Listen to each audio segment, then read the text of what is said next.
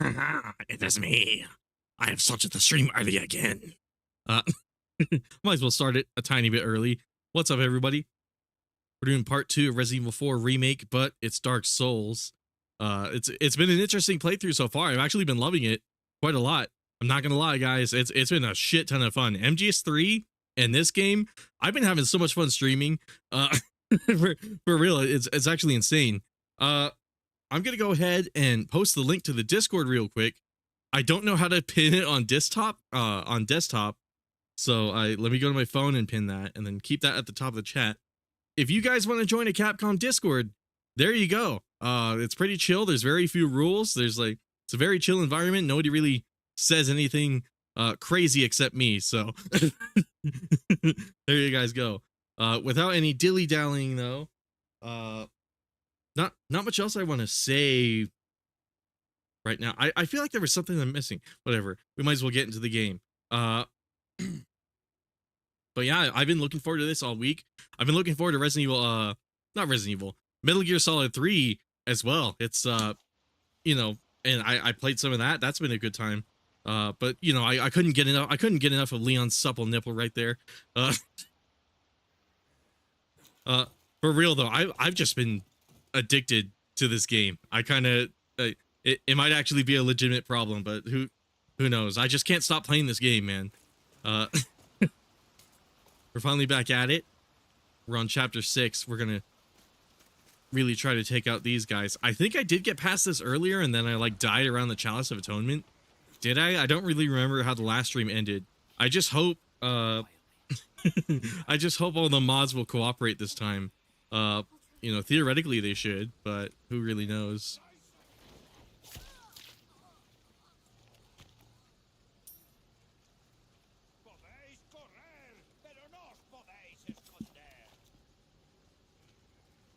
I honestly might want Ashley close to me. No problem.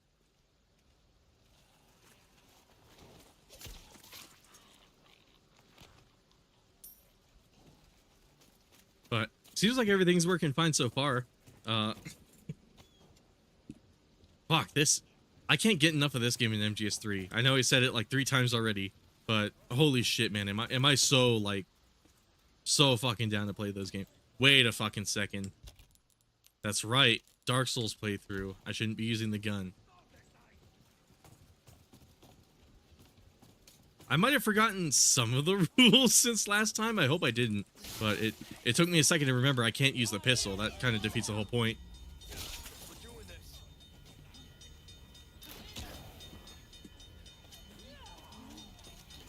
I might also need a minute to get back into the game too, because it's been a tiny bit. Oh shit. I'm surprised I didn't die. Can I stab her? Damn.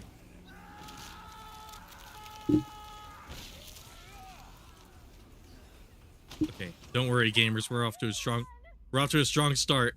It's an epic button check round. What? No! Fuck.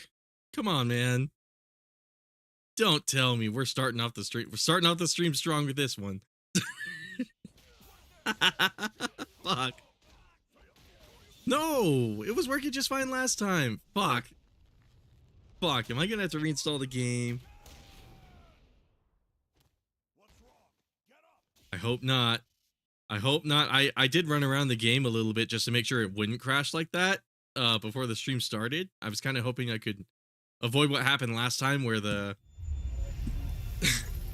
was hoping I could avoid what happened last time where like there was a good hour of like dead air and me ranting as I like uninstalled and reinstalled the game. Did like a full clean reinstall with like all the mods and stuff. I hopefully we don't have to do any troubleshooting right now, but I suppose if there's anything you guys want to talk about, we got all the air in the world for it right now.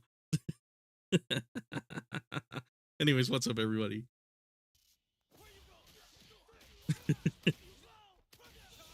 Oh, come on. Come on. I just started.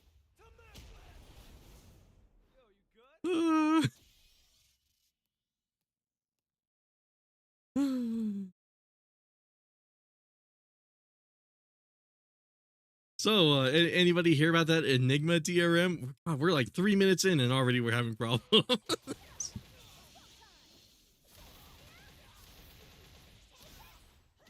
I've been looking into it. It looks kind of scary. But at the same time, any DRM that's ever existed has always been cracked. Let it be known. De Novo's been cracked. Enigma's been cracked before, I believe. You know, Star Force was cracked. If you guys remember Star Force. Like Capcom can add all the DRM they want to prevent modding, but they're not going to be successful with it. I'm just gonna run around a tiny bit before I switch the screen over. I would hate to switch it and then like it crashes again, so I'm just gonna run a tiny bit. Just keep talking about the news. Yeah, no matter what happens, guys, I'm gonna be honest, Capcom modding is not gonna die. I just want to reassure everyone of that once again. It's literally not going to die. Bethesda's tried it, but Bethesda of all companies, ironically enough, has tried it before. It's not gonna happen. It never will. Okay, I hope there's gonna be no issues. I think what I'm gonna do is run past this area and see if the crash happens again. We've got company. Keep moving. Guess we're doing this.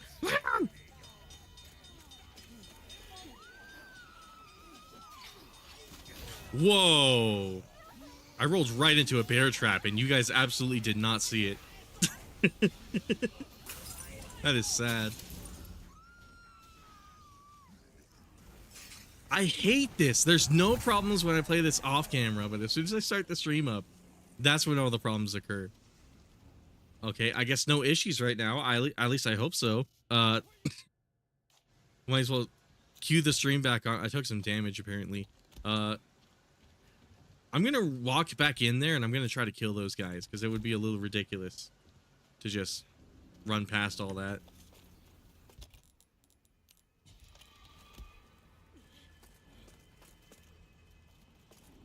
I also really got to get back into this game's melee combat. Oh, I tried to roll. Oh, they closed the door. No.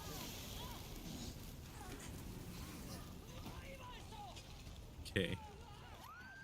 Maybe I'll play the loser strat and just funnel them out.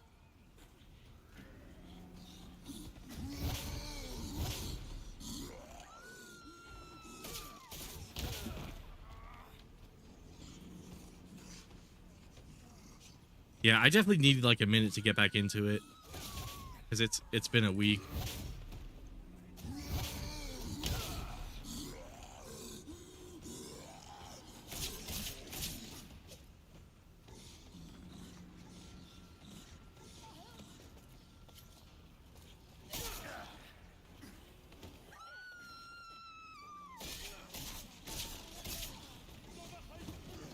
Oh no, that's not good.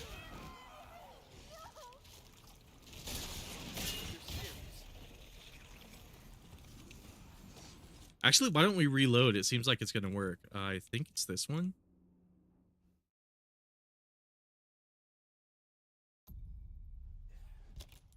Yeah, apologies for the inconvenience, guys. I actually did sit down and test this for like a little bit. I'm surprised it's crashing now and not earlier. Oh, jeez.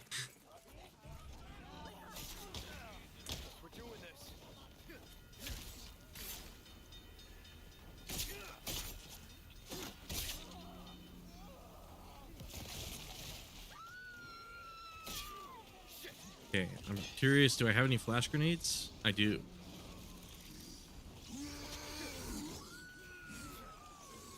Okay, open that door! Open it! No! Okay, we're definitely gonna have to devise some kind of strategy for this area. Probably want to start it out as stealthy as possible.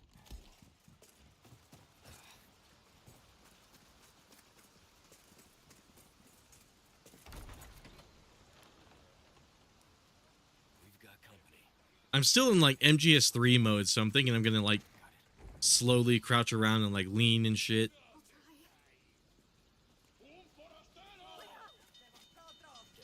Oh, they saw. Oh, right, that lady was there. I think the game crashing is kind of like taking me a little bit out of it. Because now I'm like scared it's gonna crash again while I'm in the middle of this. Let's open this real quick.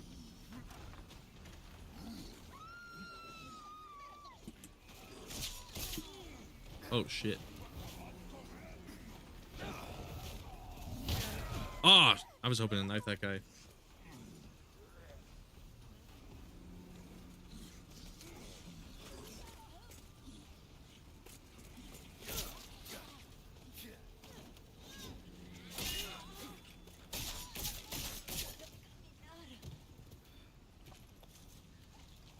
Let's take care of that guy because I'm pretty sure they're gonna wreck me.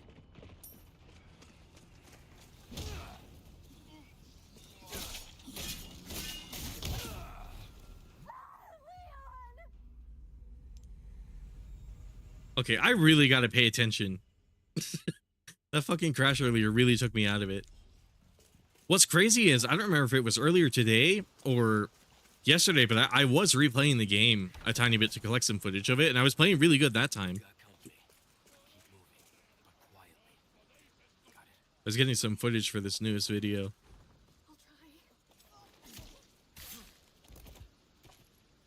But yeah, have a little bit of patience with me, everyone.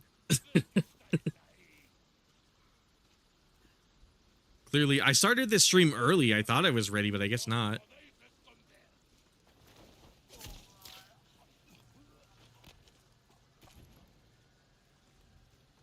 Okay, now we're doing a little better. I think I've kind of recuperated.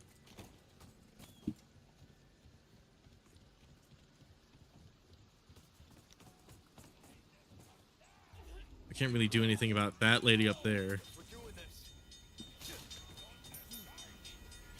I think I might try to funnel them up here. That might help that might help a bit.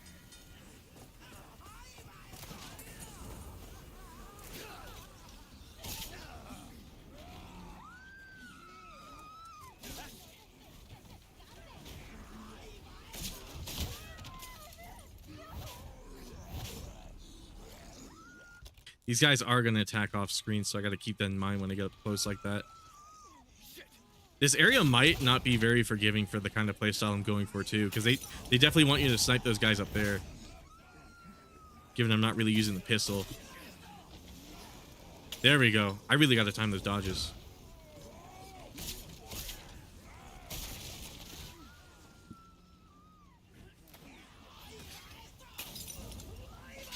Oh, shit. Oh, do I have iframes while that's happening? Never mind.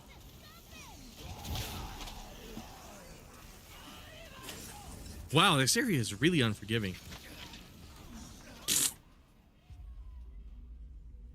Well, I didn't think I would skip any area, but like this one's actually kind of... Wow, we're off to a really underwhelming start. Holy shit.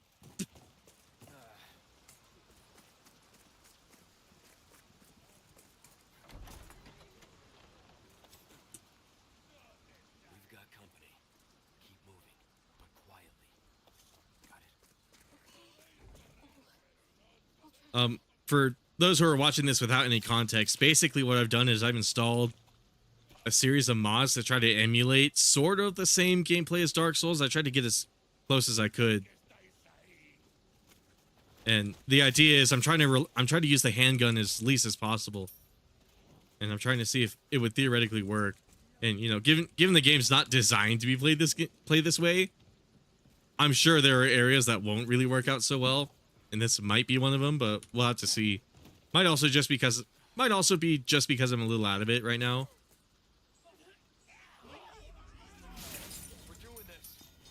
Oh, you know what? I am unprepared because I totally forgot to do audio tests. Okay, cool.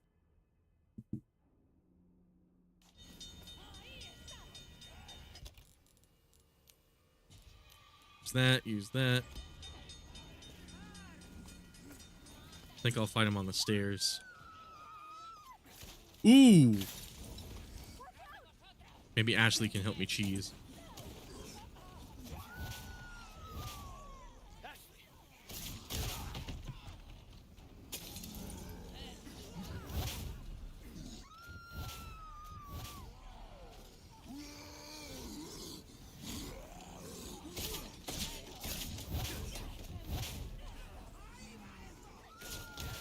Ooh, where was my roll?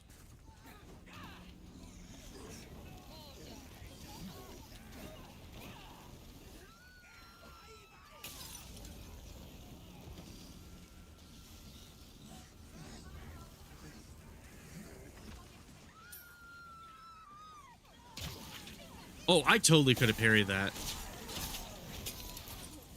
My bad. I could have timed that way better.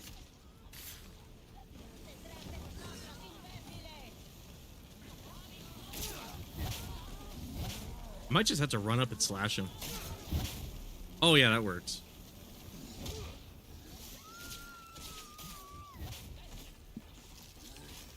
Okay, there we go. I think we're getting something that's working. Problem is, this guy keeps doing those kicks. Shit, I'm gonna get roasted.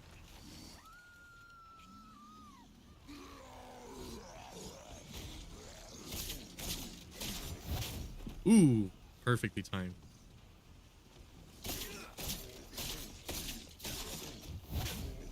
Oh, there we go. Yeah, if I take care of this guy, that's a lot of the trouble out of the way. Ooh, shit.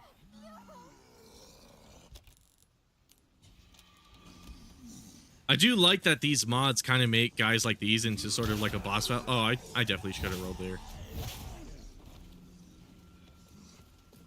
I remember when I was fighting Salvador last stream, he basically was a boss fight. It was kind of crazy what these mods do to this game.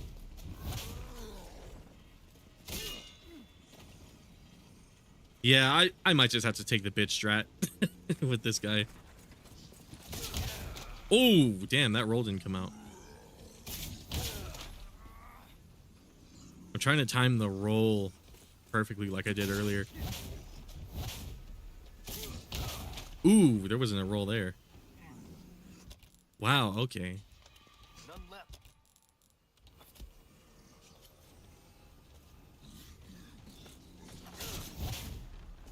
Oh, perfect. That's exactly what I need. There we go. Okay, the rest of these guys should be a bit easier.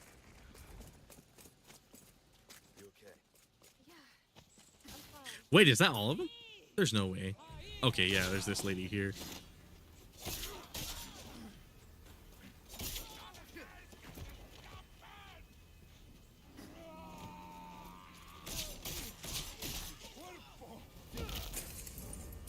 Not bad, right?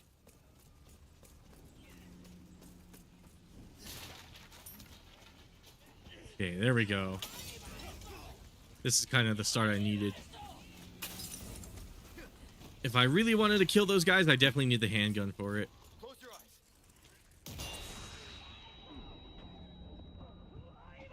Oh, I'm surprised she wasn't stunned.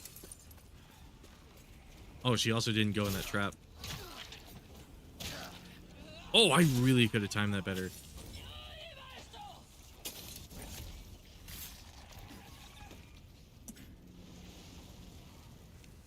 Okay. I think I'll ignore those people up there because I can't really kill them. Not without whipping out the hand. Well, you know what? We might as well. Might as well complete this area a little bit. Okay. That was a little tough. Ideally, I think the rest of this should be pretty manageable, though.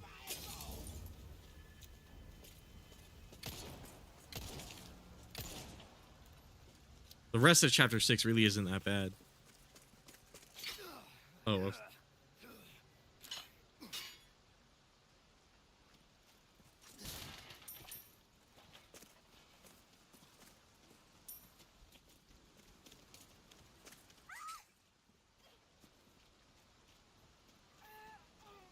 Hold still. Okay. Yeah, I think so. Spent 20 minutes on that. Well, oh, I was about to start talking. Okay, let's avoid that. Truth be told, we could have spent like a lot longer on that though. I think there's a typewriter in here. I don't quite remember. Probably not, but I think this guy's gonna mutate after I kill him.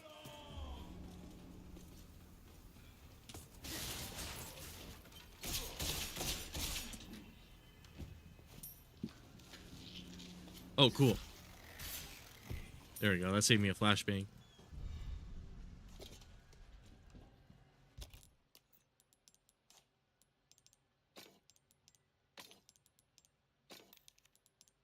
Let's see. Let's put 2 of these.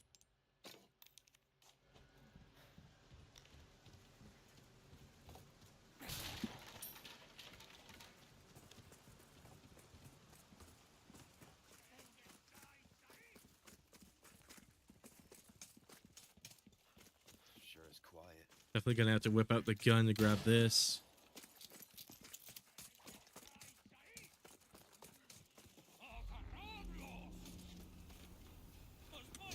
There we go. Now I'm kind of getting into it.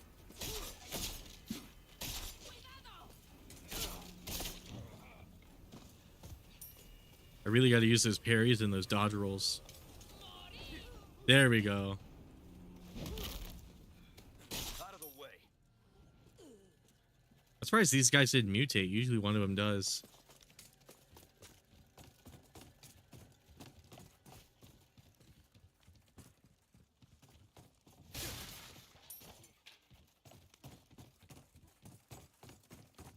Really curious about the Chainsaw Sisters now that I think about it, actually.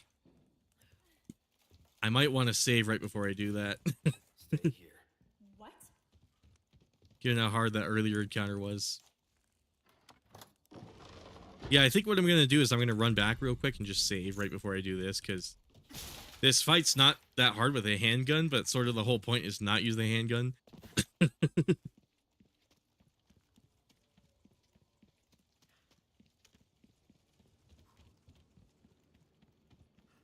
So I'm going to quickly run over there.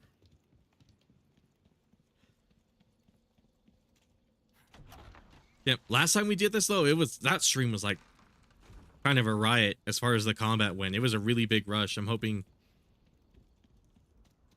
pretty soon we get to that sort of level at it where I'm like hyper focused on the game and able to like play well.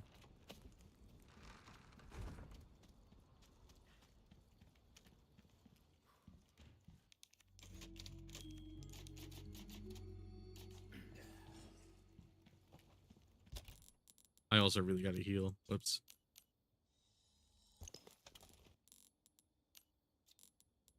That feels a little too much. Let's work with that. Hey, wait, Leon! Just realized we might as well take advantage of the merchant too. You know what? Welcome.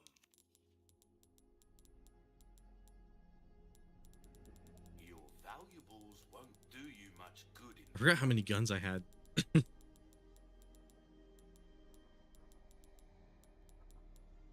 Well, those might be useful. What do I need for flash grenades? Shit. Maybe I should try to craft one real quick. Here it is. It's this one. Welcome. What can I interest you in? Next time, buy something, eh?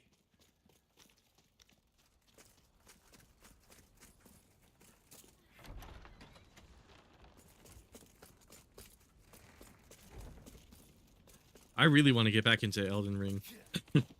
That's a game I've yet to this day to finish, and I really badly need to.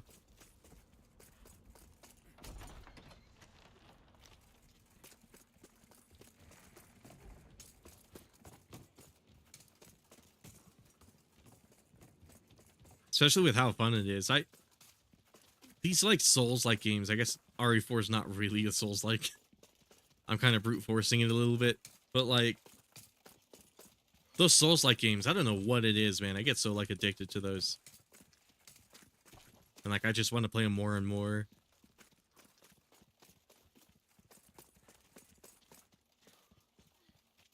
I might eventually play those on stream. That would be kind of a cool thing to do. But I mean, so far this will suffice. I mean, I'm really liking this playthrough quite a bit so far. Last episode of this whole RE4 Dark Souls stream actually went really well. Minus the mods not really working out, but besides that, like I was playing pretty well. I hope I can kind of reach that level again tonight. Oh, whoops. There we go. There's that. We're going to prep this a tiny bit before I start this, because I'm definitely going to need some room to run.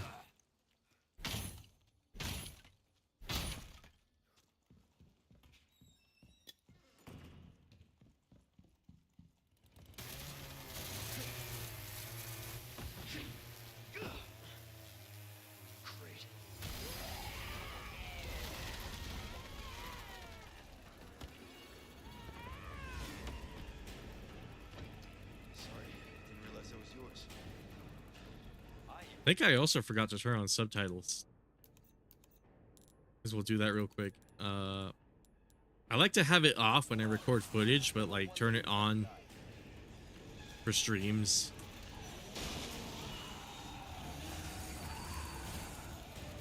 Okay. These ladies might pose a challenge. Oh, I'm surprised I didn't get a perfect roll out of that. Got it for that guy, though. Ooh. Oh, shit. Okay, cool. Roll, roll, roll. No. Oh, my God. I should have went for parry.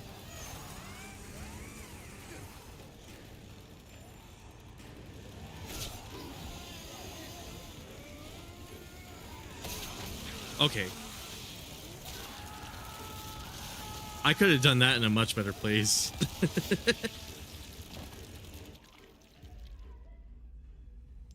If it does get like too challenging, then I'll use the handgun, but like obviously I want to prevent that from happening. I do want to beat it with the knife if I can.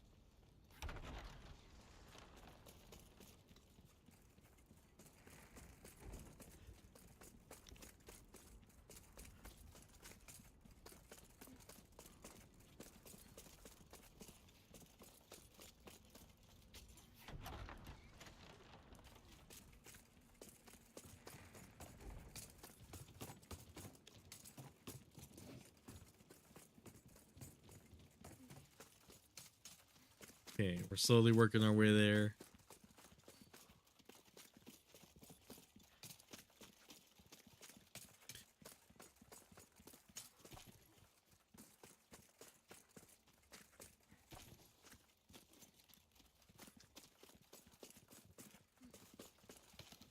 So maybe instead of knocking those doors down right away, maybe I should just start the action. Or, actually, well, because thing is with the roll, I could easily get, yeah, you know what, with the roll I could easily get out. Not really gonna pose much of an issue.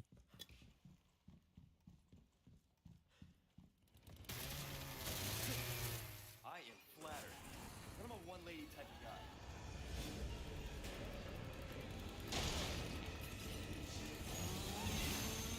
Oh, I think I found my winning strategy. Okay.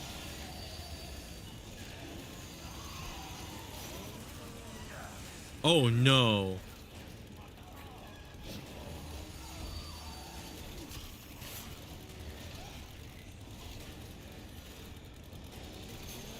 Oh, too early.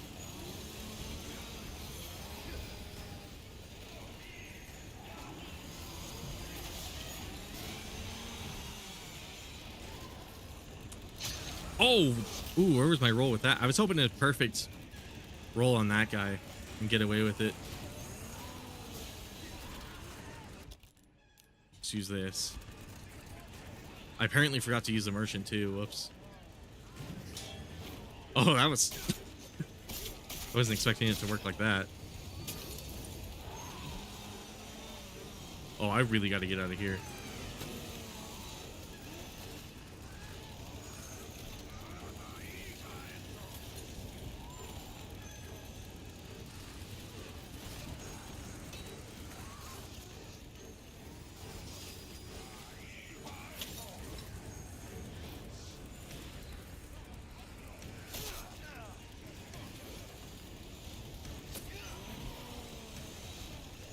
Maybe I should use grenades too.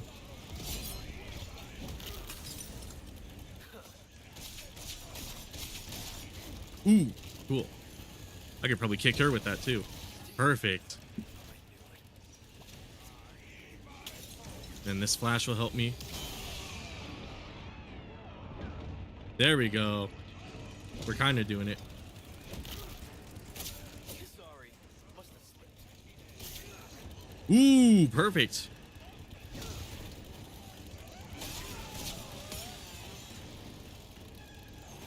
Okay, these flashes will really help me.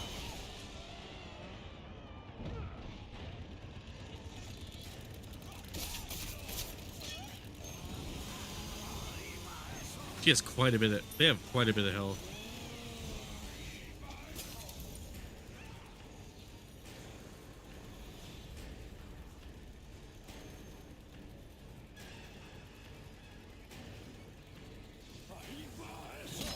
Oh, where was my parry?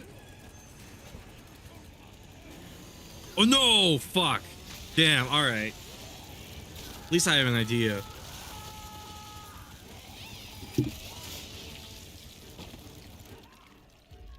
I got a winning idea.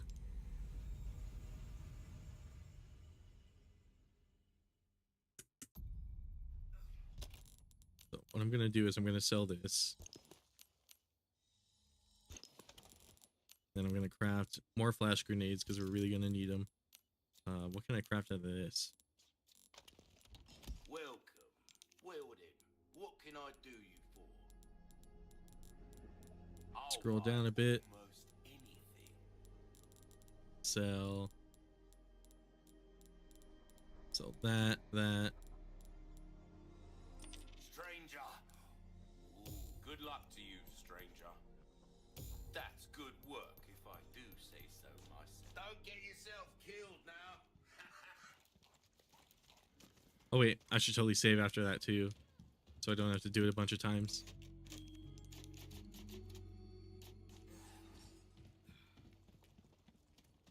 Geez, 6:30 already. We spent like 30 minutes on this whole like first half of chapter 6.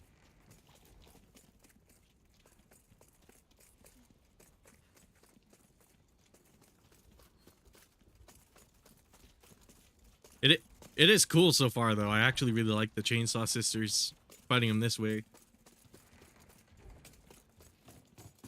Perfect. What's up, Gordiano?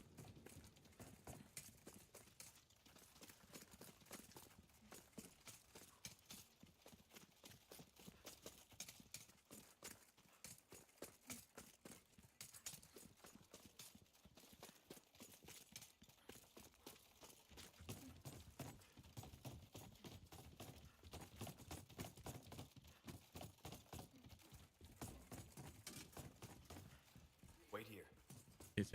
Wait, maybe Ashley will help Give me some space. because she can't take damage in that armor.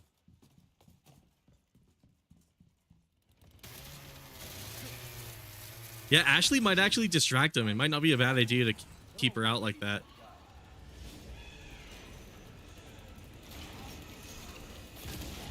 Okay, that'll help. Come on, hit him, hit him, hit him, hit him.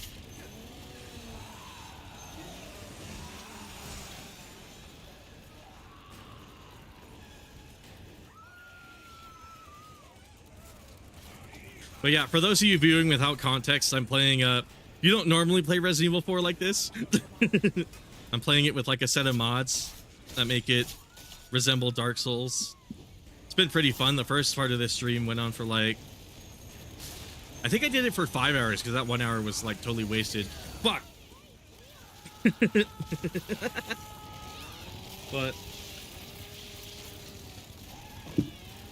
But the point is it's supposed to be really hard, and I'm trying to avoid using the handgun as much as possible. I want to rely on the game's melee combat, which naturally you're not supposed to do. You're supposed to use the handgun, but you know. But might as well make this a little interesting. I might do a vanilla professional run because I do like the way professional without mods plays too. But I kind of figured this would be like a cool way to change it up a little bit.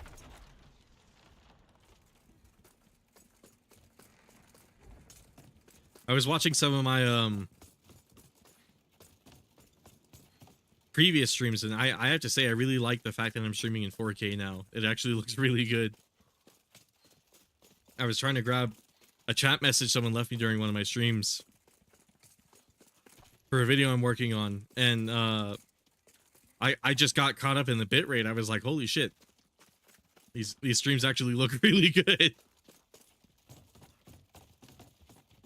It's kind of amazing. Can you believe Twitch is only just now getting 4K 60 FPS streaming? For like the longest time it was 720p. I wonder if their latency is going to be any less than YouTube, because YouTube definitely has a lot of latency when I stream at this resolution.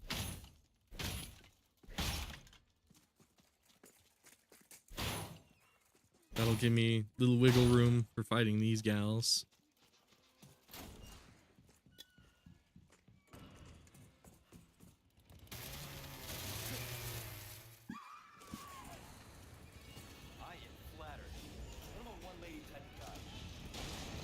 Okay, I think what I'm going to do is I'm going to pull out the fighting knife. Get that damage in. Oh, it's also like a larger knife in general, so it lands more on the head. Oh, can I stab this guy? Cool. One guy out of the way.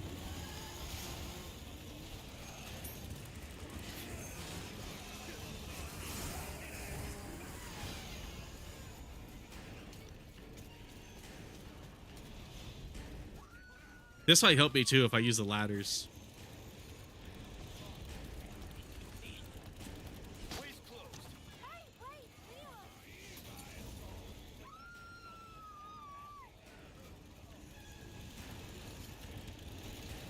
Okay, let's see. Can I dodge the swing? Ooh, it's a bad idea. Oh, that was a really bad idea.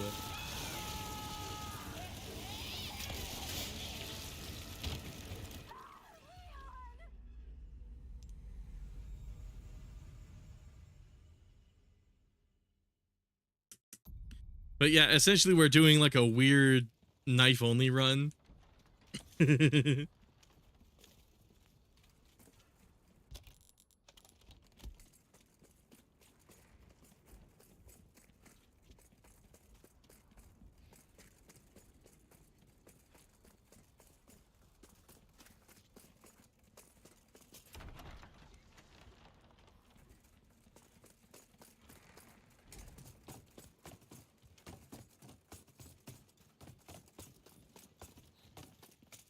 I have to say, I was watching more of those Resident Evil movies, and first of all, it was weird that I never saw them. It was weird to call myself like a Resident Evil fan and not really like watch any of them. So I've been sort of on like a mission to see them all, and but God, they really start jumping the shark after the second one, the Mila Jovovich ones. Jesus Christ, they're bad, but I kind of fuck with them at the same time.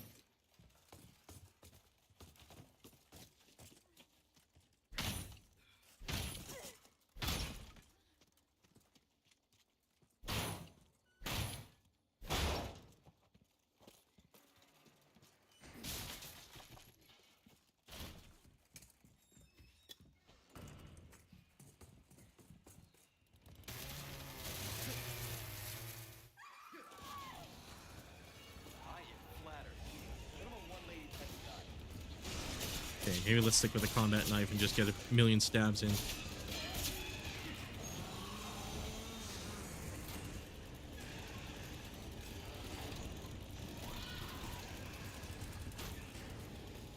Definitely what was working last time was when I did the perfect dodge right next to them. Because I could either melee them or melee the dudes around them. And by proxy melee them. No! My fucking... No!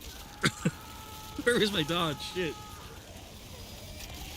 That one is so perfect.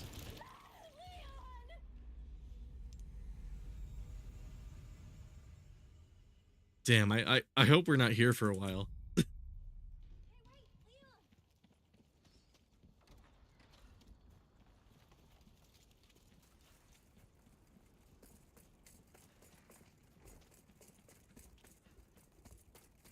I'm gonna give it a few more attempts and hopefully I don't have to whip out the handgun.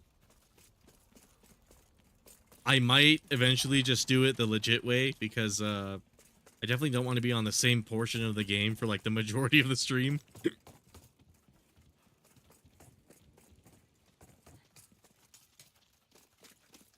But we're going for 4 hours. We already got like 30 minutes down and I'm in the beginning of chapter 6, so yeah, I probably should see if I can move it along.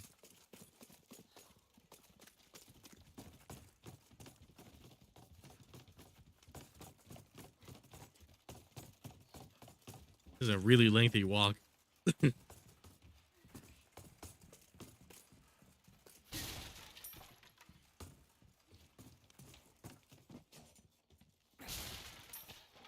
I wonder why they don't really target Ashley. You'd think if they were going to give you the locker to put her in, that would like imply that they directly go after her, but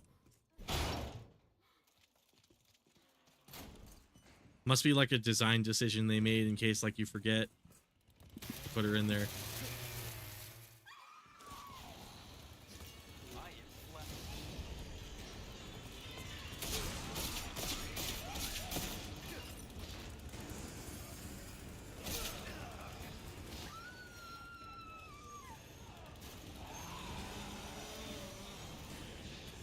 Yeah, they keep going after me. Oh, cool.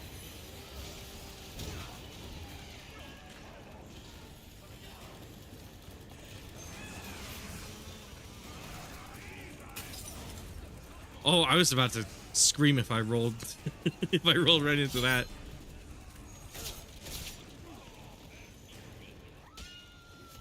Oh, cool. I got a knife by complete accident.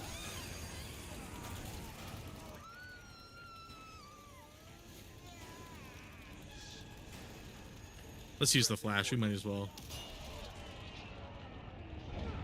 That might help our situation a bit.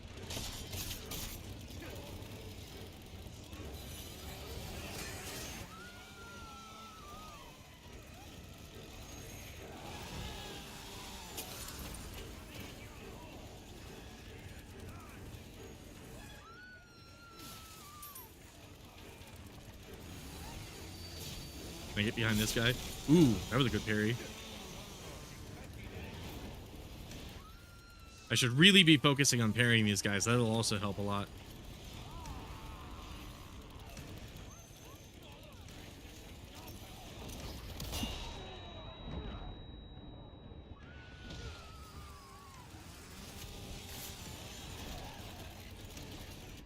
Let's see. Let's use this. Use this.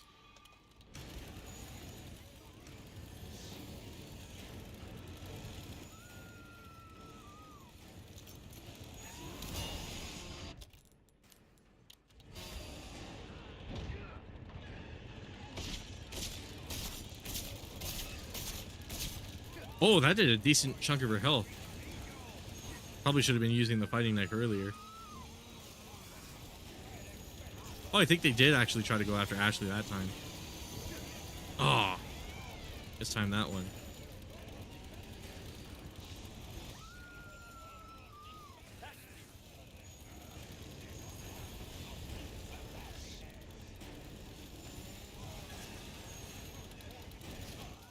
Oh, I mistimed that one too. Gonna use the ladder iframes. Cool. Okay, come on. Come on. Let me stun you.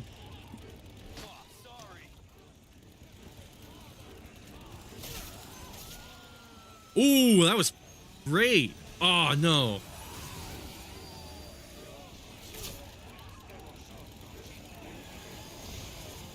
Oh, that didn't count. Okay.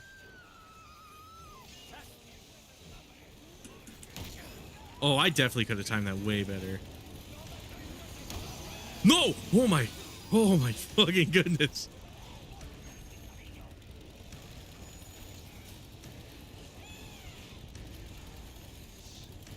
Okay, I gotta bait like a roll out of him.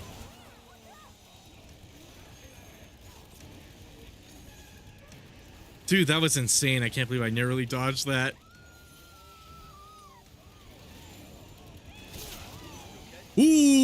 yes. Fucking yes. That one's down. Oh my god.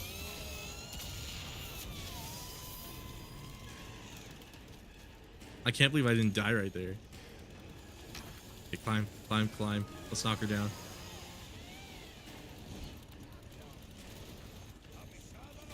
Okay, come on, Ashley.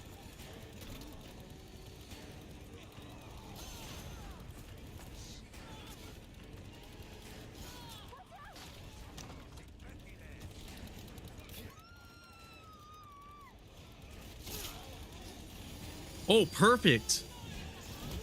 That works so well for me. Ooh. Holy shit. Yes. Yes. No. Oh, no. Oh my fucking god. Holy fucking shit. Okay, get out of that. Get out of that, Leon.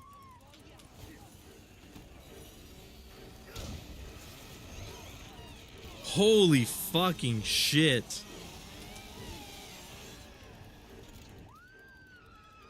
I think we might do it though.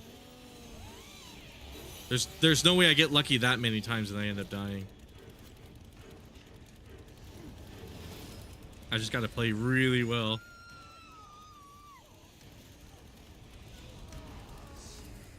What I should be doing is using the ladder. Oh, I already have the crank.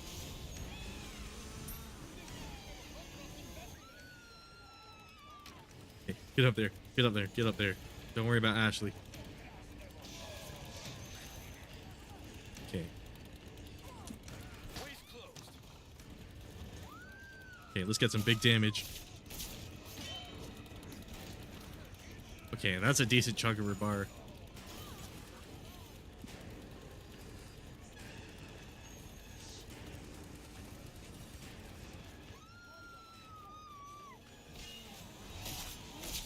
Ooh, was that just one stab to take care of that one? Oh, but she's gonna transform. Oh, I'm surprised I didn't get the perfect out of that. Oh my god, I was so worried that was gonna end up hitting me.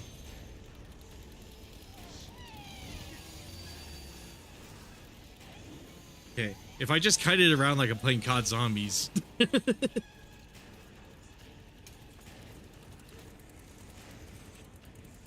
I basically got this. Oh, of course, this one I don't have any flashes.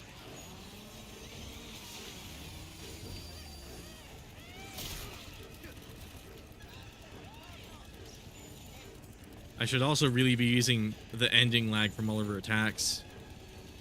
That'll also help a lot.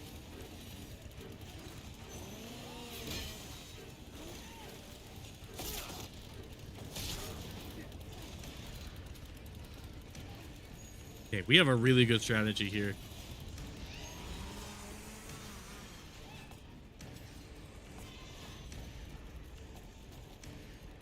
I'm surprised we're making it this far, I'll be honest. Yes! No, no, no, oh my god. I thought she was gonna drop the chainsaw and kill me with it. Okay, well, it's just these guys now.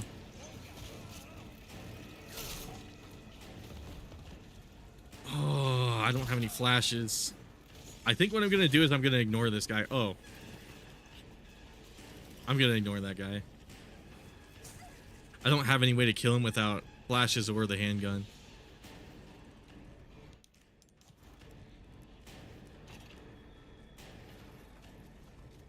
I usually wipe all of the enemies before I turn this crank, so it's actually interesting that I got a few guys behind me. That's actually new. Oh. Okay, perfect. I think this is where Mendez comes in, right? Oh yeah, Mendez is coming soon. You did well back there. Seems this isn't. I don't know how I got that lucky. I really don't know.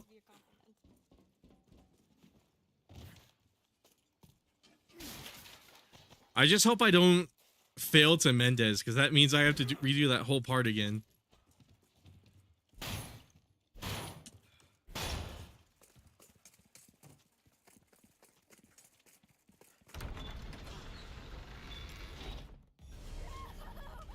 Hurry!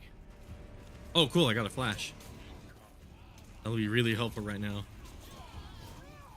Don't worry about them.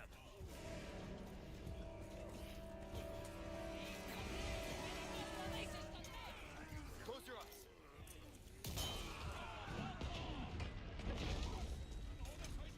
Yes. This way. There we go. Hell yeah. What's up, Kazuma? Listen, you're the one he wants. If we see him again, you run. I'll do my job. I swear, rest of chat tonight is gonna be like cat puns. I just noticed that. The finest way. Welcome. Ooh, what you buying? I think Gordiano might have started something evil tonight. Almost anything. This can only get out of hand.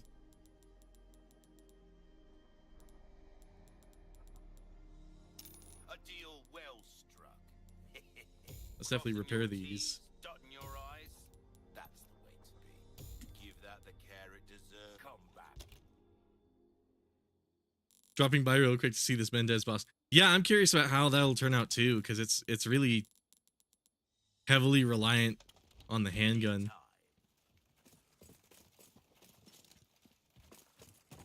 I guess we'll see. I might find some way around it.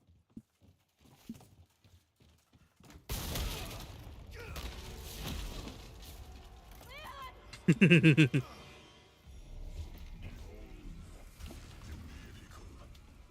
known you were one of the bugs.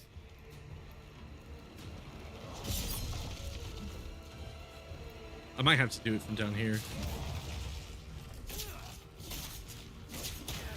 Oh shit.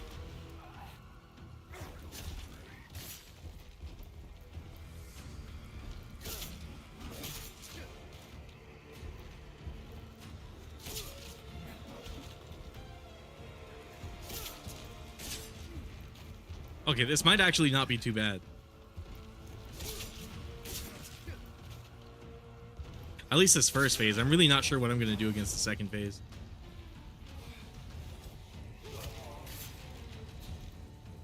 Oh, that did a decent amount of damage. Holy shit.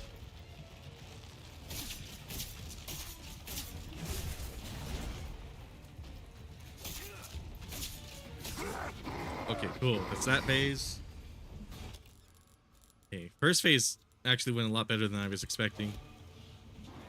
Really not sure what I should do about this one, though.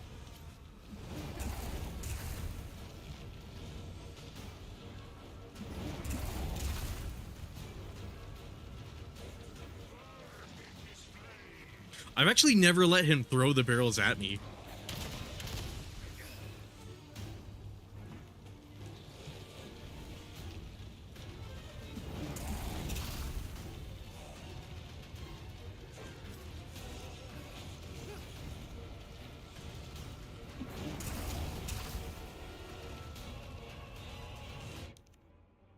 It'll have to be a real Souls fight, hee hee. Yeah. For real. I might have to let him come over here and then, like, somehow dodge this. And hit him in the back, maybe. Watch where you're swinging those things.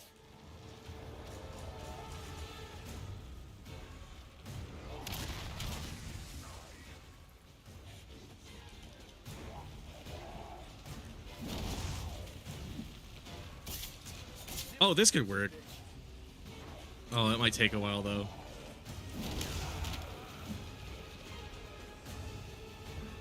Yeah, we could totally do it this way, but it might take a bit.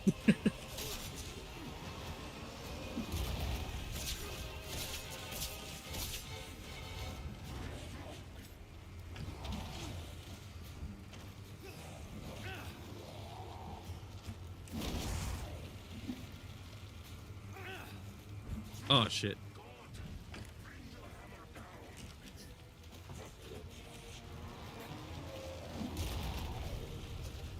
Shit.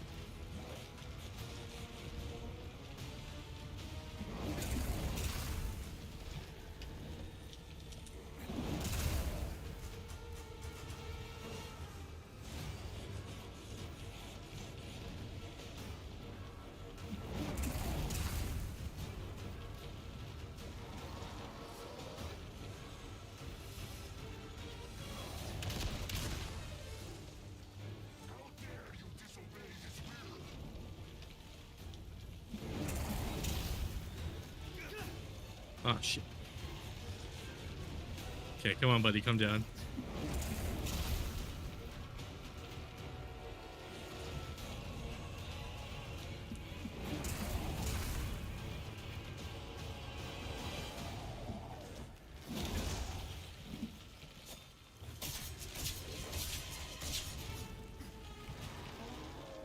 Oh, he's gonna spin.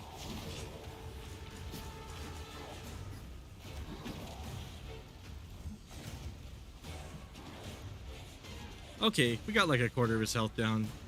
This might just be a very long fight. I think I'm using the fighting knife too.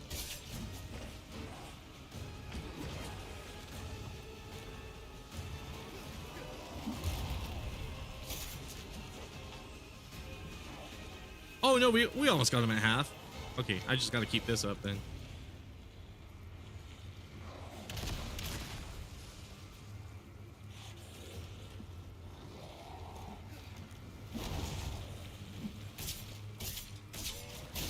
Oh, perfect. And that should do a decent chunk.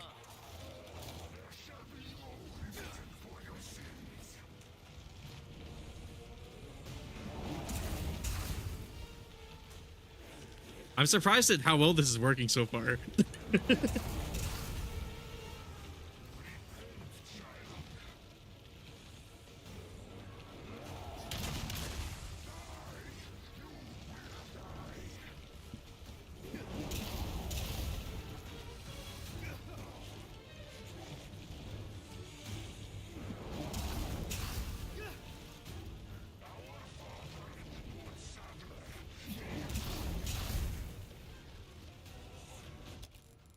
I might, nah, might not need that. Come on, come on, come on. Let me stab a few times.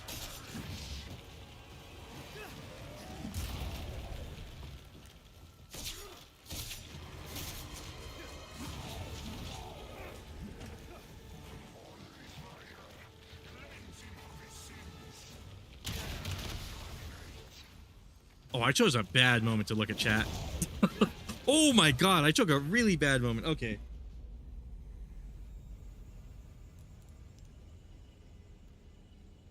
Almost wish the game had an actual dodge. Kinda do, yeah. Welcome. Can you parry the stacks of wood that he throws? I don't know if they intend you to do that. Because those moves be dumb, yeah.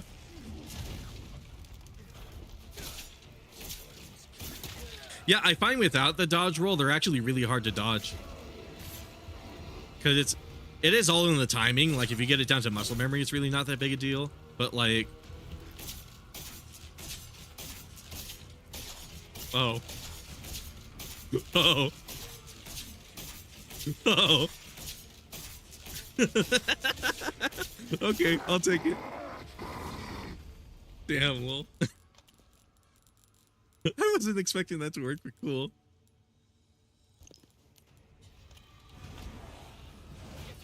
Well, less expecting it to work, and like I wasn't expecting that to happen. At least expedites us to this portion. This portion wasn't taking too long either. I was really surprised that I was doing enough damage to make it like decent. Obviously, if I was using the red 9 right now or a revolver, like this fight would be over quick, but that kind of defeats the whole point.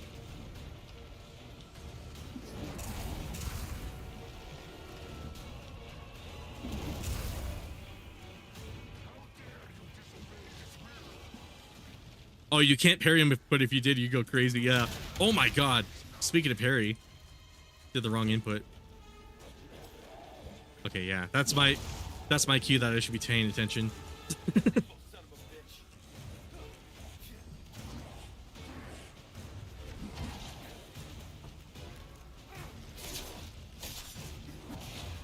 Oh, I meant to do the regular E with that input.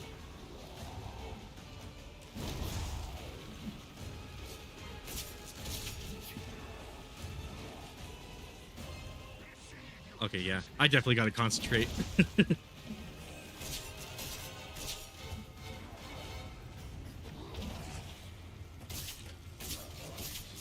I didn't realize how readable his animations were until doing this fight with a knife only.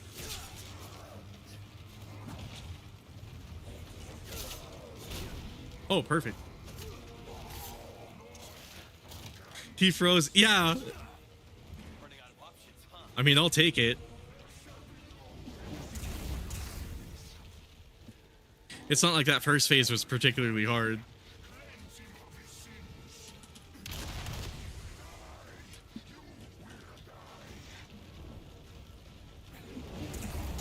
It's crazy how like perfectly timed the dodge roll seems to be for this fight too.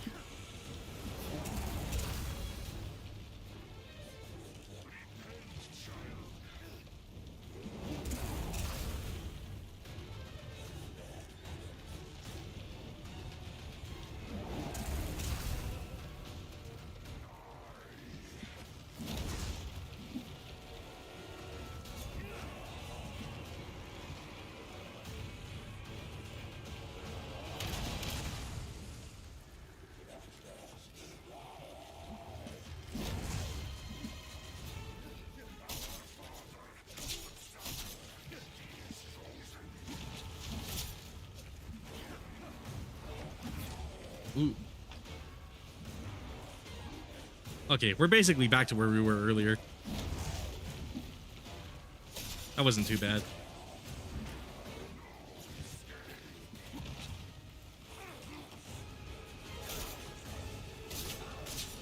Oh, I might knock him down. Oh, never mind. He's almost good, though. Come on, come on. Yes, there we go. Okay, I'm surprised how well that worked.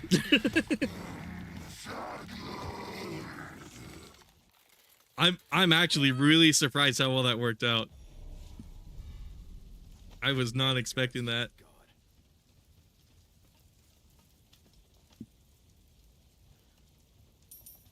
Hey, you coming?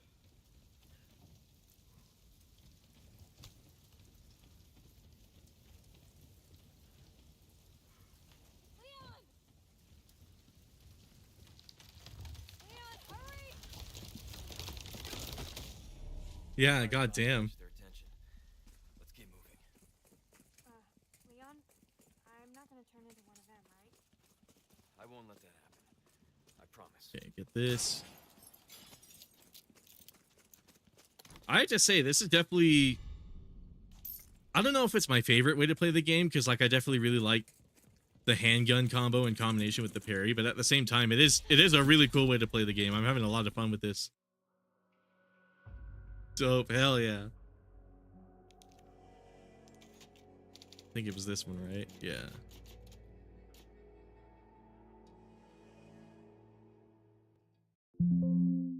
Oh my god, of course. Thankfully it happened right after I saved. Okay.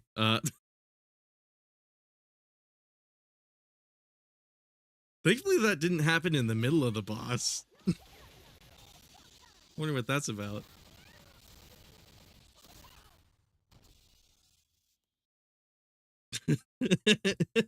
That was great.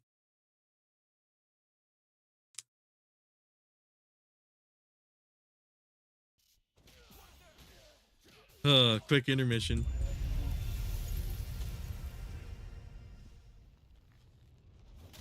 But yeah, I've been looking into that whole Enigma DRM thing. And in like the long term. All right, back to my vibe. It's yeah, hell yeah. Have a good one, Kazuma.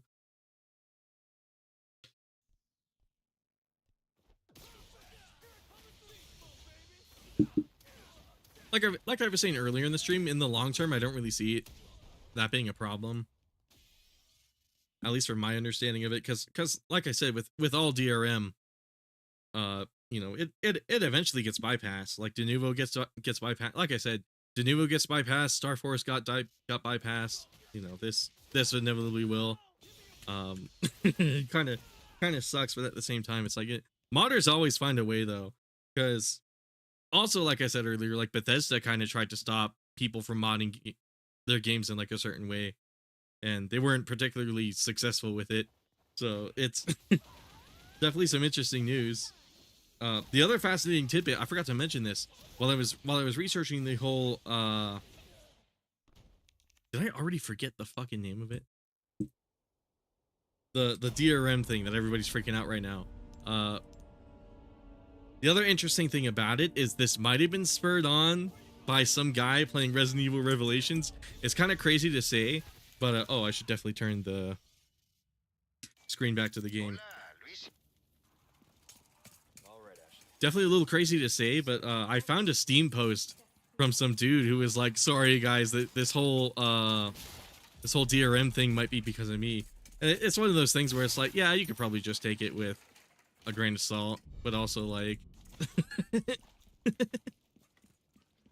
at the same time, it does sound kind of plausible from what I've heard. Basically, the gist is this guy was playing Resident Evil Revelations. He was grinding at it, and he found a strategy, like a speedrunner tier strategy that helped him get like a shit ton of points in the raid mode.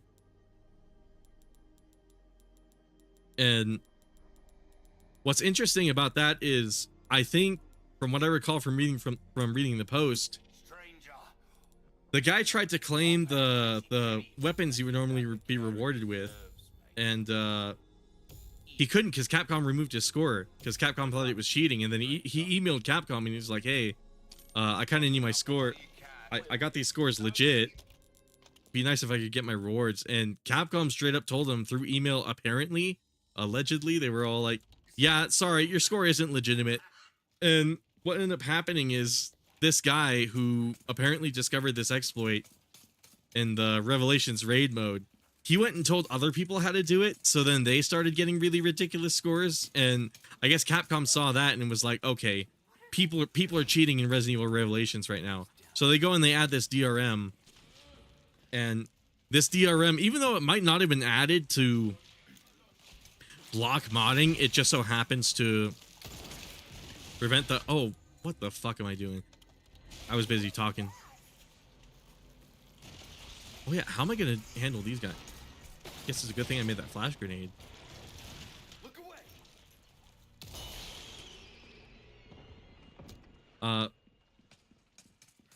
Just is with that though, Capcom might not have added this thing to prevent people from modding, which is funny because that's one of the features it has. It's specifically supposed to prevent people from tampering with the exe file that runs the game. But one of those protections is the fact that it doesn't allow you to mess around with memory, so it blocks applications like Cheat Engine. And as a result of that, that means theoretically, if this was introduced to an RE Engine game, it would block RE Engine scripts. But at the same time, who's to say there isn't going to be like an update to RE Engine that bypasses it? Because that's what I was saying. That's what usually happens with these DRM schemes. There's some way to crack it. There's usually some way to get around it. And then, boom, it's just not a problem anymore. So it's something I don't see being a long-term problem. But a lot of people are looking at it as, oh, this is a sign that Capcom really doesn't like mods and they don't want people modding their game. When the irony is, if this Steam post is true at all, ironically, it might be because it might have nothing to do with mods at all. They might have just added it because they felt the game needed that protection. And it would also make sense because they're adding it to the legacy games too. They're not, as far as I'm concerned, they're not doing it with any RE Engine games or anything like that. So, at least as far as I'm aware, I'm clearly still modding Resident Evil 4, so.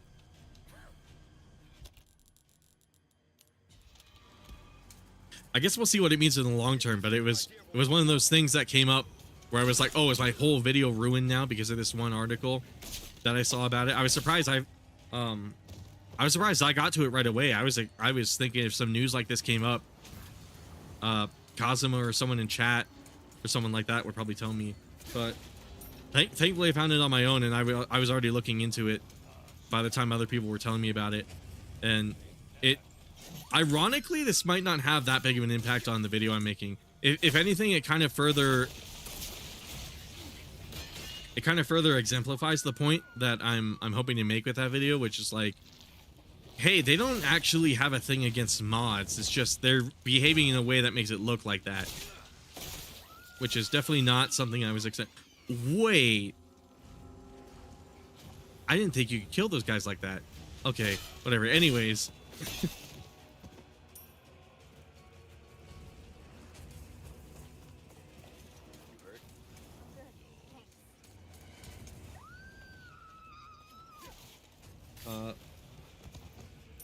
But yeah, I thought this whole thing that's been happening lately is interesting. Unfortunately, what's kind of happening with this whole thing is like there's misinformation associated with this. So the initial story of the Monster Hunter videos getting struck, I found out it was just Monster Hunter videos getting struck. There's no like Resident Evil videos, no like Street Fighter videos or anything like that. But people were misinformed. They thought it was happening to Resident Evil and Street Fighter videos. And as a result of that,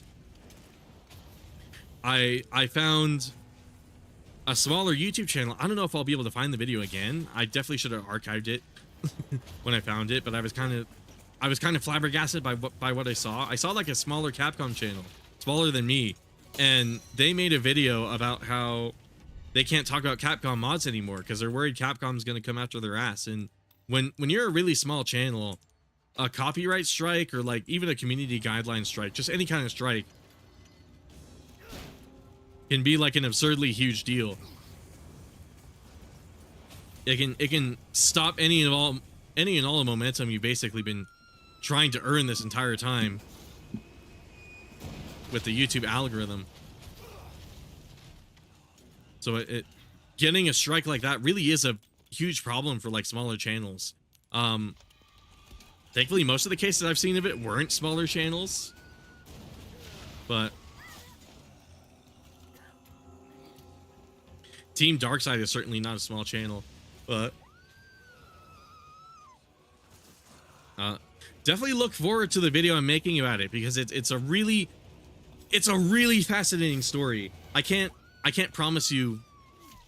I mean, I can't understate it. This video was like really interesting. Just the history of everything that's been happening.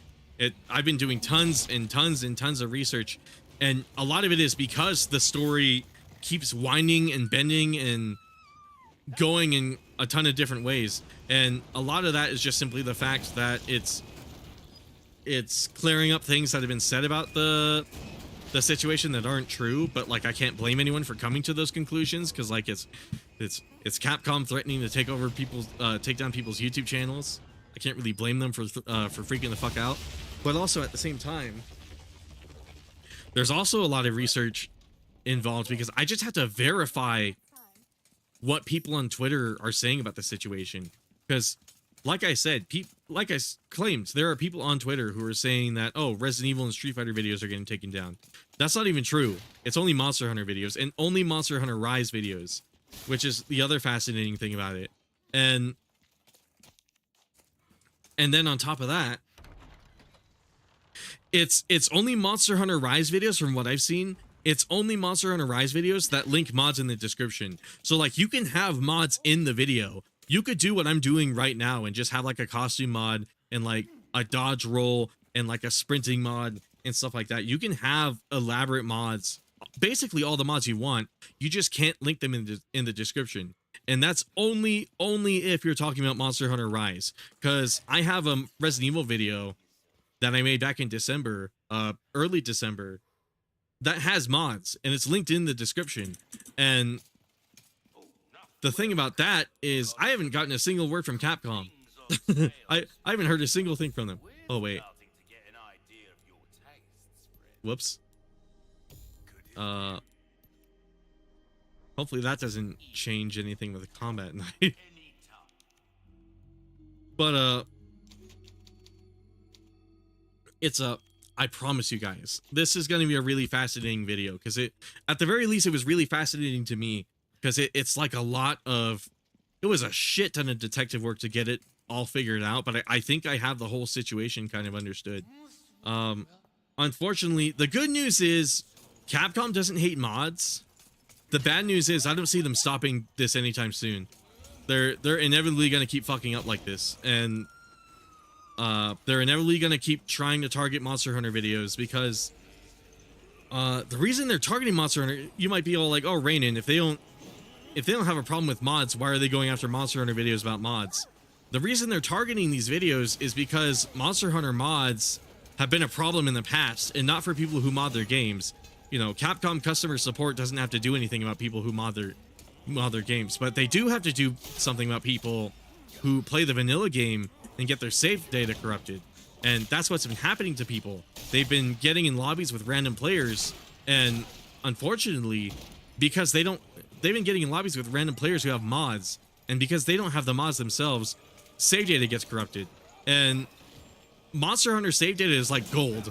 Like, I can't stress this enough. There are people who dedicate a shit ton of time into that game because it's like a really big, I guess not big, but it's like a really addicting like multiplayer game. Monster Hunter is. I know from personal experience, once you play Monster Hunter, you can't stop playing it.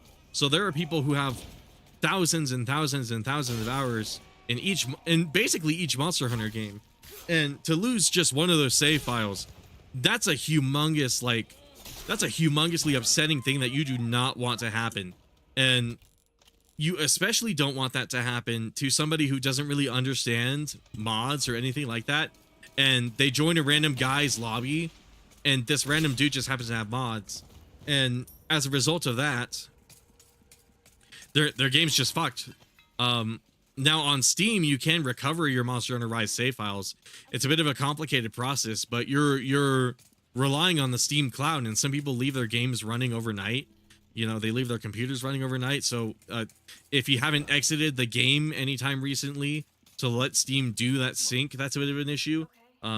Granted, the number of people who do that are probably very few, but it is a situation where, like, still in theory, it could totally fuck people's Monster Hunter experience, and Capcom just wants to prevent that, hence why they're only going after Monster Hunter videos. Because if people claim that it's over this Chun-Li situation, the Chun-Li nude mod situation, and if that really was the case, they would be going after Street Fighter videos. And if I really wanted to, I could probably look up Street Fighter Calvin Klein or like Street Fighter Bikini or whatever the fuck I want and find those kinds of mods, and the videos will still be there. I could find those kinds of videos. I could still find the video of the Chun-Li nude mod.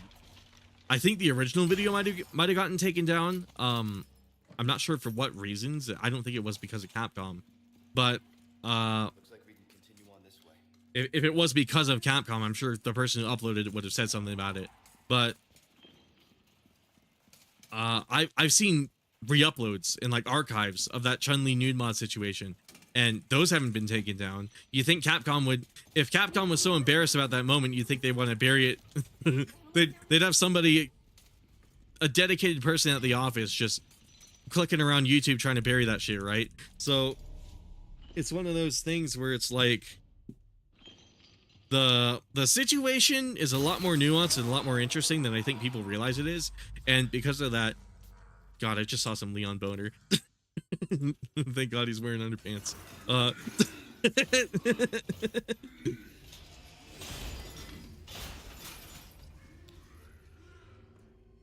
The cool thing is that cloth Leon schlong right there is not going to cause me any issues. Theoretically with YouTube, but also... Jesus, okay. Oh my God, where's my roll? Where's my roll? This is bad. This is so bad.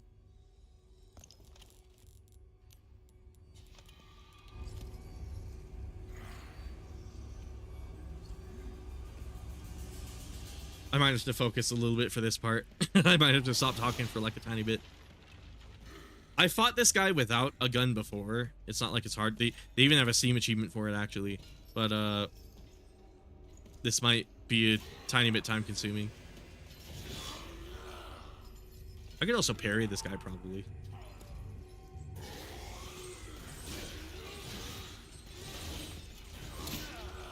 Oh shit.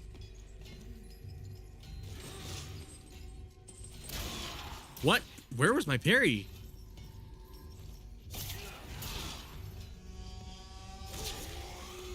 I wonder if I'm really good at parrying, if I can... Oh, shit. I wonder if I get really good at parrying, could I theoretically just slash this guy and just parry him every now and then?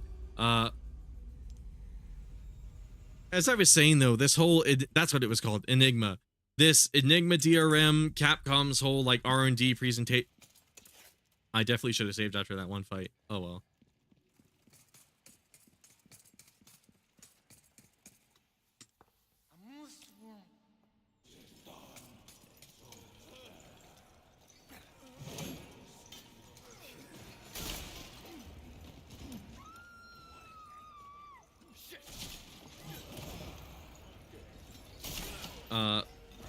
We're trying to dodge. Okay, cool. It's well, best I can sum it up is it's really interesting. I promise you guys this next video is going to be really interesting.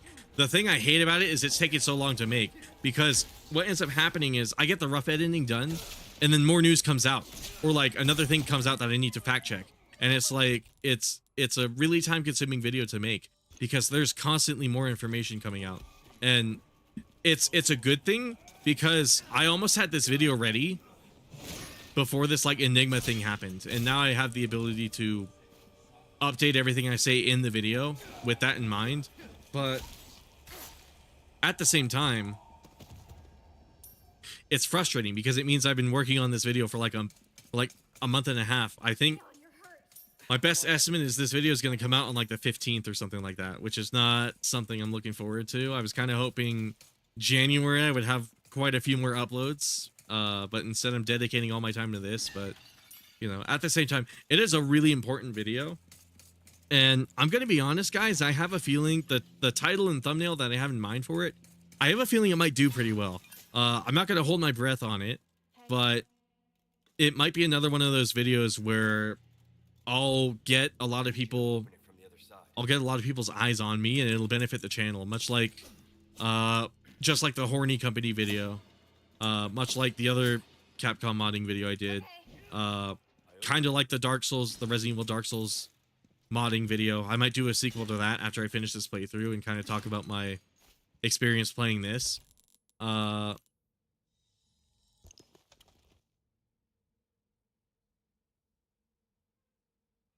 Oh, what do you think of Capcom, BC? BC as in because, or?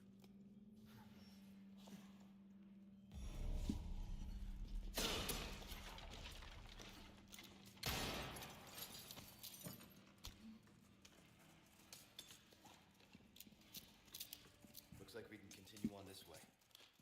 Be careful. Yeah, my bad. Maybe my mind's just kind of out of it, but I can't really interpret that message. My bad. I guess, are you asking what I think of Capcom in general?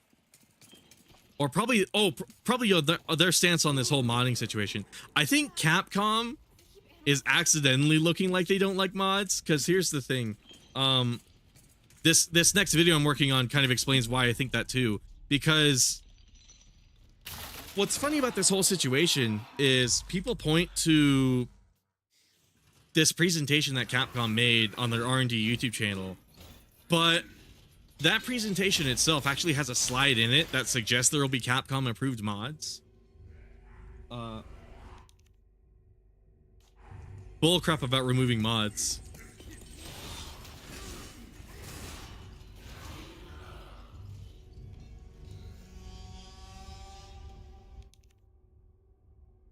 Hold on, sorry, what was that in reference to specifically? I don't think they're gonna end up killing modding. That's just not gonna happen. I just don't think that's ever gonna happen. Capcom can try as much as they want, which ironically I don't think they're trying. I think they're doing a lot of this by accident. You'll see why in this video, but you'll see why in this later video I'm working on. But even if they were going out of their way to stop modding, right? I don't think it's ever gonna happen. there's absolutely no way. They're gonna find the thing about DRM is people have always been able to crack it. So like they're eventually gonna work their way around it, you know.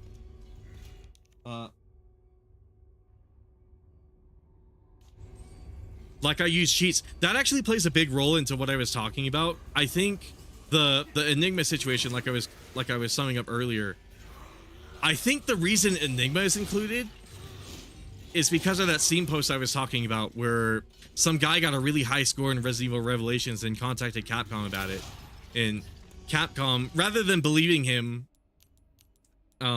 somewhat understandably, but like not really, I feel like Capcom should have been like a little more eager to believe that guy, given it was on their leaderboards, but whatever. God,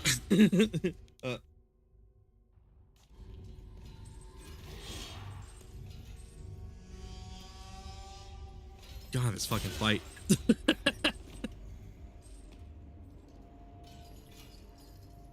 You think this fight would be easier with the dodge roll?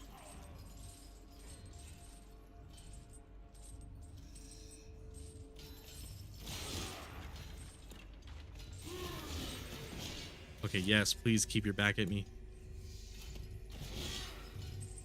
Shit. Oh, I'm surprised you didn't hear that.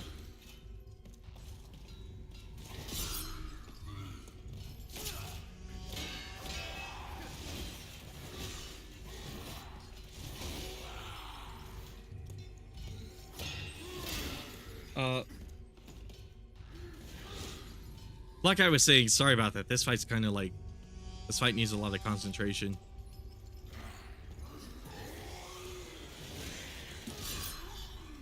I'm surprised I parried that. That was by complete accident. Yeah, see? I wish I was that good at this game. But, like I was saying, they would have to do, like... It would be literally impossible for them to get rid of modding forever. And it's... If that is the stance they're taking, it's a very weird stance. But I think what's happening is a lot of their actions are being misinterpreted. I don't want to come off as like a Capcom white knight, but I've literally been looking into this for like a month and a half. And I've been looking at all of the information that I'm given. And it's just... It just doesn't make any sense. If Capcom really was embarrassed about this nude mod, why are there not any Street Fighter videos affected? You know, like, why is it just the Monster Hunter videos, or why is it Resident Evil Revelations specifically and not like Resident Evil 4 or 3 or 2 or like the more popular games to mod? It's really weird. There's a lot of questions. This guy reminds me of Wolverine. Yeah, he really does. I have a lot of questions like that where it's like I can't help but doubt even though I understand where the narrative is coming from and I can see how people are coming to that conclusion, I can't help but wonder if that's the entire truth. And I think the whole situation is a lot more nuanced than that, and that's kind of what this whole video is going to result in. It's going to be my whole thoughts on that matter. But the shorthand of it is, I think Capcom, they're trying to stop people from cheating, because they're not necessarily cheating, but they're trying to stop people from modifying their games in a particular way. It's not that they have a problem with mods. They have a problem with mods that are problematic. And that would be, like I described earlier with the custom quest in Monster Hunter, actually like screwing up people's save data. Oh my god. And then it would be, even though it wasn't the work of a mod, you know, they probably had that one dude who cheated. Oh my fucking god. Are you kidding me? Fuck.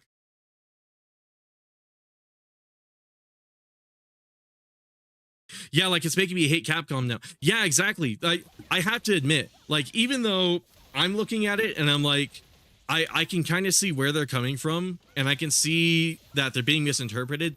They really are shitting on their reputation. I can't blame anyone for coming to that conclusion. They're really screwing with their reputation. They gotta... Ironically more than the Chun-Li nude mod, just being so paranoid about these mods is really doing numbers on them, and it's really unfortunate. I hate to see it, but at the same time, it's like they're not going to be able to solve the problem that they're not going to be able to solve the thing that they think is a problem. You know, I don't know. It's such like a complicated and nuanced topic, which is part of the reason I'm making a whole video about it, because I kind of need a script to like convey everything I've been feeling about it. But like the TLDR and how I feel about it is like, hey, I don't think they have a problem with mods. They have a problem with problematic mods. But the way that they're handling this situation, it's not helping them. It's giving people the impression that they do have a problem with mods when they actually don't. And I can't blame anyone for coming to that conclusion, because it's it's people just want to mod their games, you know, and it's really not that big a deal. I'm playing with mods right now, and they're fucking wonderful. They crashed my game a little bit ago, but and I'm having to reboot it. But yeah, it's such a bizarre situation. But I'm hoping when this video gets out, at the very least, the main reason I'm making this is ironically not because I want to have like a hot take on the internet and like, you know, be like the internet detective, because like who fucking gives a shit. The reason I'm making this is because I don't know if you were here, Kingdom Hearts gamer, but earlier I was talking about how I found a smaller Capcom video from, or I found a video from a smaller Capcom channel kind of like mine, and they were all like, oh, I can't do Capcom videos anymore, at least not about mods. And it's like, it's one of those things where it's like, oh my god. I also forgot to turn the stream back on. Like, we bought the games. Exactly, and it's so weird. Here's the other thing. People are really freaking out over this DRM as if it's going to be there forever. And even if it never does get cracked, they removed Denuvo from all of the other Resident Evil games. They removed Denuvo from Resident Evil. I think they removed it from definitely Village recently, but they might have removed it from Rise. I might have to double check that. But they removed it from DMC5. They took it out of Resident Evil 7, 2, 3 Remake.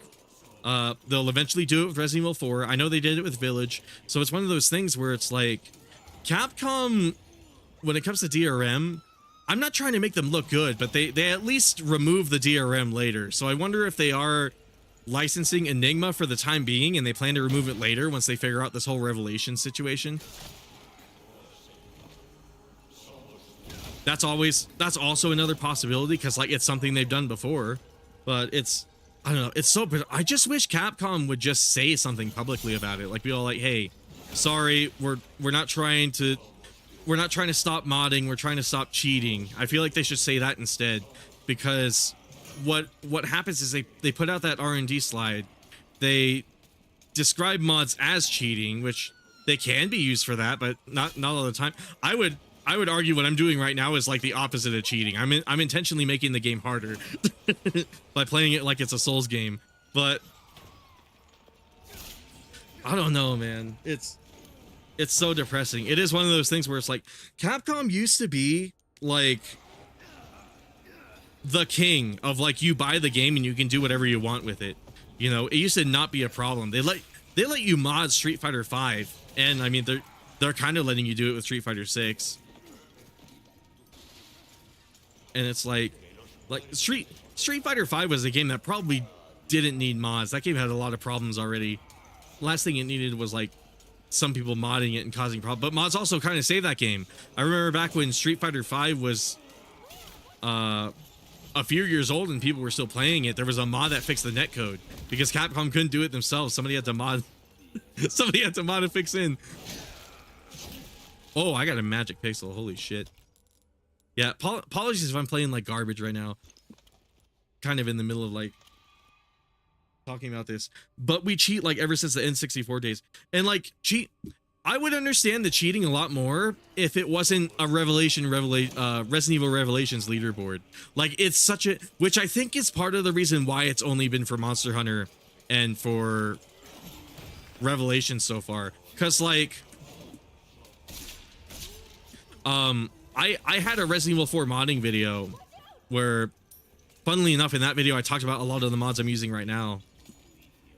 That video has footage of me literally cheating in Mercenaries. Like, if Capcom couldn't ask for like they couldn't ask for a better target as to why like Resident Evil 4 shouldn't have mods, because I literally cheated in Mercenaries. And I didn't submit the score to RE.net, but there's footage of me literally playing the game in a way I'm not supposed to. And Uh, I mean, modding Kingdom Hearts 3 is amazing, adding the Colosseum. Yeah, there's like a lot of really cool I've been playing a lot of Elden Ring with one of my buddies with the seamless co-op mod too. And then I've been dabbling a little bit with Monster Hunter Rise mods. They have really elaborate mods for that game. They got like a DMC style like style switcher mod, which I saw. They have like an expanded HUD so you can better tell like what the monster state is. And it's like a lot of these mods aren't even cheating. Like I mean, come on, is this Leon Samurai outfit I got on? Is that really like a cheating type of ordeal, you know? It's like I don't know, man. The whole situation is just so bizarre. But I'm hoping when I get this video out, I can at the very least take a bit of a break from like talking about it and having to think about it and just kind of let things be. But more importantly, I don't think I ever finished this. I never really finished this thought. I got distracted. There was a smaller Capcom channel that made a video that was all like, oh, I'm too scared to make videos about Capcom because of this whole modding situation. I feel like they're going to come after my channel if I say anything that they don't like. And it's one of those things where it's like, it looks cool. Yeah, exactly. I've been really enjoying this playthrough. Like this Souls-like playthrough.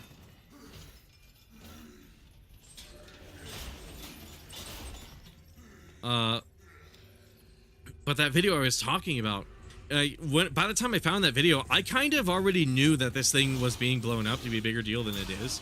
Oh shit.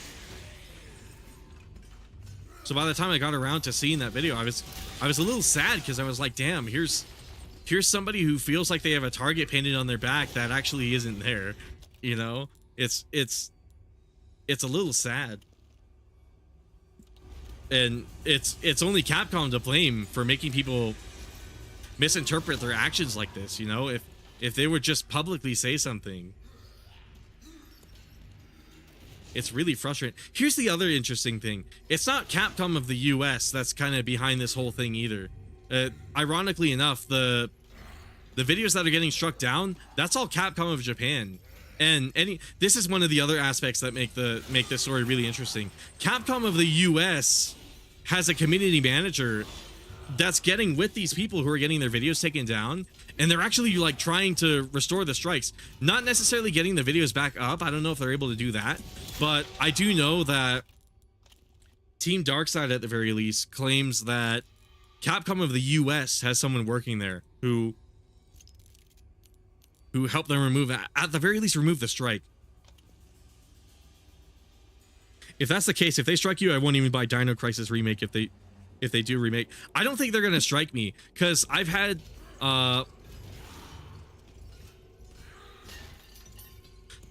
truth be told, I'm actually not even scared of this situation because I've had so many Resident Evil videos with like mods and stuff like that, and I like I said, I had a whole video in December where that was the whole point. The whole point was the Resident Evil 4 mods, and it's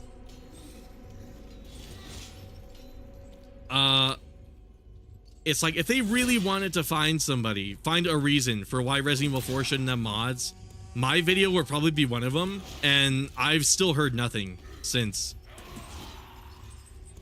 Like I just don't think.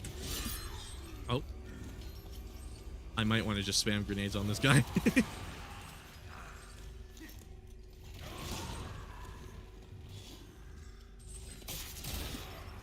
Okay, that was a bad take. That was a bad swipe. Ooh, I mistimed that. Ooh, my God. But I'm glad this is making good conversation on stream, because at the very least that means when the full video comes out, it'll be an interesting video. The fact that it seems like a decent number of people are really captivated by this topic really means that hopefully that video should perform well. But that whole video is going to explain my whole mindset. I can't really do it too well just improvising on stream. Oh, motherfucker. But I don't know, man. I love mods, and I want to give them a bit of the benefit of the doubt. I'm kind of hoping it is what I think it is, and it's just them being weird and getting misinterpreted. But at the same time, I could also be wrong, and they really are taking this weird stance, but it's just such a strange stance to take, right? It just doesn't make any sense when I look at it all the way that I'm looking at it. You know, just there has to be something more to it, right? There has to be a little more nuance than what we currently understand, and that's kind of what I'm looking for. But again, hopefully I get this video out soon. I don't know why the game is crashing like this. Well, I do know it's because of the mods, but Huh.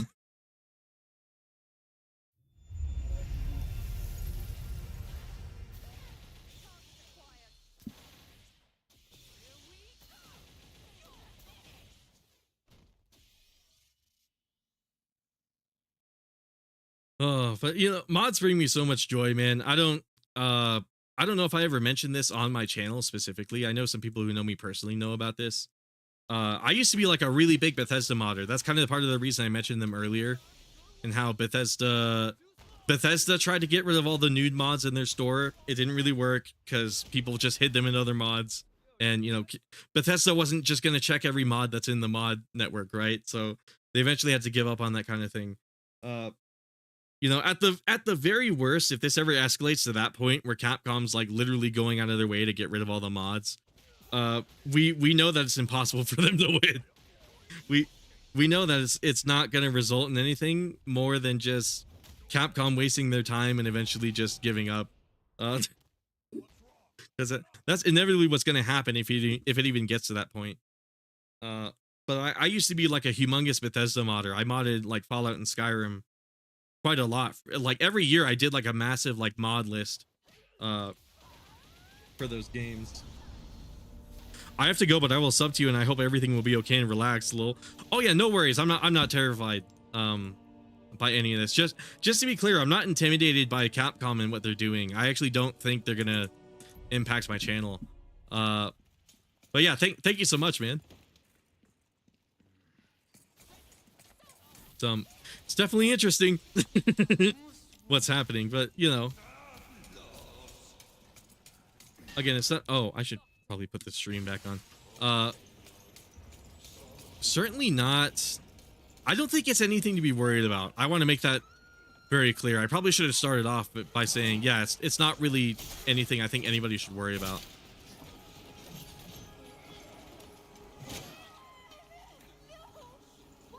But yeah, thank you all for stopping by so far. I noticed as soon as I started talking about this whole thing, more people were tuning in. That's interesting.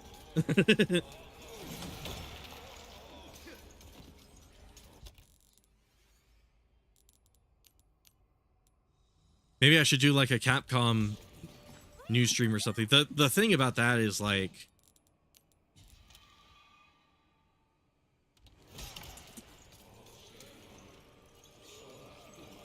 see, I can totally bank that shield out.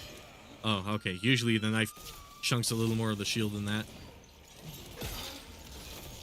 I definitely could have timed that parry better. There we go.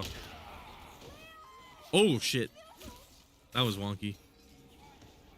I should definitely save right after this encounter.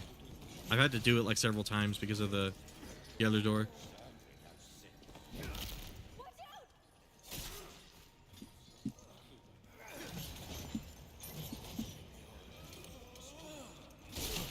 But yeah, I know this is like a really frustrating situation. So like if anyone in chat wants to vent their frustrations about it, I'm all ears, because it is a really fucking bizarrely stupid thing that they're doing right now. I will say, I don't think Capcom has any malicious intentions behind any of this, but boy, are they really speedrunning their fucking reputation being ruined right now. Boy, are they really going out of their way to fuck it, you know? It's kind of sad, but you know, at the end of the day, I guess I should answer Mr. Kingdom Hearts Gamer's question earlier. I guess what I think of Capcom in general, I love them. They're some of the best designers I've literally ever seen in the industry. Like as far as game design, art design, animation, as far as like technology they employ for making their games, they're easily among the best. I've never seen a company give this big a shit about their game engine You know, I've never really seen a company like care this much about the way something looks. Besides maybe like Apple, but which is part of what makes this situation so depressing, because you know they just want to do good. You know, they just want to sit there and make good games. You can tell, but the problem is either someone higher up or just them not really understanding what happens to their games once they release, like once they become like publicly available. Them having some sort of disconnect like that. Oh shit.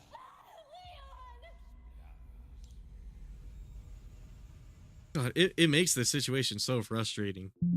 I have to say, wow, that is a really interesting crash. What the fuck? Most of this stream's just gonna be me doing the same fight while ranting about the same thing. I better go out of my way to make sure that doesn't happen. You guys can tell I'm very passionate about this topic though, and it's like I said, it's a really interesting situation. Like there's I describe it at the beginning of the video I'm working on, where it's like there's a video game gone rogue and it's corrupting people's save files. You know, there's a war between Capcom of the US and Capcom Japan, which also makes it really interesting. There's like actual like misinformation being spread about this entire thing, this whole situation. Like not even misinterpreting Capcom's actions like I'm arguing people are doing, but actual like legitimate misinformation, like people out here saying, oh, Resident Evil videos are getting taken down. I haven't seen any proof of that. Believe me, I've looked. So very interesting discussion. You know, I'm hoping this video kind of sits well. What I worry about with this video I'm working on is people are going to look at it and be like, oh, that's a hot take, and not really like understand where I'm coming from. And another part of that is like this next video is going to be like 30 minutes. You know, it's going to be close to 30 minutes. So it's one of those things where it's like, I know nobody's going to sit there and watch the whole thing, because nobody does that for, there are a lot of people who don't do that for a lot of YouTube videos. So, you're literally just putting our thoughts into words. Yeah, I'm glad people seem to like agree with me on that. It's because I've talked to other people about it too. Like Cosmo was one of the people I was talking to during my mercenary stream, where it's like it's just really sad to see. I don't know how else to say it without like retreading all of my steps. I don't know how much of the conversation you were here for, AG, but it's, man, I just wish they would say something publicly. Like they have the easiest opportunity they could possibly ask for to save face. Just be like, hey, we're sorry, we kind of miscommunicated our goal. We don't have a problem with modding. What we want to do is take care of cheating. And what we want to do is take care of cheating, and we want to take care of like save file corruption and things like that. We want to take care of like the real issues with modding, you know? Ah, fuck.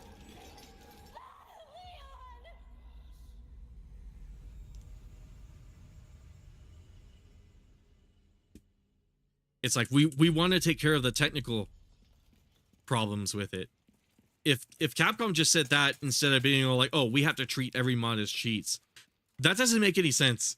Like, that statement doesn't make any sense, because like I said, like I was saying to Kingdom Hearts gamer, it's like you see this Leon outfit and it's like, this isn't cheating. This isn't cheating.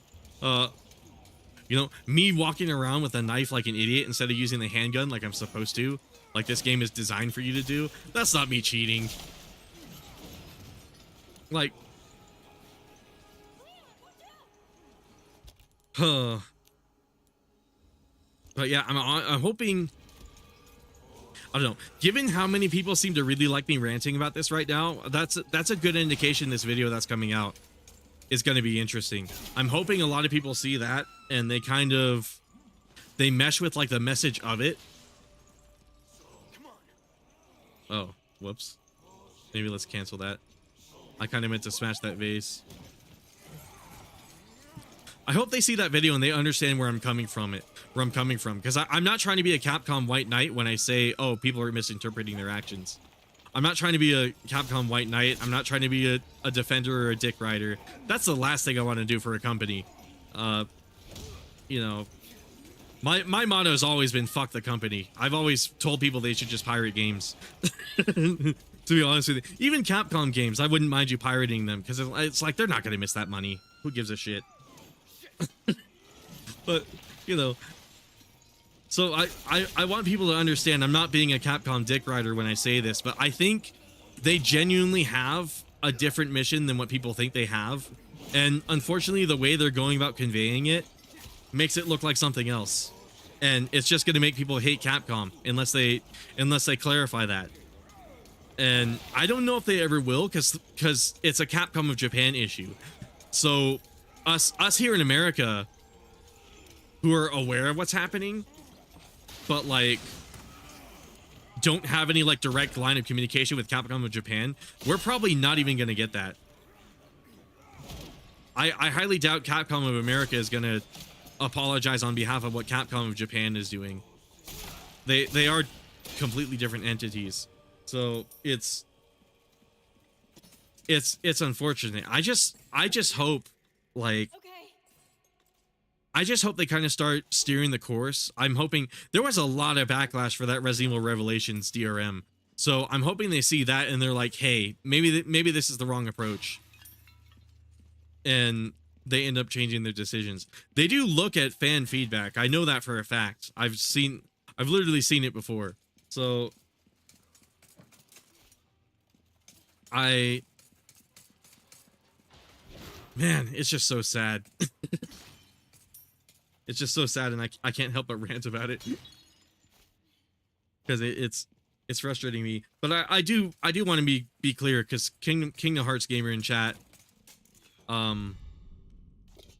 seems to think it might be a problem for my channel. I want to make it very abundantly clear this isn't going to impact my channel. I know for a fact this isn't going to touch me whatsoever. What makes me so sure of that? It's the fact that I've done all the research and I've deduced that they've never touched a Resident Evil video. They've never touched a Street Fighter video. They've never even touched Monster Hunter Rise. Or my bad. They've never touched Monster Hunter World. They've only touched Monster Hunter Rise. And the only Rise video I have is speedrunning it. But, you know, speedrunning isn't cheating. And when I did that speedrun, I didn't use any mods. I certainly didn't link any mods in the description because I didn't use any. I guess since a lot of people probably joined in like the middle of the conversation, basically just to reiterate for all the people joining in the middle of this, I might want to pause while I get this started too because it's hard to talk while doing this fight. For those who don't know, earlier, either today, yesterday, probably be a little bit before I comment on this the next time in my video, Capcom added in a... Oh, hold on. Let's see. Why do RE fans say that the reimagining remake story is garbage? It depends. Are we talking... We might as well get... Okay, let me wrap up this. Let me give a quick summary of what I was talking about earlier, before I get onto that. So, speed through it. Capcom, you know, they had the Chun-Li nude mod incident. A lot of people think that they dislike mods. Further reinforced by them having that R&D video with that slide that says, "Oh, we have to treat all mods like cheating." Then it comes out a little bit after that. They start striking down Monster Hunter Rise videos for having mods. Except here's where everybody's wrong. It's not because they have mods. Thanks to Team Darkside being so thorough and providing so much information to me, I've deduced that the reason their videos were taken down is because they had mod links in the description. So, you know what? Fuck it. I might as well have like a visual aid to go along with this. Let's go to my YouTube channel. Have like a quick segment about this to kind of deviate a little bit. So let's pull up my Resident Evil 4 video. Team Darkside had, maybe let's mute that. Stream and display capture. Let's switch to that. Okay, it looks like that's going good. So Team Darkside, what they did was they had, oh geez, that kept getting more views than I was expecting. Uh, they had Monster Hunter Rise mods. The reason they used, they're a speedrunning channel, but the reason they use mods is because they wanted a fixed monster spawn location mod. They use it for some of the testing they do in their Monster Hunter Rise videos, and then they have a mod that reintroduces a monster from an older game. And what they did is, in those 2 videos that were struck down, they linked those mods in the video description. And as a result, Capcom saw those links and took copyright action against it. Depends. Yeah, I'll get to that in a second. Sorry, I just want to sum this up because like a bunch of people joined while I was in the middle of this modding discussion, and just want to quickly sum this up. Basically, what ended up happening is team. I might as well pull up the post myself while I'm at it.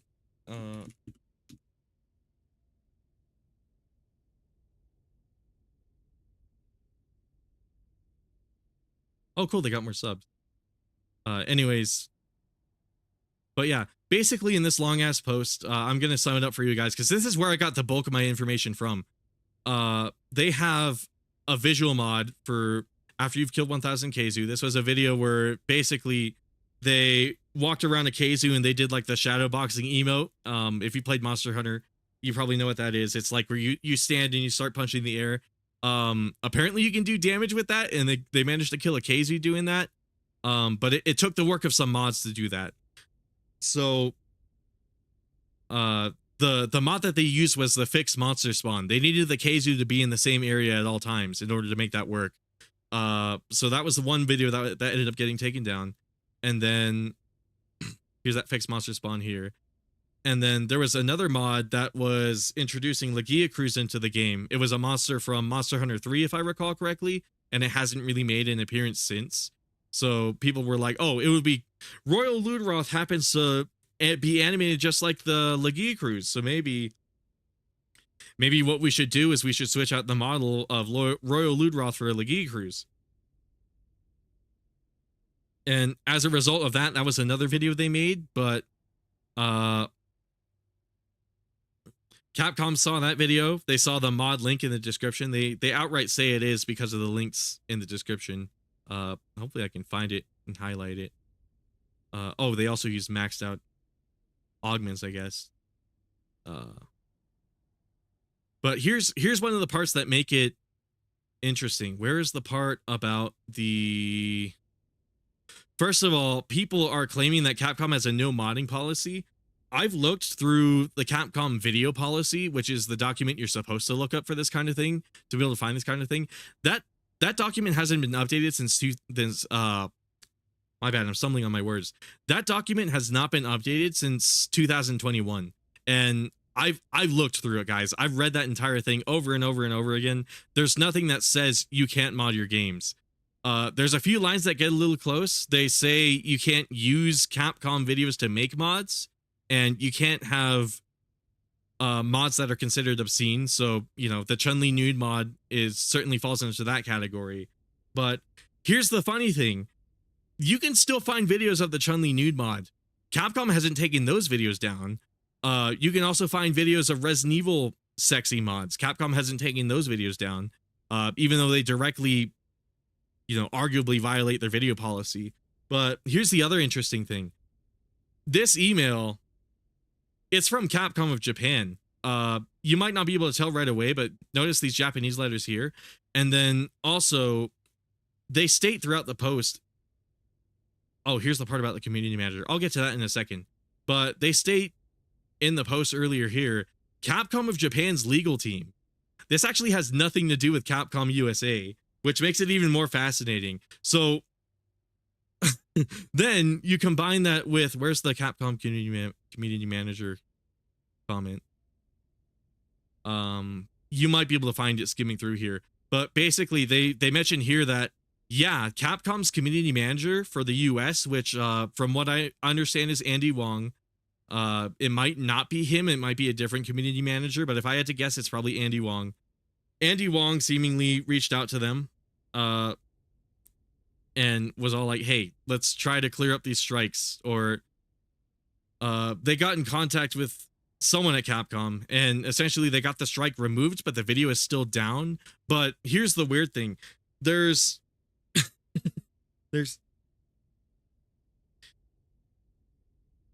oh, I hope I haven't made this too long-winded. I noticed everybody dipped. My bad. Oh, my bad, everybody. Basically, what makes this interesting is Capcom of the US is trying to restore these strikes that Capcom of Japan is creating. So they're definitely not working together to get these videos taken down. If anything, they're working against each other. But to sum it up, yeah, this post basically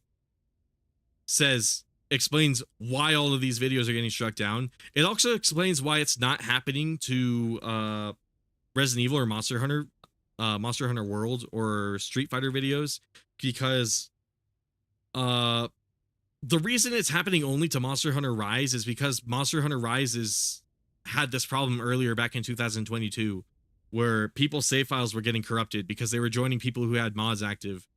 People who were running the vanilla game were joining people who had mods. Okay, it looked like YouTube had like a buggy viewer counter or something. I thought everybody dipped all at once, and I'm like, oh, am I ranting again? But for real, there's been a problem with Monster Hunter mods in the past, and recently I found a Steam post. I don't know if I'll be able to find it quick enough to be worth showing. Also, I don't want to dox myself, but dox my Google page. But earlier today, I found a Steam post that was explaining where the Enigma DRM might have come from. Apparently, this guy got a really high score in Resident Evil Revelations, and as a result of that, kind of drew attention from Capcom, and Capcom removed his score. And he was like, hey, I got this score legit. I realize the number looks ridiculous, but it is a legitimate score. And he emailed Capcom about it, and they were all like, no, your score's not legitimate. You definitely cheated.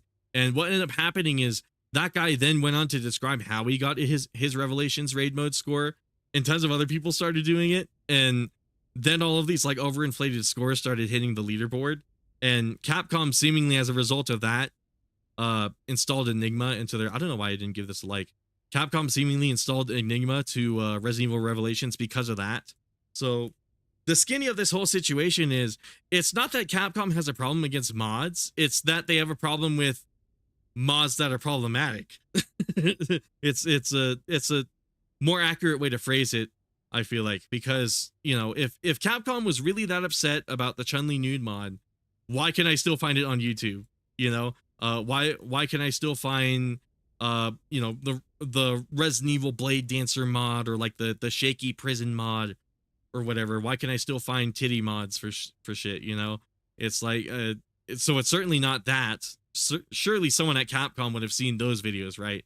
And if it was, I guess that perfectly sums it up. It's just, I think people are looking at Capcom, what they're doing, and they're misinterpreting it. And, you know, but at the same time, can I blame anyone for doing that? Because they're fucking sitting there threatening to take down people's YouTube channels for reasons they don't even know beyond, oh, I made a Sunbreak video and I linked mods in the description. But going back into what I was saying earlier, this is why I'm not threatened by this, because look, I've had this video out for like a month. I've never gotten anything from Capcom, even though I have video, even though I have mods in the description. And this video did get like an okay amount of views, like certainly a decent number of people saw it. Other funny thing that I should mention, Capcom is aware of my YouTube channel. I'll go into specifics about why that is in my video, but just know that it is possible that they've seen this video. So it's funny that I'll have to explain how that works, but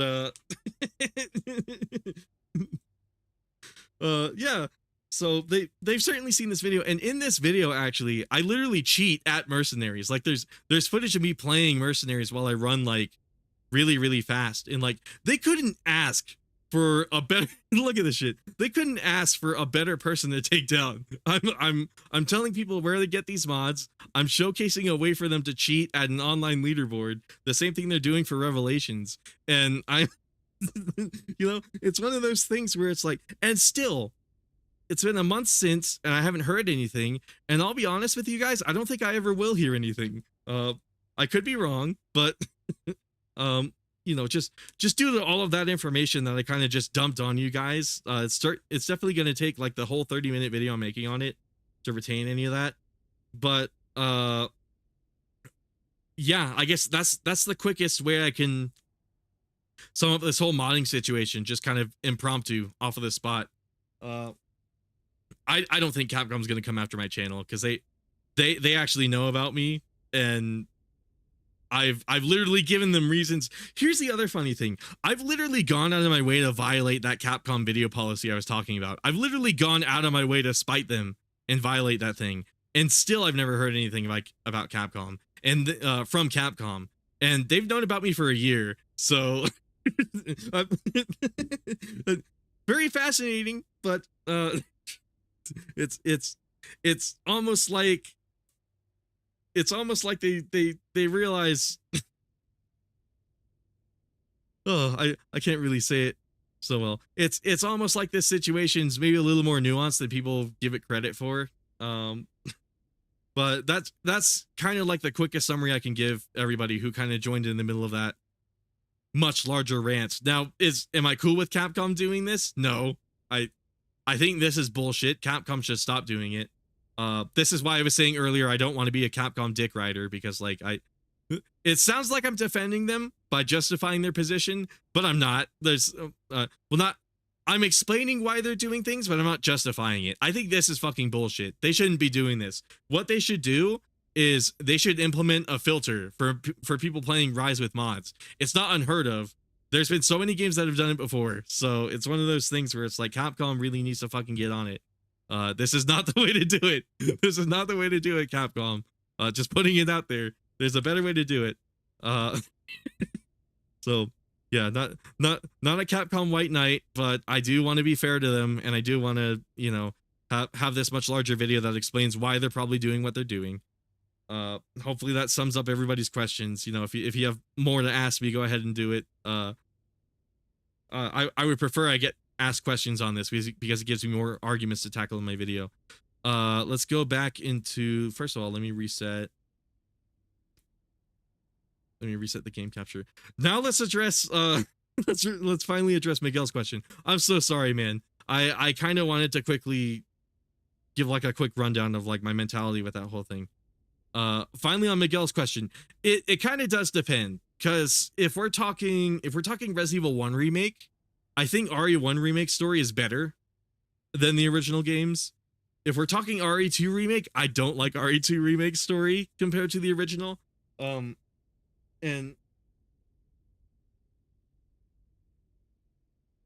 what's your take on RE fans saying that saying of the remake story? Yeah, I'm so sorry about that. That got really long-winded and tangential, but I tried to sum it up as fast as I could, improvising on stream. But like I said, I do really like RE1's iteration of the story, the RE1 remake's iteration of the story, and I'm not a fan of RE2. Part of it is because I recently oh, okay, you sent a duplicate message. I see now.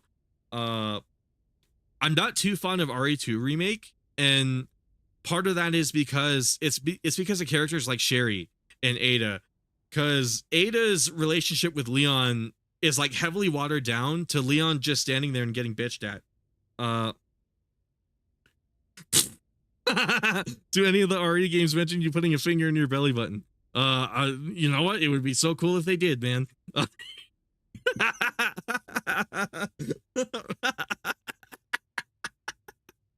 Oh god. God tier theory. I hope that's in Resident Evil 9. The reason I don't like RE2's iteration of the story is, like I said, Ada tends to get a little watered down. Her relationship, Leon and Ada used to have like an actual like romantic thing going on in the original game, but in the remake it's more like Ada is this Mary Sue that protects Leon, and it's kind of sad to see. I'm not even trying to come at this from like a masculinity angle, like, oh, they demasculated Leon. I've seen that take before, and I think that take is really dumb. But it's more like this guy becomes like the bodyguard for the president. I think he should start out at least somewhat competent at his fucking job. You know what I mean? I'm glancing down at chat and I'm seeing the fucking belly button message.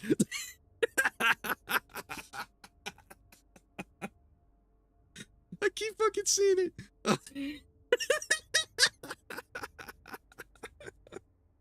I'm so sorry, guys. And then same thing with Sherry. I didn't talk about this in my Resident Evil 2 comparison video, but with Sherry, there's a part in the sewers in the original game where Annette walks up to you and she explains why fuck, what's his name? The other Birkin, Sherry's dad. I forget his name specifically somehow. But she explains why, you know, the G virus is targeting her specifically, and she's like, oh, it's because the G virus to reproduce looks for people with similar DNA. So William, that's his fucking name. William. If you guys have ever heard that song, I think it's called Non Dong Non Sam or something like that, but it's by JV Jarvis. But the Corn down there in the live chat showed me that song. It's, I swear to God, it's the best song in human history. William. Anyways, so fucking William Birkin. The reason he's after Sherry is like I said, Annette said in the OG RE2 cutscene, where it's like, oh yeah, the G virus needs people of similar DNA to prosper. And it's like, okay, that makes a lot more sense as opposed to Resident Evil 2 Remake, where they completely omit details like that, smaller details like that explain how the virus work. And as a result of that, it kind of feels a little stupid. Like it's like, okay, that was a pinnacle moment of like me getting like further immersed in the game's world, and now I'm not quite so sucked in, because the game is, as opposed to like giving me a reason to see how all these characters are connected and how they impact the story, it's just kind of like, oh, these characters are just kind of here or something like that. That's kind of how I feel about Ada, where it's like Ada used to be like a huge integral part of Resident Evil 2 Remake, but now she's just kind of Leon's bodyguard. Bro, I was pissing when you said William.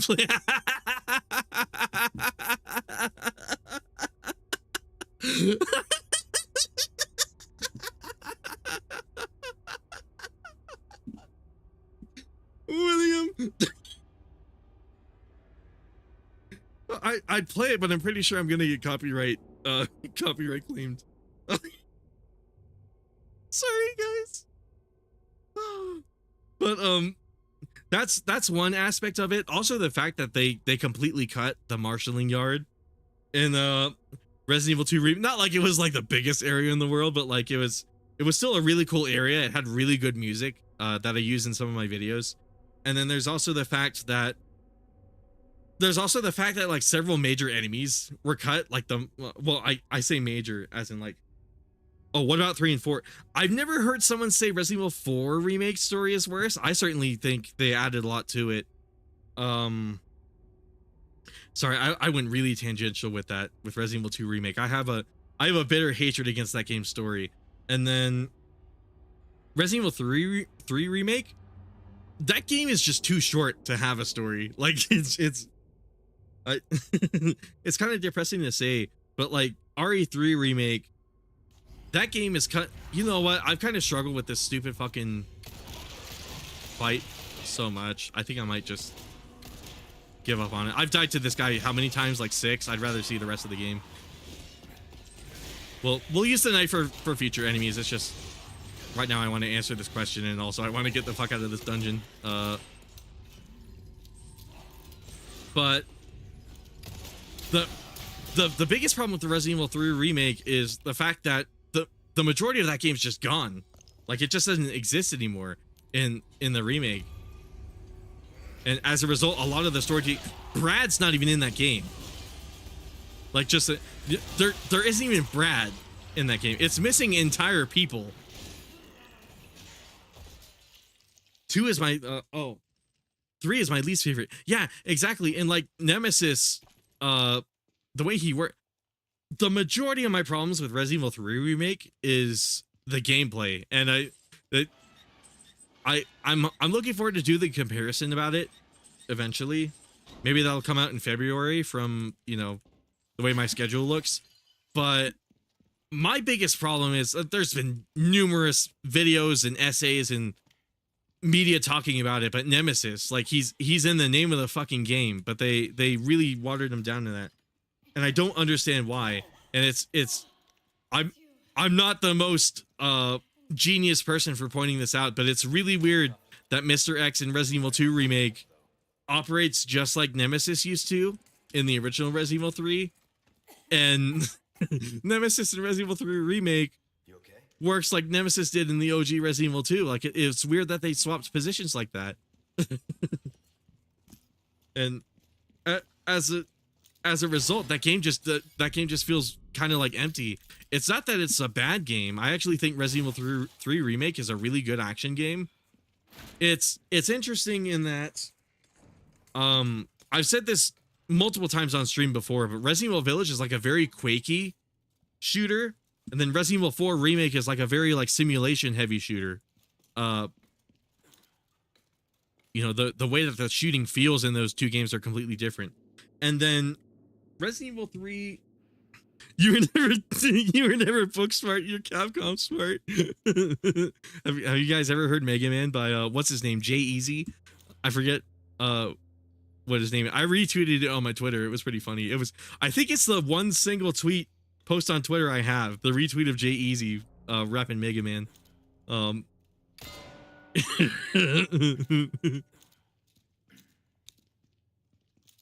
I was never book smart, I'm Resi smart. Makes me more intelligent. But as I was saying, the cool thing about Resident Evil 3 is it feels like a Platinum Games game. So it's like a shooter, it's like a completely different breed of shooter from Village and 4. And by virtue of that, it has sort of its own unique identity. Yeah, J-Eazy. Do you think both OG and Remake 4? I think Remake 4 has the better story than RE4 OG. I know that's a bit of a hot take, but I really dig the way Remake portrays Krauser and Ramon and characters like that. It really adds a little more to them. Like, you can tell it's made a lot more clear in this game just how insecure of himself Ramon is. And it's especially during the boss fight, he has a lot of like quips he gives during the boss fight where it's like, oh, is this insults that's been lobbied at him? Because it doesn't make any sense for Leon to it doesn't make any sense for Salazar to call Leon short, right? But Ramon is short. And then there's other things like that where it's like a lot of the insults that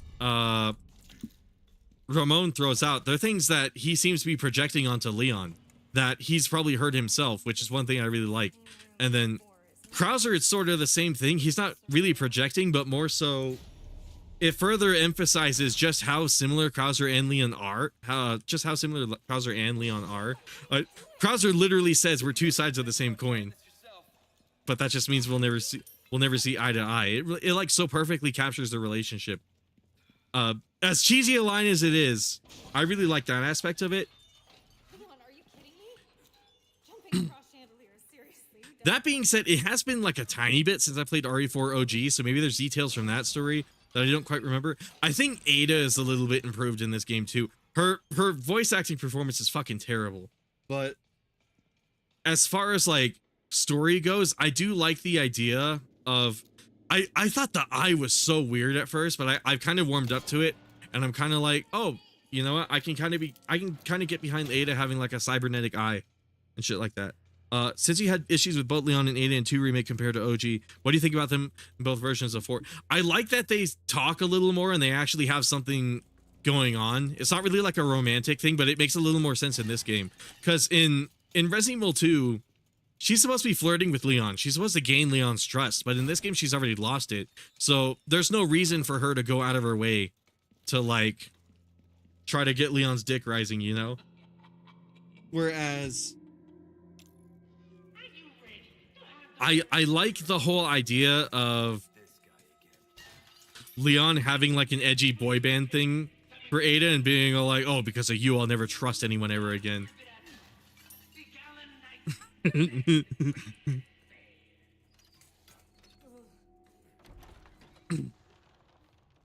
that sort of thing going on. Sorry, I keep running out of breath because I'm so rant heavy tonight. I don't know why.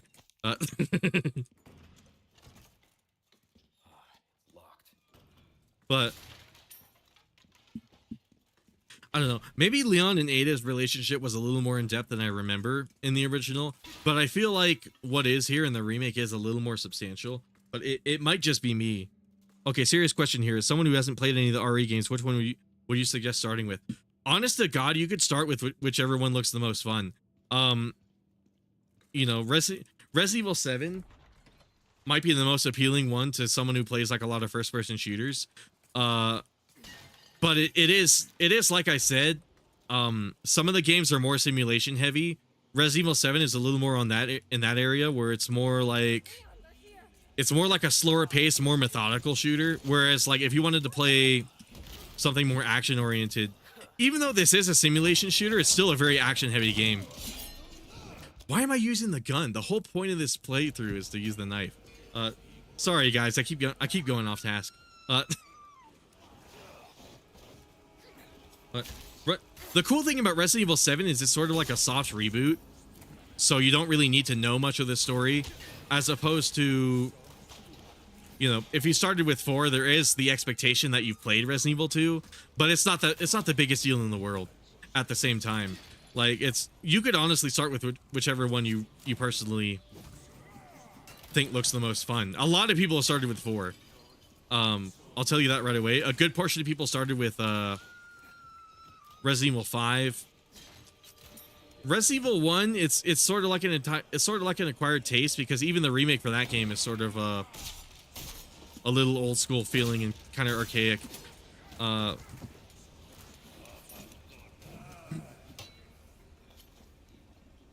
Yeah, I guess if I had to suggest one, it would either be,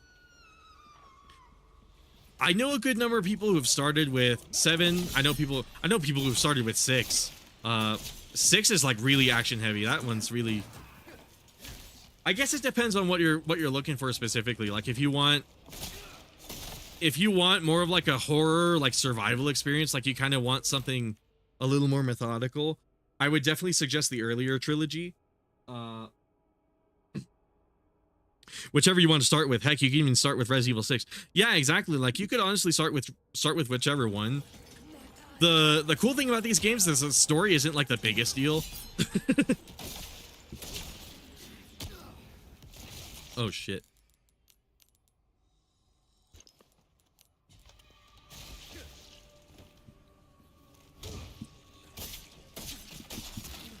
Shit. I almost rolled out of that. I almost got away with that.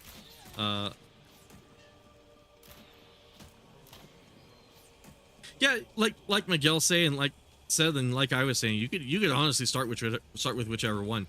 I started with Resident Evil 1, and you know what? If you really liked Dead Space was heavily inspired by Resident Evil 4. OG Resident Evil 4. So you could literally start with that game. It'll feel a lot like Dead Space, because that's sort of the main inspiration for that game. And but RE7, I would say Village is good if you're like really into like first person shooters. Maybe not 7 so much, because that one's a lot slower and it's more like the older school Resident Evils. But if you want like a genuine like terrifying, well, 7 is also really good if you actually want a scary ass game, because 7 is really fucking scary, especially if you play it on the higher difficulties. Oh, did YouTube literally delete a smiley face in the chat? Fucking YouTube. Damn, I swear,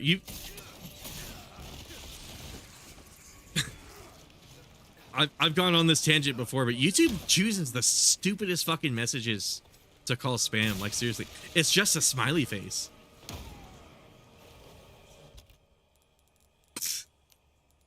Oh.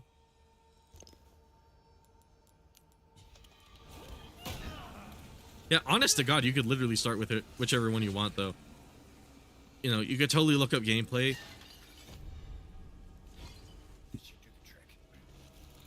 And just kind of come to your own conclusion. My personal favorite is 7, but I also recognize I'm a bit of an oddball in that way. 7 is like a really divisive game. Because like a lot of like old head I liked Resident Evil Revelations on the 3DS, which is really funny because that's the only one I played personally. I liked the smiley face personally.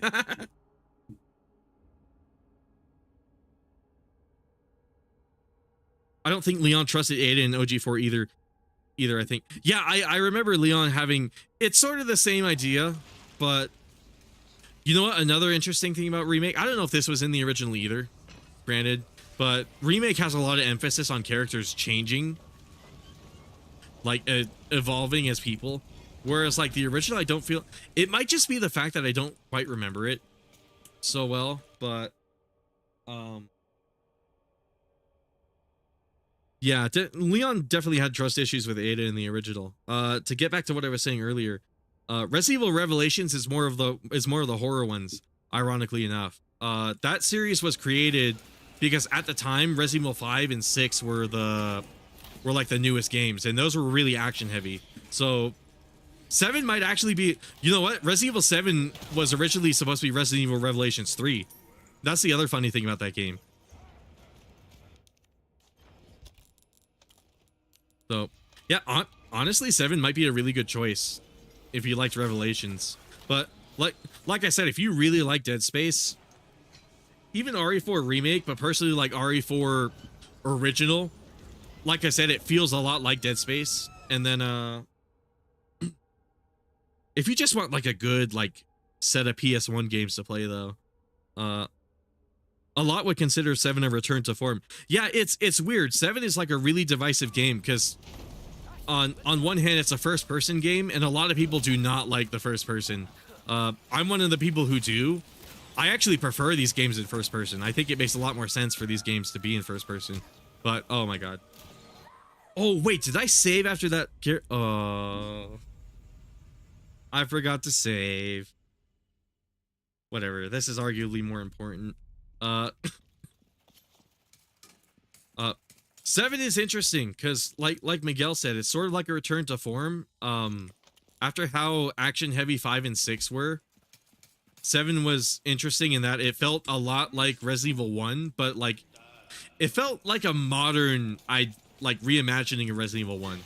It's a dude in a big mansion just kind of left to his own devices.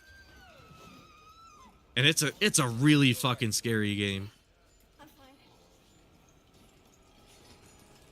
That game really fucking got to me when I first played it. And then Madhouse to this day still scares me. And it's very heavy on the survival elements. Like you'll have to do a lot of inventory management.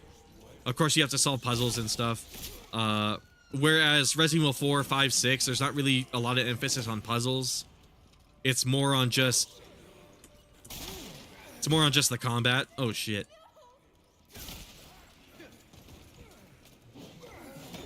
Oh my god. Dude, these screams in the background sound like my kitten whining.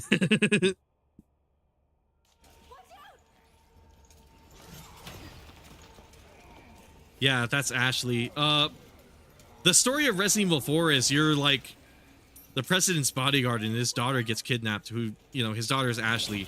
So she's kind of like this helpless person you have to guide throughout the whole game.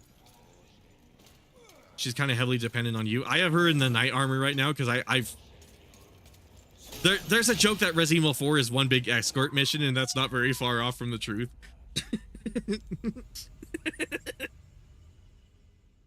So it kind of depends on... I think Ashley in this game was executed really well. She's a lot less annoying than she is in the original game. She's also like a much more enjoyable character than in the original. You know, I'm talking about so many different topics at once. Sorry guys if I seem a little out of it. This stream started off really slow, but I gotta say I'm really liking it so far. I'm glad we're in the castle. I kind of like this part more than the village. Problem is I can't use my handgun, so I really gotta find a way around it.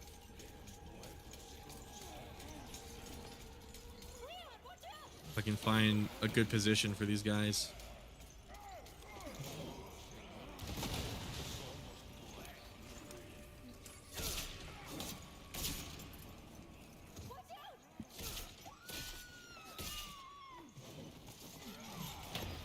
Ooh, I was hoping to get that parry there.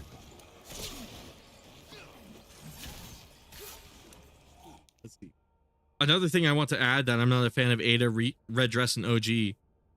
I only feel appealing for it for cosplays. Weird, right? Yeah. I didn't like her dress in the original game either. I feel like the sweater actually makes a lot more sense. Cause like Leon wears a bomber jacket at the start of the game. Like it kind of implies that it's cold, so it's weird that Ada was just wearing this weird Chinese dress.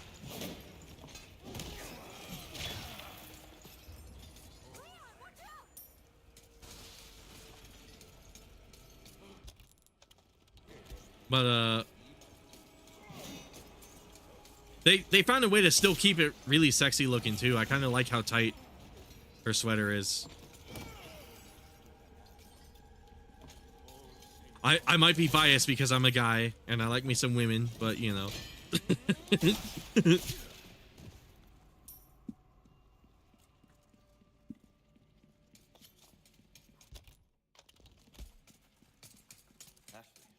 I know Miguel asked that I use the beta outfit, and at first I didn't really fuck with it. I kind of thought it looked a little like ugly, and I could kind of see why they didn't really go with it. But now it's kind of grown on me, and now I have like I think I have the default Ada dress, or not dress, but the default Ada sweater on, and now I'm kind of like I kind of miss the boob window. Funnily enough. But it was also weird for a sweater to have that though. Is the thing. So I can still kind of see why they ended up not going with it.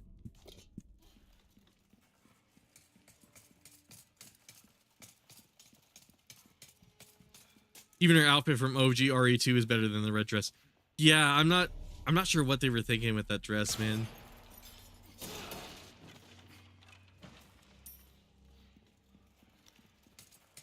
Looks like we can continue on this way. Sorry, I keep getting like so off topic. I think I was talking about Resident Evil 7.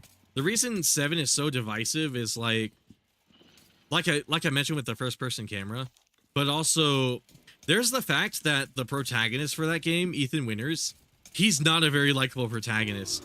He's sort of, I guess he's like the Resident Evil version of Alex Yeek from fucking Yeek, if you know what that is, where he's like a really big asshole protagonist. It's part of the reason I like him. I like that Ethan is kind of hard to sympathize for, but at the same time, you compare him to Leon and Chris and Jill and Claire and all of these other like really goody two shoes, like morally perfect Resident Evil protagonists, and he kind of seems really out of place. And even though I really like that he's different, a lot of people aren't big fans of that. And then there's also the setting too. Like a lot of people, when they play Resident Evil, they want to start in like a rural town and then make their way to like a secret underground laboratory. But that's not really the case in Resident Evil 7. You start in a guest house, then you go to a mansion, and then you basically stay in the mansion. You start in a guest house, you go to a mansion, you go to a different mansion, then there's like a brief splint underground where you find like a laboratory, but it's not really anything substantial. It's nothing like the giant like umbrella laboratories that people are used to. And then you walk through a mine shaft and then you're back in the mansion again. And a lot of people aren't fond of that because a lot of people aren't fond of that because when they think of Resident Evil, it's all like, oh, I want to uncover a giant like medical conspiracy where they've been creating these bioweapons. Whereas opposed to Resident Evil 7, it has a little bit of that energy. It's still like a conspiracy element to it, but it's not like you go anywhere relevant to it. It just takes place all in one rural area in Louisiana, which I really like, but I know a lot of people aren't very fond of that. And then I think the setting in 7 is unique. Yeah, I really like it. I also really like the fact that it's just like a simple place in America, and it's not like a city or like a farm or like a village. We've had 2 different games that take place in a village now. It's like it's like we could it wouldn't hurt to try something a little new, right? And then I couldn't even tell you how many Resident Evil games are in like a city. And I think Revelations is interesting because it's on a boat most of the time. I've never beat Revelations. I still got to beat that game. But to comment on what Miguel said earlier, 6 isn't 6 controversial or even a little bit of 5. 6 and 5 are controversial because they were coming off of Resident Evil 4, and a lot of people like me who were really more into like the survival methodical elements of it and less the action heavy. It sounds ironic to say now because Resident Evil 4 Remake is a very action heavy game and I'm enjoying it a lot, but like, oh shit.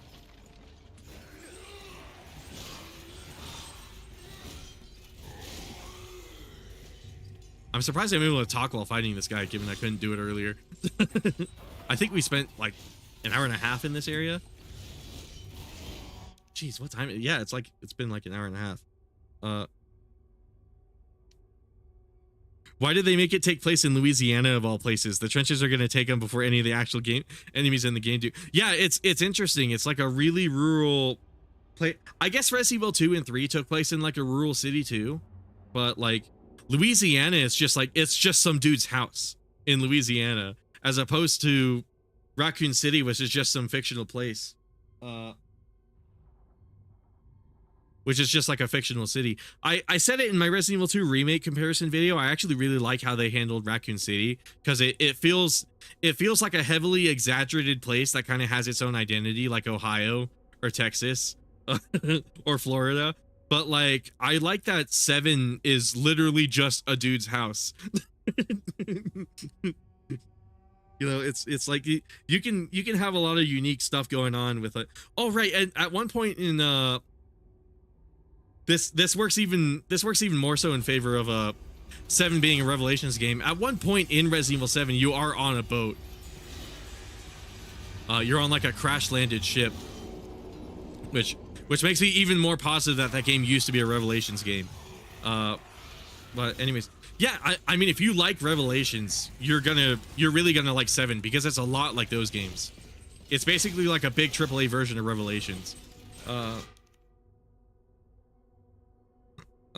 I better finish up what I was saying about RE5 and 6. 5 and 6 are kind of controversial because they were coming off of Resident Evil 4.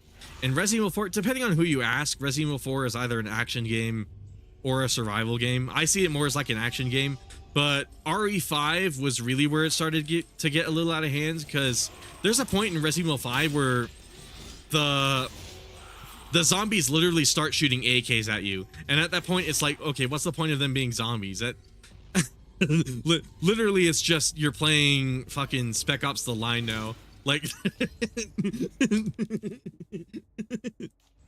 it's like, this isn't Resident Evil. This is Spec Ops. This is Gears of War. This is like, it's like any other third-person shooter. Spec Ops would be a really interesting game for them to copy, but it's more like, well, Spec Ops perfectly describes it because Spec Ops gameplay is fucking garbage. The story is great, but the gameplay sucks. But I should play Spec Ops: The Line on stream. That game is really interesting. I think you guys would like it too. RE7 is in my top 3 of the Resident Evil 3. RE7 is my literal favorite. Like, it's my favorite out of all of them. I'll be honest, it might get overthrown by Resident Evil 4 Remake. I'm really liking this game a lot. To the fact that I'm going out of my way to find like unique ways to play it, like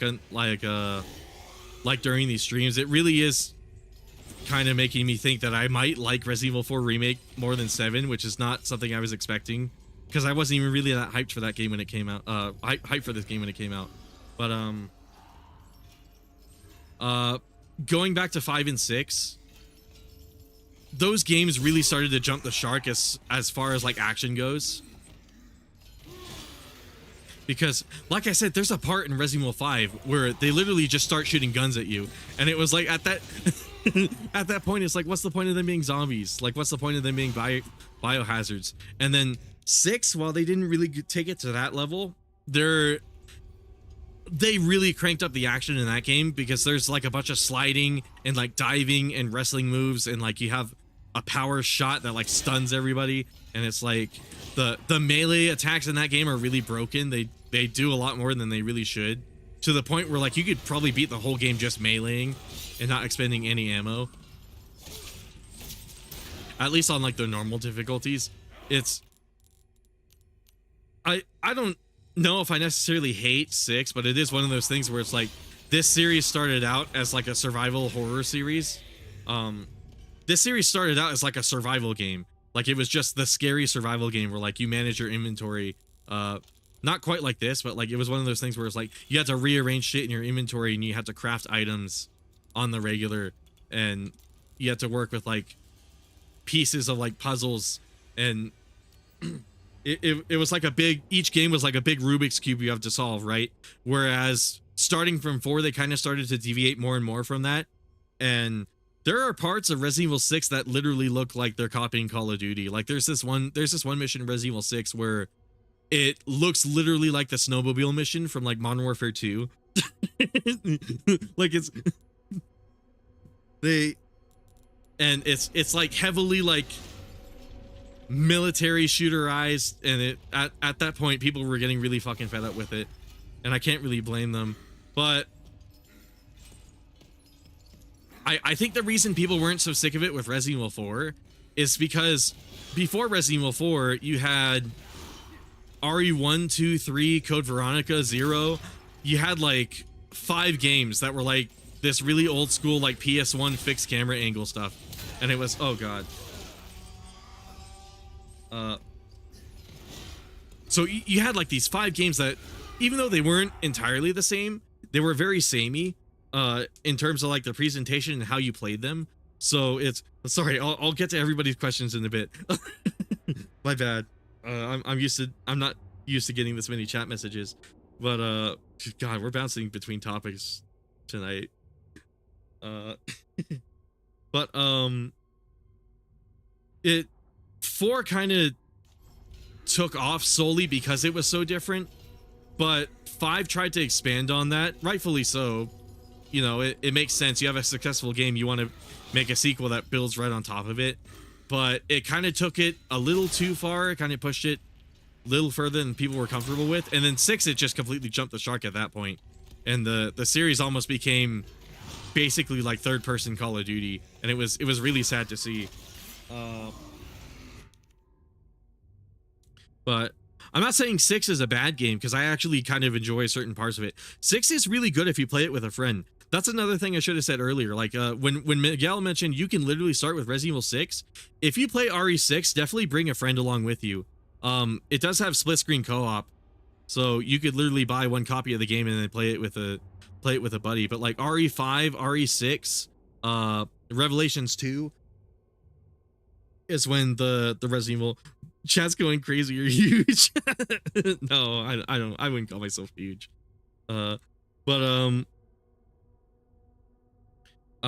Those 3 games I mentioned, 5, 6, and Revelations 2, those really co-op heavy games, you could literally start with those games. Just make sure you bring a friend, because Resident Evil 5 and 6 are kind of miserable to play on your own. Revelations you can kind of get away with, but you know, if you do start with one of those games, it's definitely, the cool thing about those games is they're really fun if you just turn your brain off and you dick around with your friends. That's what those games really excel at. which is one of the things I like about it. I could never play Resident Evil 6 on my own, but if I had, I have a dude that, you guys might have heard on the channel before. His name is H. At least that's what he's like unofficially officially referred to as. I played Resident Evil 6 with that guy, and man, was it a lot of fun. Even though I'm like a big 6 hater, I have to admit that game was a shit ton of fun. I might die. RE7 is in my top 3 of Resident Evil games. Resident Evil 7 has Mia. What's not to like? I actually don't like Mia. But I forgot to mention Mia. A lot of people don't like 7 because of Mia. And I can kind of understand, because she's, well, it's weird because she's sort of in the same group as Ethan, where it's like, it's kind of hard to get behind her as a character. I'm not gonna spend all stream talking about why I don't like Mia, but there's certain parts of her where it's like, I don't understand. You're married to this guy. Why are you not able to tell him like these basic things? I don't know. What do you think of Leon and Ada relationship from OG RE2 to OG RE4, or even 6 as well? I like that in the original game, it was kind of pitched as like a romantic thing. You kind of do get the idea of like, it gives you an idea of just how good Ada is at her job, at being like an agent, which kind of weaves into Resident Evil 4, where Wesker ends up employing her because she's so good at her job. But, you know, she doesn't know Leon's there in Resident Evil 4. So it kind of leads to, oh my god.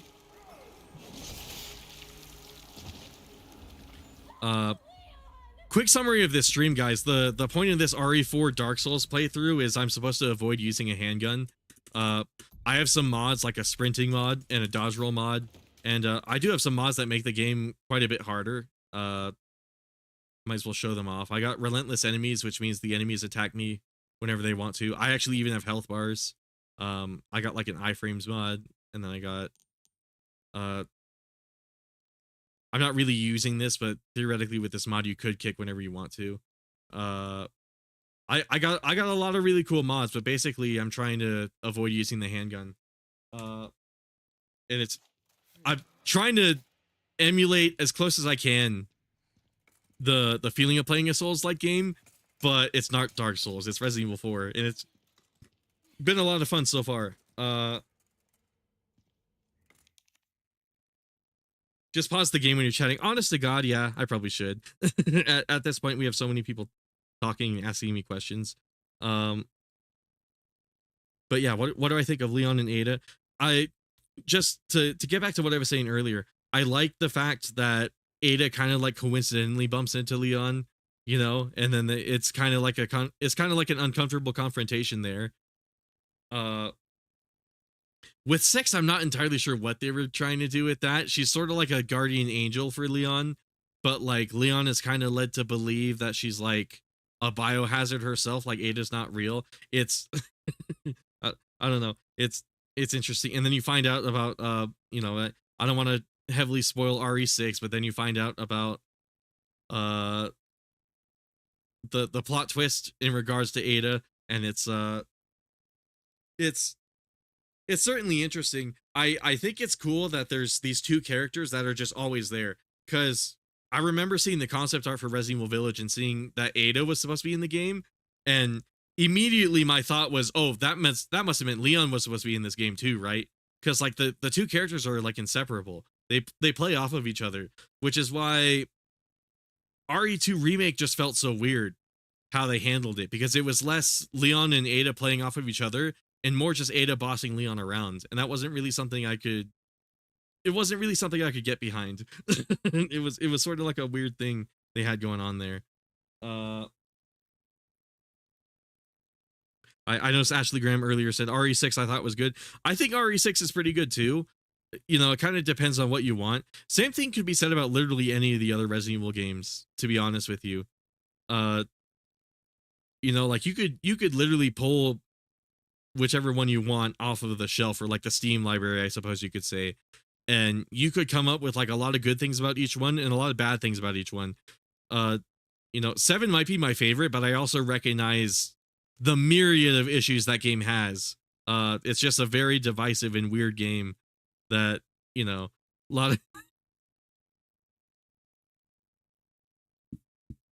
man, that's I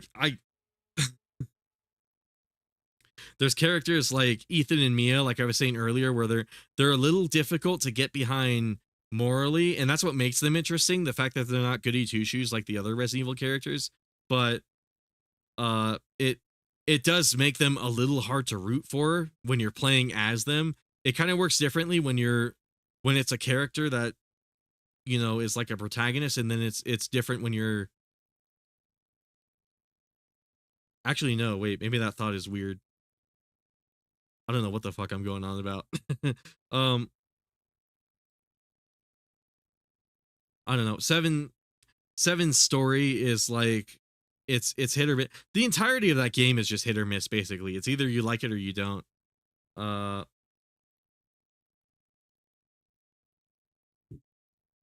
yeah, my bad. If anyone else has any questions they want to hear my take on, just ask away. Uh but that damn, we have quite a few people here tonight. I was not expecting that.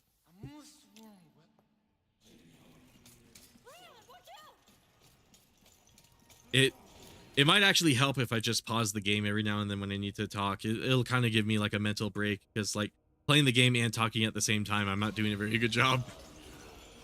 Well, I'm doing a decent job talking, it seems like, just not playing the game.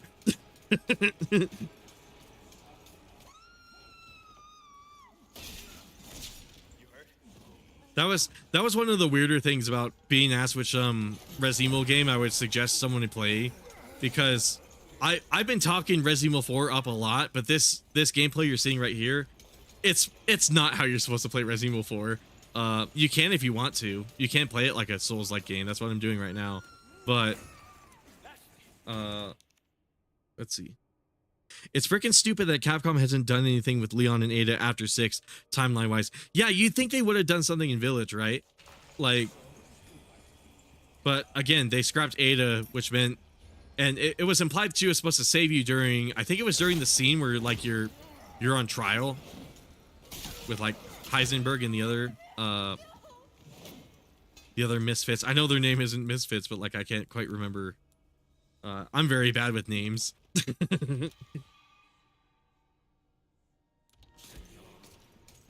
I forgot to say this earlier. Thank you guys so much for stopping by. We should be streaming for like another hour. I might go for 2. I might go for an extra hour. Honestly, we're having such a good stream so far. I might as well milk it for as long as I can. Also, because like I spent a whole hour just talking and not really playing the game. But yeah, for real, everybody, like, I just want to say, those of you who are stopping by in the middle of this, thank you so much for doing so. It's a really interesting playthrough so far. Back on, oh, there was something else I wanted to say. You know, big shout out to everybody in the chat though, for real. Like it makes these streams a lot easier to do. It makes these streams a lot easier and a lot more fun to do when there's people chatting. You know, I can still have a good stream without chat going off, but you know, it helps a lot when I have too many questions as opposed to sometimes when I'll stream and I'll have a bunch of dead air going.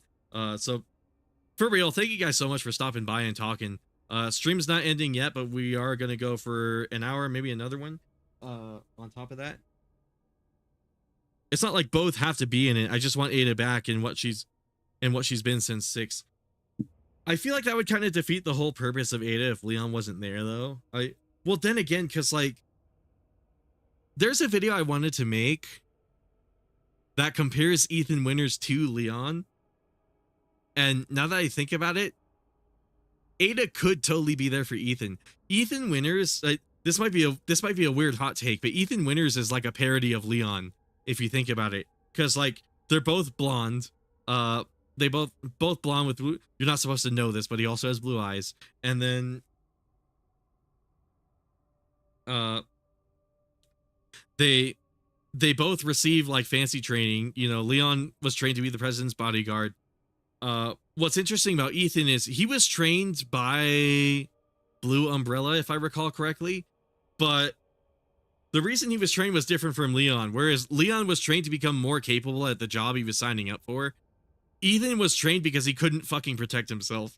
Like Ethan is such a big bitch that he needed Chris to teach him how to defend himself. So, but they both received training. They both gone to Europe and visited a village in Europe. They both collected guns and, you know, collected treasure and like made a relationship with some sort of merchant.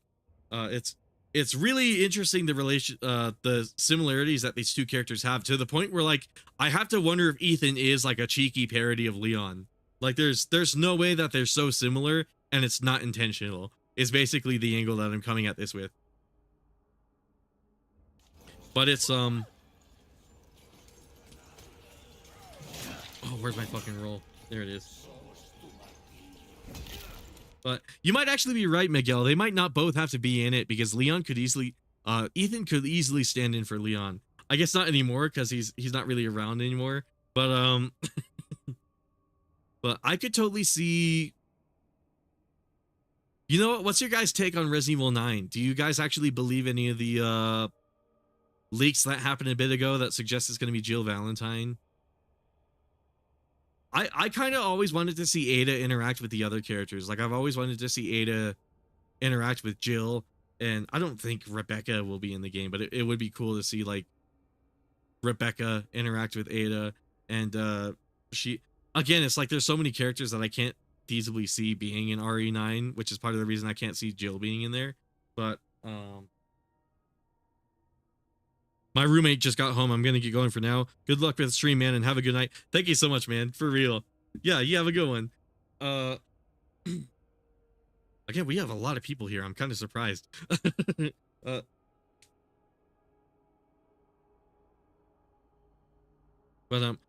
What's everybody's thoughts on Jill maybe being in the being the protagonist for the next game? I think it would be really interesting. I remember I talked about it once in one video. It was I think it was my Resident Evil 9 wishlist video. It was one of the first videos I ever made. And I talked about it a bit in that, where Resident Evil 5 kind of suggests that she has PTSD and she's kind of been recovering from it. I just want Ada to come back, that's all. I kind of want to see her back too. I think they have to have some loose ends in mind. That was one of the things I talked about in my RE9 wishlist video. There's elements of the story, like the mold, that I just want to see like a proper resolution to. You know, I want to see, like, I hope Resident Evil 10 isn't also about the mold. I'm kind of not a big fan of them retconning the remakes to introduce the mold. Like, I'm not a big fan of how Salazar shoots mold. Like, this what's and some closure for her. Yeah. I think the mold is a tiny bit stupid and probably should have stayed in 7 and Village, because you have the G virus, the T virus, Las Plagas, and then you have the mold. And then I think there was something different in Resident Evil 6, right? Or was it some other game? But you have all of these, like, dozens and dozens of infections that take place throughout the Resident Evil narrative. And the remakes is trying to take all of them and, like, make them all present at the same time. And it's one of those things where it's like, I can't help but look at that and think it's a little stupid. Like, like just let one infection have the limelight for its proper game, right? Like, the Resident Evil 4 doesn't need to have mold. I don't understand why it does. I'm glad they didn't really do that with RE2. And obviously they didn't do it with RE1 Remake, because that was made before 7 Remake. But I don't know. It's one of those things where it's like... Also, the end of Village 2, where it was like, oh, the mold was originally considered for the progenitor virus, and then it ended up not working out scientifically, and like Miranda spun it off, and it was like one of those things where it's like, come on, just like, why does everything have to be connected in this way? Why can't that's just not... I'm no expert on like viruses and stuff, but like I feel like that's not how it works in the real world. I don't know. I could be wrong. I'm not going to claim to be the greatest scientists on Earth. I don't know. That might be a hot take, but mold in this game is a tiny bit dumb. It really should have stayed a 7 village thing, and presumably a Resident Evil 9 thing. You know, it's.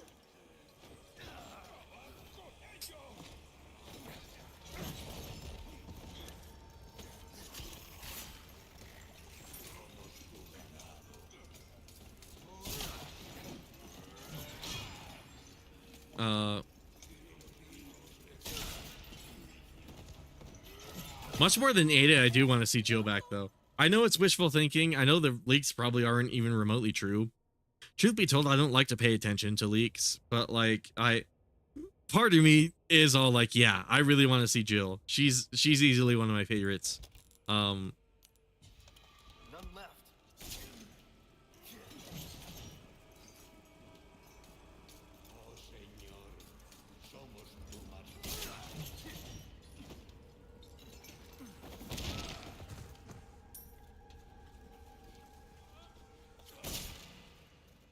Okay, let's not repeat the same mistake we made earlier.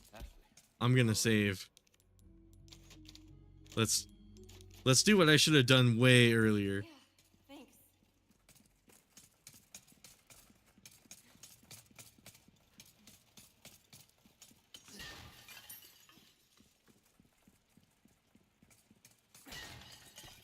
But yeah, that was a nice little break from the game. Not like I needed one. Obviously, I'm having a lot of fun playing this, but also I'm also having a lot of fun talking to chat. I need you to open it from the other side. I love when chat is really active, man. I'm not gonna lie.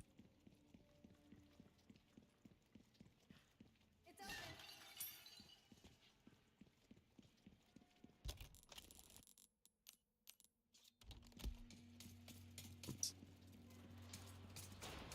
But it would make a lot of sense for them to finally have like a proper end for some of the story elements, because they can't just keep going. Like I was saying earlier, it's like they're trying to retcon the mold into these older games, and it's like, no, just let the mold be its own. Just let the mold flourish and be its own thing, you know.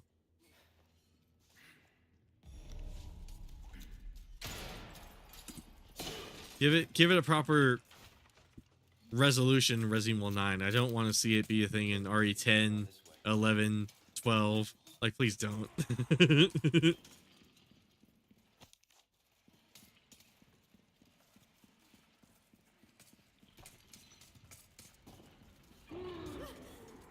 that? Do they keep animals down here? Let's see. I feel like what's happening now with the recent entries is sort of a deja vu. Like what happened with After 5 after killing off Wesker, and what ended up happening with 6. Yeah. Or something? Deja vu as in like the action. Oh, hold on. Let me make sure I actually understand. Same with 8 after what's. Same with after 8. What's going to happen in 9? Yeah.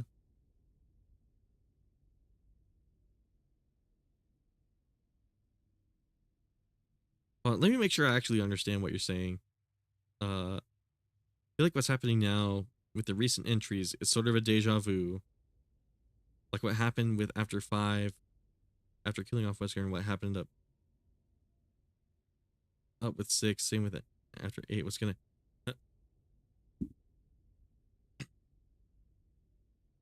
I might be overthinking that question.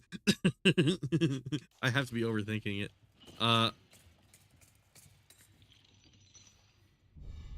It's probably a conclusion I've reached on my own. It's just I probably not. Hold on.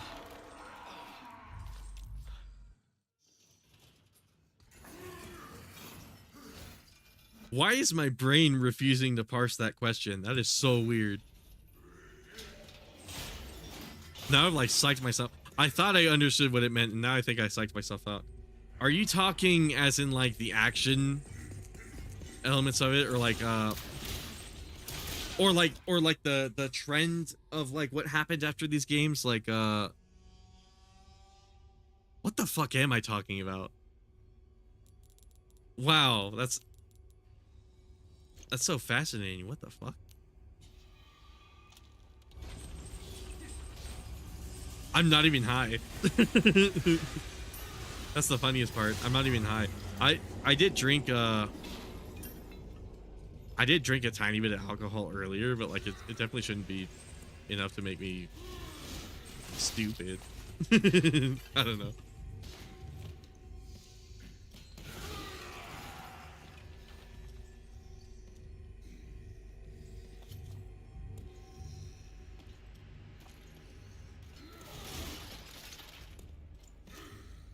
Let's see if I can take out this guy legit.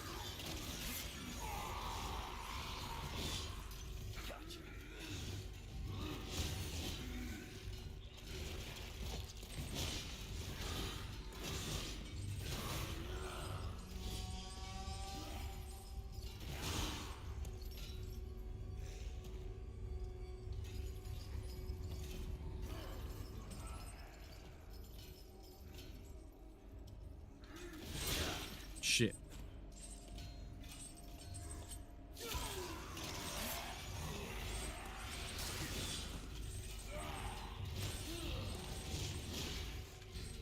I know I'm gonna come off a tiny bit of a whiny little bitch. One gripe I do kind of have with RE4R is like some of the inputs are kind of, they're like a tiny bit difficult to do when you need to do them. Like for example, this knife thing. I can't be positive I'm gonna knife this guy the way I want to unless the thing is on screen. But the thing is, it doesn't stay on screen for that long. Like I try to get behind the gear. I must be doing this wrong, but I'm trying to get behind the gear door so I can stab him the way that I want to. But like the prompt just doesn't come up even though I'm behind him. Oh, there we go.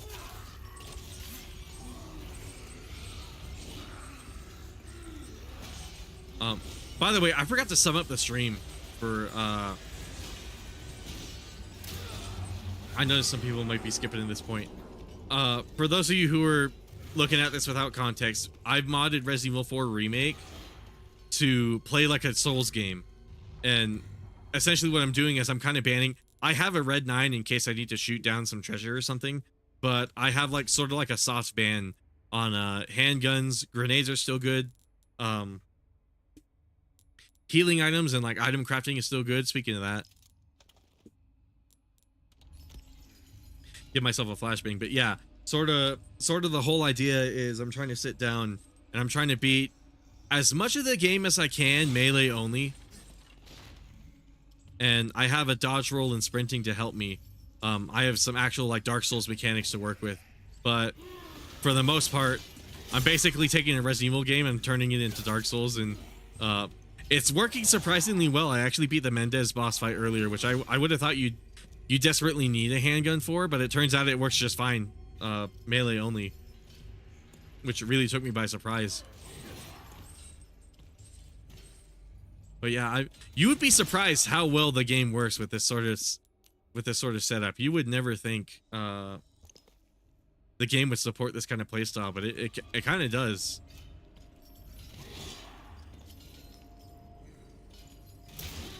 Fuck, I missed that parry. I'm also unprofessional, so like I don't have the baby parries.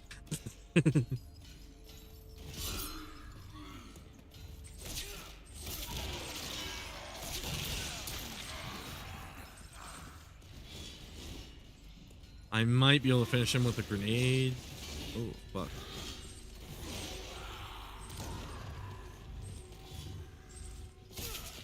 No, fuck. Oh. Okay. I know I can do it legit. I'm gonna try to get him with a knife.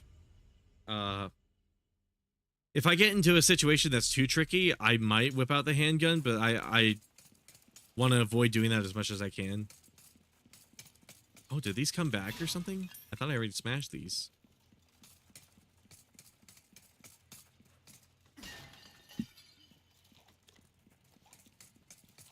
I might also be just getting a little bit exhausted too, because I've been streaming for a little bit, and also I woke up a little earlier this morning than I wanted to. Sorry, my thoughts are talking. I'm saying that after killing off Wesker in 5, the series didn't show which direction it wanted to take after. Oh, right. Then 6 ended up being controversial and nobody was satisfied with it compared to both 4 and 5. Now I see what you're talking about. Yeah. I'm really curious what they're gonna do after 8, after Village, because it's not very clear what their plans are. It was before Shadows of Rose came out, and then they made Shadows of Rose, and now it's really like vague and like I have no clue what I have no clue where anything is supposed to head, besides the supposed leaks that are happening. The quote unquote leaks that, you know, the only part of it I paid attention to is Jill Valentine. I'll be honest with you. I try not to read too much into leaks because it's a lot of the time it tends to be wrong. I'll be honest with you. But I don't know. Then again, there's been leaks that have been right. You never know. But it's more like oh, you know, I would rather be kind of surprised by what's in store rather than like constantly looking up information for it.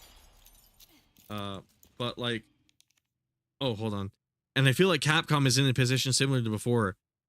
After 8, what's next for 9? Yeah, exactly. Like they used to have something set up, like I was saying, for Shadows of Rose, and then they made Shadows of Rose. We thought what they were setting up for was Resident Evil 9, but it turns out it was, well, they also didn't plan out Shadows of Rose. So it might have been what happened was they were setting up for Resident Evil 9, and then they were like, oh shit, we should make DLC. And then they were like, well, we can't just like we can't hint at these story elements and then have them have nothing to do with the new DLC. So I guess they kind of wrote themselves into a corner with that, and were like, fine, fuck it. Shadows of Rose will be like the full continuation, and then it ended up not having much to it. What's everybody's opinion on Shadows of Rose? Because like that DLC, I wasn't like I wasn't the biggest fan of it. I thought it was, I didn't hate it, but it was a tiny bit boo-boo.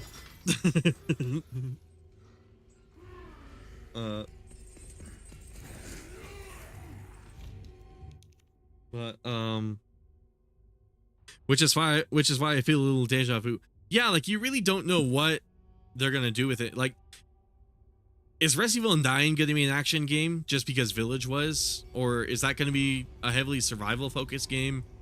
I really couldn't tell you what on earth they're gonna do with that game.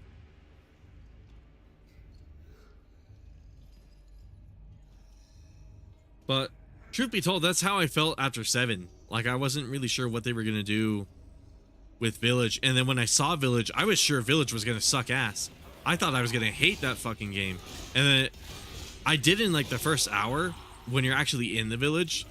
It's ironic that the worst part of Resident Evil Village is the village, but in my eyes at least. But like after that first like introductory hour that's like really confusing and you don't really know what's going on, after that game actually turned out to be really fucking good, like way better than I was expecting.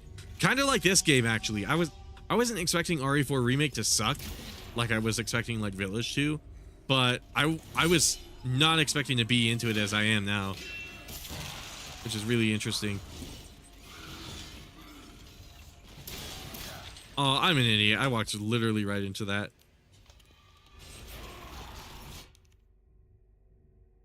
The DLC sucked compared to Separate Ways, and I think a lot. I heard from Cosma that they didn't even plan that DLC, which makes a lot of sense. It would explain why it took so long to fucking come out, and why when they teased it, they had a black screen with text on it. Basically, it was.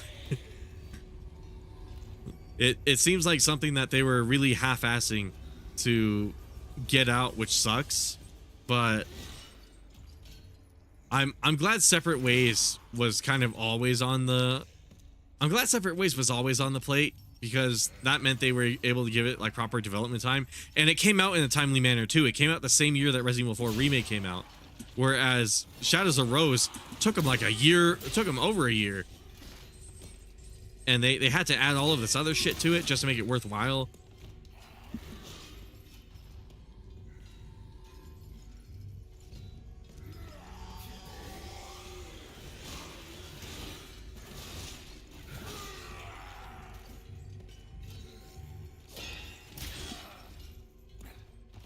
Okay, I actually might not be able to beat this guy without the handgun. Well, I'm sure I could, but like I might be a tad too drunk. I'm gonna be honest. Oh wait, Shit. Oh, I lost my opportunity to do it right there. You know what? I'm going to try it this time. I'm going to see if I can finish him off with a knife. And then, I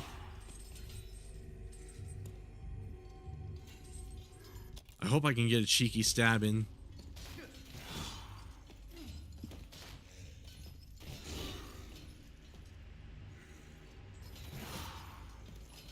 Come on, man. Let me stab.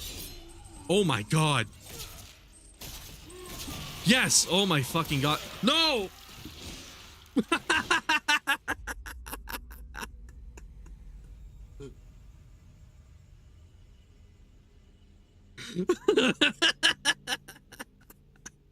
Oh my god. Oh my god, that was amazing. Okay. We've been in this portion of the castle for like 2 hours because I kept getting off task. So what I'm gonna do is I'm gonna use the handgun for the Gyarados. We know I can beat him with a knife, but just to, in the interest of time, we're gonna use the handgun this time. Ooh, what you buying? To answer your question, Miguel. Anyway, I heard this is not confirmed, but the 9 storyline is gonna conclude certain arcs, and that 9 is an end and a beginning. Okay. I think I vaguely heard that too, now that I think about it, with like some of the leaks. I didn't pay like the most attention to them, like I said, but I that does sound a little familiar. I must have vaguely heard about that. You're that, thank you. Crossing your T's. Oh god, I'm yawning. Yeah, I'm definitely tired. I woke up at like 5. I didn't mean to wake up at 5 a.m., but I just kind of did, and I've been up since then. And you know, it's not the biggest deal, but like like certain current storylines are going to conclude in 9. That's what I think is going to happen too. I feel like I remember hearing at some point after Village came out that Capcom wanted to make a trilogy of Ethan Winters or something like that. There was going to be a trilogy of Winters. Okay. And I'm curious if Resident Evil 9, if just by hearing that, if Resident Evil 9 is gonna follow Mia or Rose, and also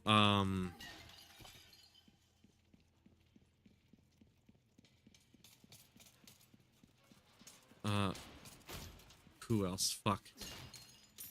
My brain just farted. I'm definitely a little exhausted. Maybe I should end this at 10. I don't know. Let's see. And also storylines from before.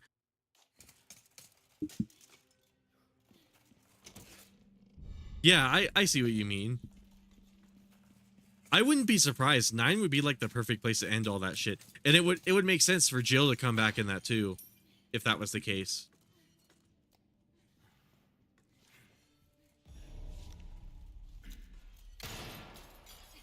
I would personally prefer that like Resident Evil 10 and everything afterwards just be like a completely new thing. I mean, definitely still like a survival horror series. I don't want them to like completely like fuck the gameplay, but in terms of story, I want to see them do something completely new. What was that? Do they keep animals down here or something?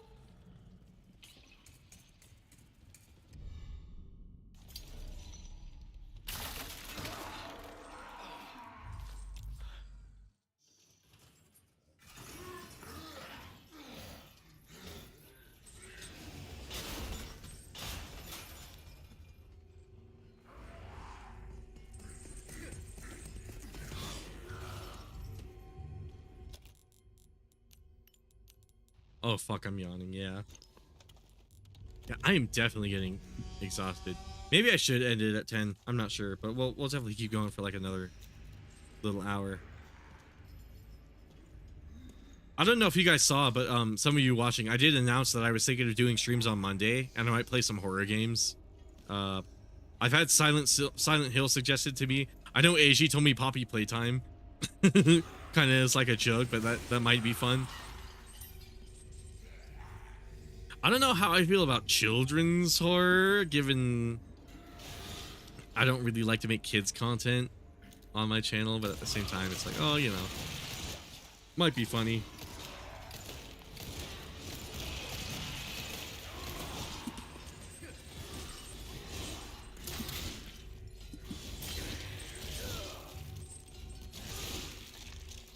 My bad. I totally could have pressed either. Yeah, I think it's becoming more and more obvious that I should go to bed. So, whoa, the game like crashed. That was great. Whoops.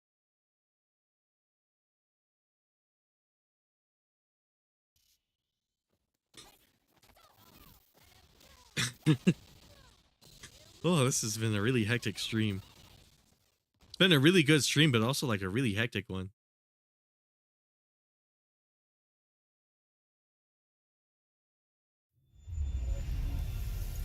Yeah. Apologies, everybody.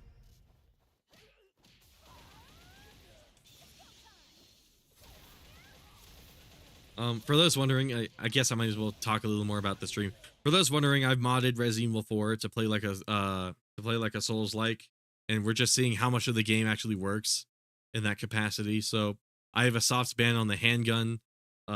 Grenades and those kinds of items are still legal, but I'm definitely going to try to use. I have a red 9 in my inventory in case I need to shoot down treasure or something. But like the idea is I'm not supposed to use them against enemies.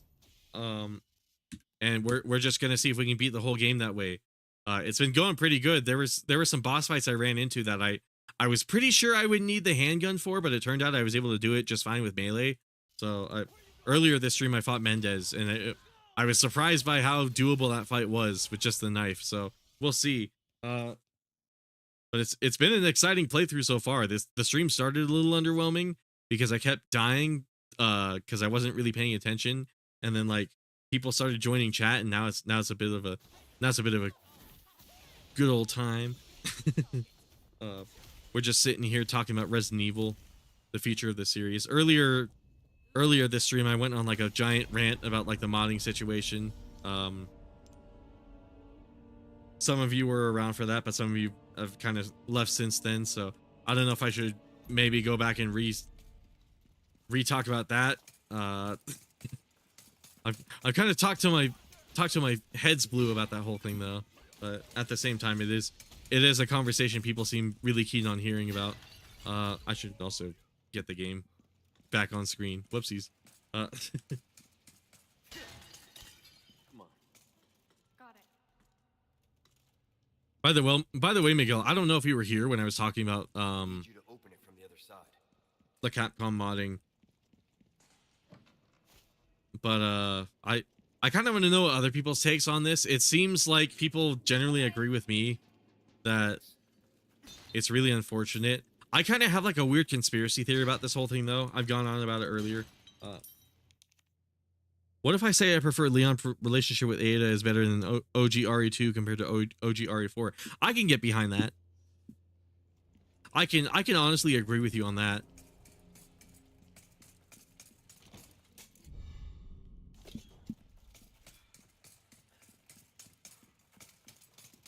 I think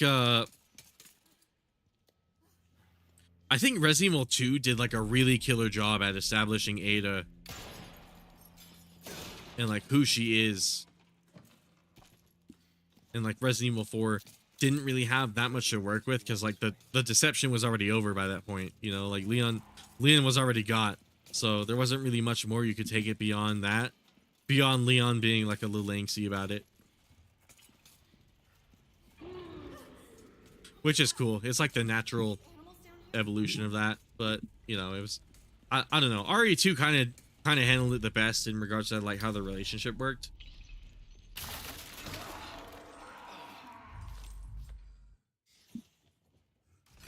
Those of you just joining, I am going to use the handgun on this guy.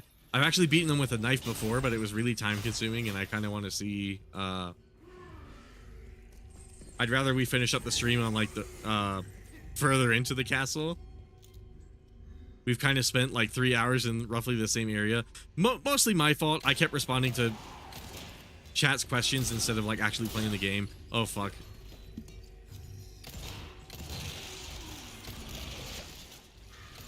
I gotta get better at doing both. I'm getting a little better at talking while I play, but there's still a lot of improvement that I gotta make, man. Mods are the only reason I play the remake. Also, a nice outfit. I really like this Leon Samurai costume. I really do. It's genuinely, given like a lot of the outfits for this game are kind of like just big titty mods. I can really appreciate something like this. Just a cool idea.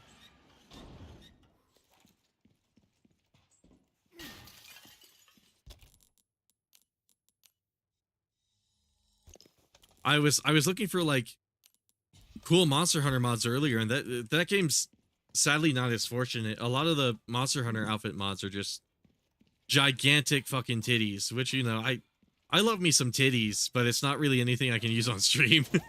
You know. Nothing. You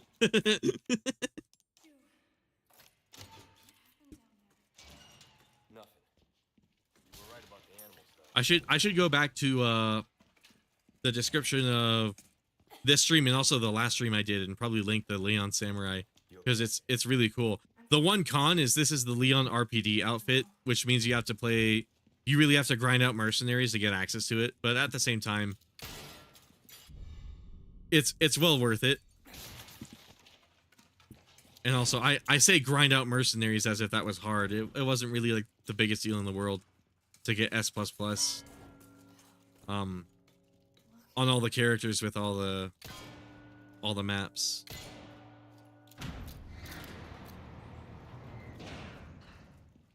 But yeah, for those of you who weren't here for it earlier, I went into like a big, I'm currently making a video right now kind of looking into this whole like Capcom modding situation, because lots of you have probably heard some channels were getting struck down, some YouTube channels, and the video is sort of like a big investigation into the whole thing, and the story's a lot more fascinating than you think it would be.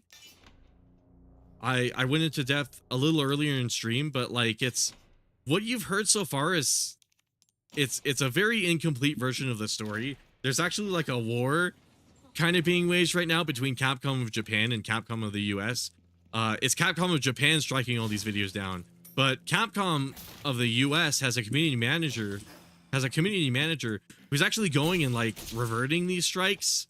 So it's this weird situation where the Japanese company, the Japanese entity will just go and strike these videos, and then Andy Wong, I'm guessing it's Andy Wong. I don't have any official confirmation, but you know, he is the Capcom USA community manager, so it's a safe assumption to make. He's been getting in contact with some creators who have been getting their stuff struck, and he's been doing his best to remedy the situation. He's been getting the strikes removed, but the videos are still down. It's really interesting. And then the other thing that makes it interesting is this is only happening to Monster Hunter Rise videos. So not even Monster Hunter World videos are getting impacted by this thing, which is really interesting. And it's even more interesting when you go online and you see all these people saying, oh, Resident Evil videos are getting taken down and Street Fighter videos are getting taken down. But that's not even true. I haven't been able to find any proof that that's actually been the case. As a matter of fact, I have a Resident Evil 4 modding video where I do the exact same thing that got Team Darkside their copyright strikes from Capcom, and I've never gotten anything from Capcom. I've never gotten any strikes. And as a result of that, it's kind of led me to wonder, well, okay, is this just a Monster Hunter issue? Recently they put, fuck, what was it called again? I keep forgetting the name of it. It's a very new piece of information. They recently put like a new DRM into Resident Evil Revelations that blocked people from modding that game necessarily, but the interesting thing about that is it doesn't seem like they added it to stop people from modding. I think, from what I understand, there was a Steam post that was made by a dude who got a really, really high score in the Resident Evil Revelations raid mode leaderboards. This is a really complicated story. It's not really something I can properly explain on stream, but it's giving me something to talk about right now. Just making sure there's no dead air going. Wow, that happened right after I saved. That picked a really good time to crash. Um, I might go back in the VOD and timestamp the explanation of it, because I feel like that would do a lot more service. But earlier in this stream, and also I'm making a big 30-minute video all about it.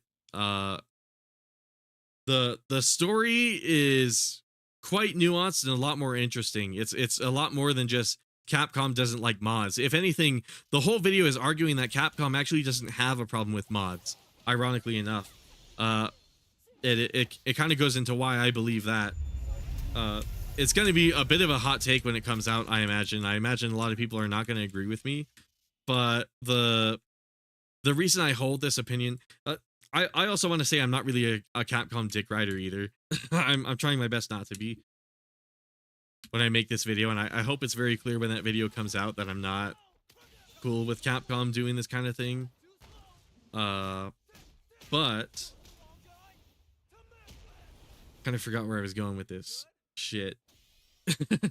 Yeah, definitely wait for the video about it. I have a massive Capcom modding video talking about this whole striking situation, why it's actually not that big a deal, why I've never been impacted by it, why so many other people have never been impacted by it, even like a month later.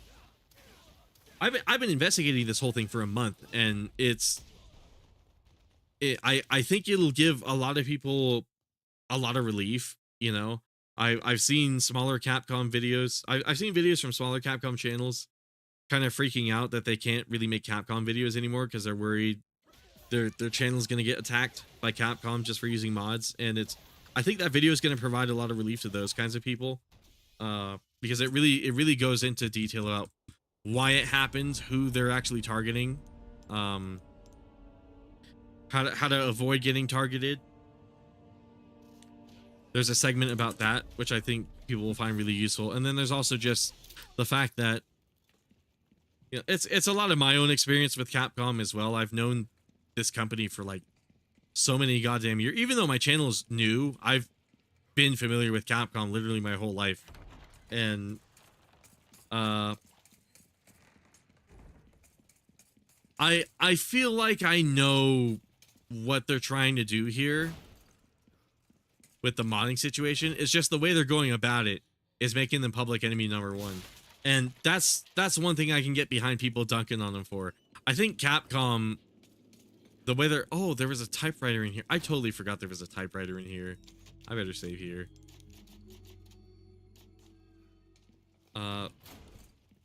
I'll definitely have like a timestamp where because I showed my screen and everything too, and I showed the post that kind of gave me an idea of, gave me a lot of the information that I was working with in my video.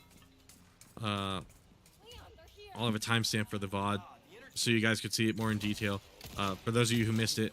But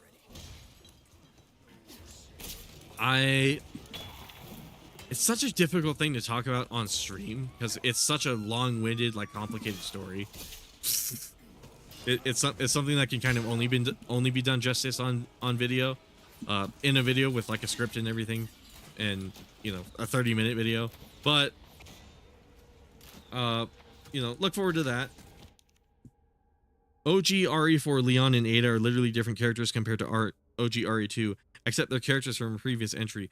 Yeah, I kind of like that aspect about him too. I like that Leon is completely evolved. I like to see characters evolve as things go on. Why was I using the pistol earlier? I'm completely destroying the whole point of the challenge. I'm so sorry, guys. I don't know why. I walk into this room and my immediate instinct is to whip out the handgun and start shooting people. But as far as Leon and Ada go, I like that they're heavily evolved in this game. It doesn't seem like they changed too much in RE6.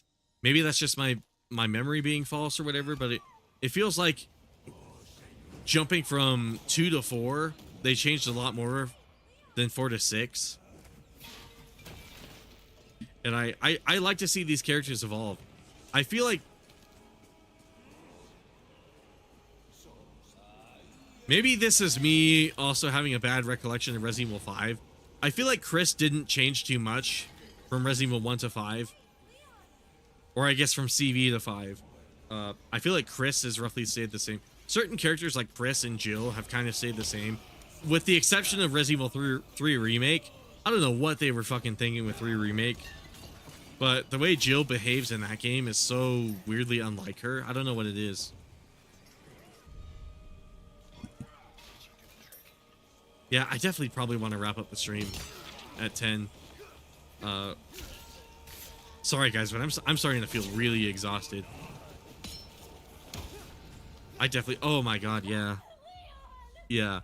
You know what? I might just save and I might just sit here and like chillax for a bit.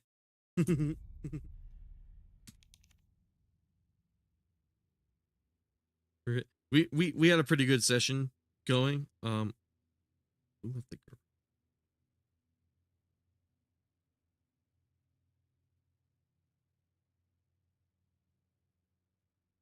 Sorry, I got a text message from my family.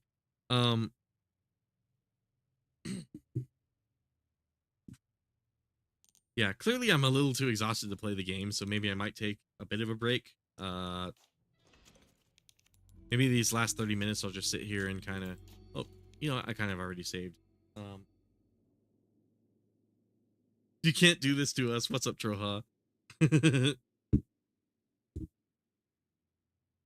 Yeah, I think last 30, because I'm like really sweaty and I'm like exhausted right now, but I also don't want to end the stream early. Well, you know, let's give it another go. Just one more attempt.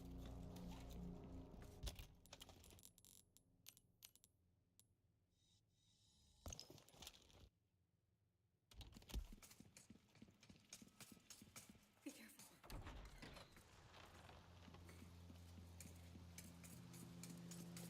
Leon, Anyways, how's it going, Troha? Ah, the entertainment.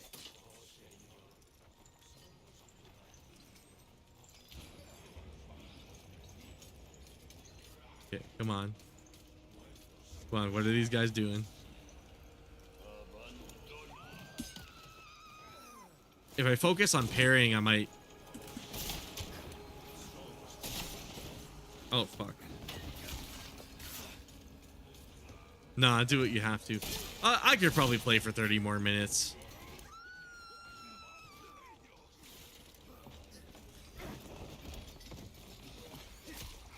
I kind of owe it. Sorry guys that a good portion of this stream was like me replaying the same segment over and over again while answering questions from chat. On one hand, I think we had a good thing going on with chat, but at the same time, in terms of gameplay, not a lot happened during the stream. I'm kind of want to apologize for that. Oh shit. In terms of fun though, I have to say the stream was a lot of fun. Thank you guys so much for stopping by. For real, everybody who stopped by and was like chatting and stuff, that was really very much appreciated. These streams are a lot easier when I have people to talk to.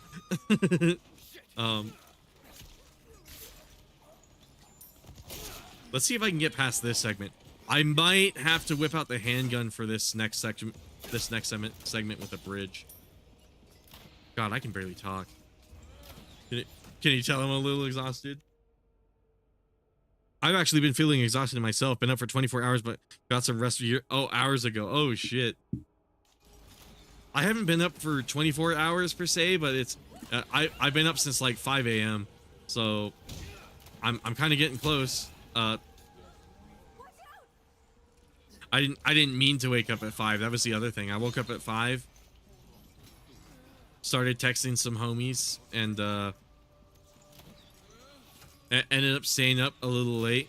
Well, not staying up, but it was one of those things where it's like, by the time I was done with the conversation, it was 7, and it was kind of hard to fall back asleep. So I'm like, sure, I'll just... Oh yeah, that alcohol's really working its way back up. Yeah, man, glad I could make it. Yeah, stream was insane earlier. We had like tons of chat messages going on. It was crazy. I might have to end it soon. I think part of the reason I'm exhausted is also because I was answering so many questions and I was kind of having to I got way more chat messages than I usually get during streams. It was kind of crazy.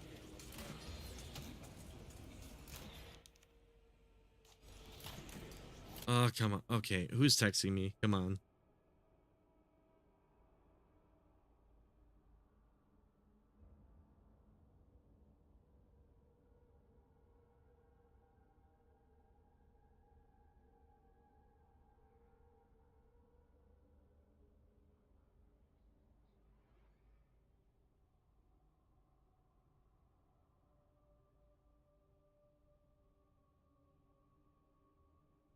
Yeah, sorry everyone. Family's texting me right now. Yeah, probably a good thing if I end the stream in like the next 20 minutes. Ooh, that's nice. I finally been able to work a little bit on this modding video. The part of the reason this video has been taking so long, this video about the Capcom modding, is because one, there's so much research I've had to do and so much fact checking, and then by the time I'm done with it all, more information comes out.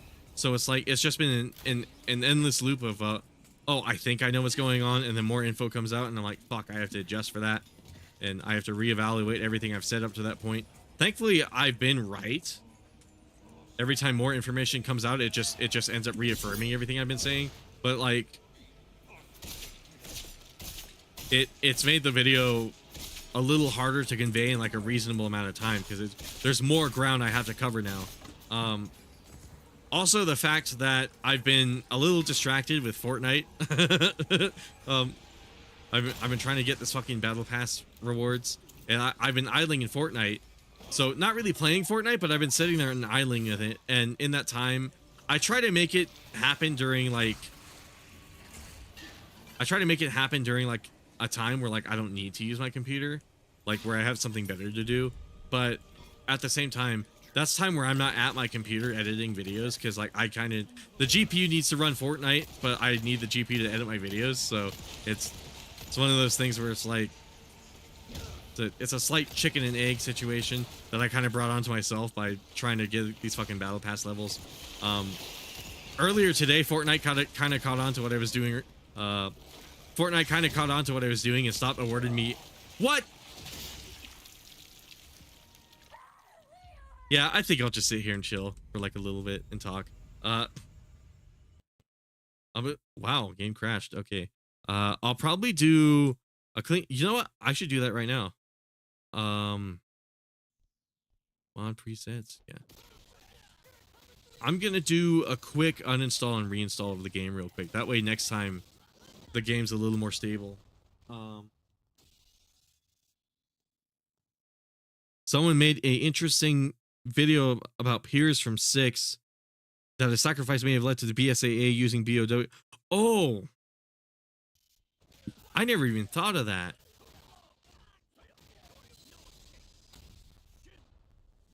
Yeah, that might be true.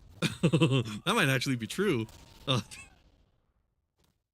I can kind of see where they're coming from now. Because like the idea behind using the BSAA using BOWs, the benefit of that is you're not sacrificing people to fight all of these bioweapons, and I can see peers being part of that, being part of what led to that. Oh fuck! I played this game for 110 hours. Holy fucking shit! That's a lot of time to be playing Resident Evil 4 Remake. But I can kind of see where they're going with that. Yeah, it would make a lot of sense. I'm also missing only one achievement: earn an S rank in all games at the shooting range. Oh, guess I gotta grind out the shooting range at some point. That is interesting. I've never really thought about that.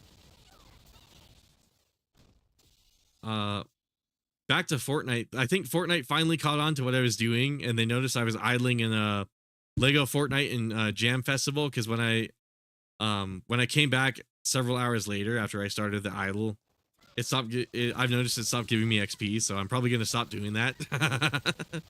I got all the way to I think level 121 in Fortnite right now, which is really cool, but also like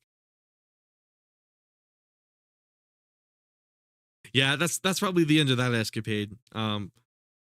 Hopefully that means my GPU is more available to work on videos more often. I'll have less excuses to take a break from this video. Another reason I've been taking so many breaks is it's just a long video, and it's just like a really long-winded video, and it's like a lot of thinking, and I have all the rough editing done, but I still have to do like the more elaborate stuff, and the more elaborate stuff is a little more time consuming. So it's a, I don't know. This video I'm hoping to have it out on the 15th. That's what I'm shooting for, but we'll see if it even gets there, you know? Like it might be a bit. I was hoping to have way more uploads this month, the month of January, but this one big Capcom modding video, Jesus, I know there's a shit ton of people joining right now.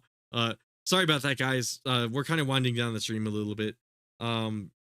Basically what I'm talking about right now is I have a very large Capcom modding video kind of explaining why Capcom is striking down these Monster Hunter videos. I think you guys will be really interested in what I have to say, because it's a lot of actual like legitimate investigating. Like I had to go around and like not interview people, but I've had to go around and like search for stuff and piece a story together, you know? And like what I have right now might actually shock you, because like it really reveals the internal dynamic between Capcom of Japan striking these videos down, but there's also Capcom of the US trying to restore all of these strikes and like help these creators out. So like you have these two different separate companies called Capcom in two different parts of the world who have like entirely different agendas as far as this modding situation goes, which is really fascinating. And then there's also all of the conspiracy theories people have about it. Like, for example, the Chun-Li nude mod. A lot of people think because of this Chun-Li nude mod infiltrating like a Street Fighter tournament that Capcom has this bizarre anti-modding stance. But the reality is, if that was the case, why am I still able to find this video of the Chun-Li nude mod, right? Why am I able to find the Street Fighter videos with like the Calvin Klein underwear and the bikini mods and stuff like that? The mods that are very clearly like sexually oriented, why am I still able to find content like that on YouTube if Capcom's supposed to be striking that down? And then people are saying Resident Evil videos are going down.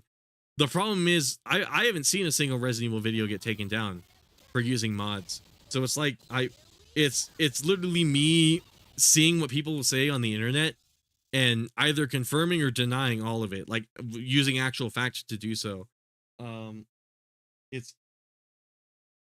It's a really fascinating story. I think you guys will be really interested to hear about it. But the gist of the video is the conclusion I come to in the video. You guys might disagree now, but I swear when you see how I arrived at that conclusion, you might end up agreeing with me. A lot of the people I've talked about this already seem to. The conclusion I come to in the video is that Capcom actually doesn't have a problem with these mods. They have a problem with mods that are problematic. And what I mean by that is there are mods like the Monster Hunter Rise Custom Quest mod that are infamous for corrupting save data. And I think Capcom, by taking all of these, that mod requires RE framework. So does some of the other mods that have been getting taken down, that have been featured in some of these videos that are getting taken down. So I think what Capcom is trying to do is trying to limit people's access, direct access to RE framework. They're trying to stop people. That is intriguing. Exactly. It's a lot more nuanced and complicated than Twitter would have you believe. But yeah, this is only happening to Monster Hunter Rise videos. Like I haven't even seen a Monster Hunter World video get hit by one of these strikes. And I'll get to your other question in a second, Miguel. Sorry. Every time a bunch of people join in the stream, I kind of got to re-summarize what's been happening during the stream. I will leave a timestamp in the VOD a little bit after the stream ends so that you guys can go back and see the full explanation, because I did give a bit of like a primer during the stream. And then of course there's the video I'm working on, and I think the video it's a big 30-minute like, I guess, expose. It's not really it's a really weird like journalistic like investigation into this whole thing, but it's a really fucking bizarre story. But like I was saying, there's been a history of Monster Hunter mods actually causing problems for people who don't mod their game. It's corrupted their save files before. just due to the way that Monster Hunter works. And I think Capcom is trying to prevent that from happening, which would explain why it's only ever been Monster Hunter Rise videos that have been targeted. Another aspect of this is recently there was a DRM scheme added to Resident Evil Revelations, and the reason that's relevant is a lot of it happens to block people from modding that game, but I think that was an afterthought. I don't think that was Capcom's intention with adding that DRM, because it turns out there was a guy on Steam who got a really, really absurdly high score on the Resident Evil Revelations raid mode leaderboards, and Capcom actually removed their score because they thought it was cheated. Turns out the guy did it legit. He just discovered a strategy in the game that nobody knew about. And when he contacted Capcom saying, "Hey, this run is legit. My score is legitimate. You should reward me for my score." They were all like, "No, you cheated." What's interesting is Capcom didn't say anything about mods. They just said, "Oh, your score doesn't appear to be legitimate. You know, we don't think you obtained the score legitimately." And then what ended up happening is that guy, after that exchange with Capcom, from what I understand, he actually went to other people and explained how he did that strategy.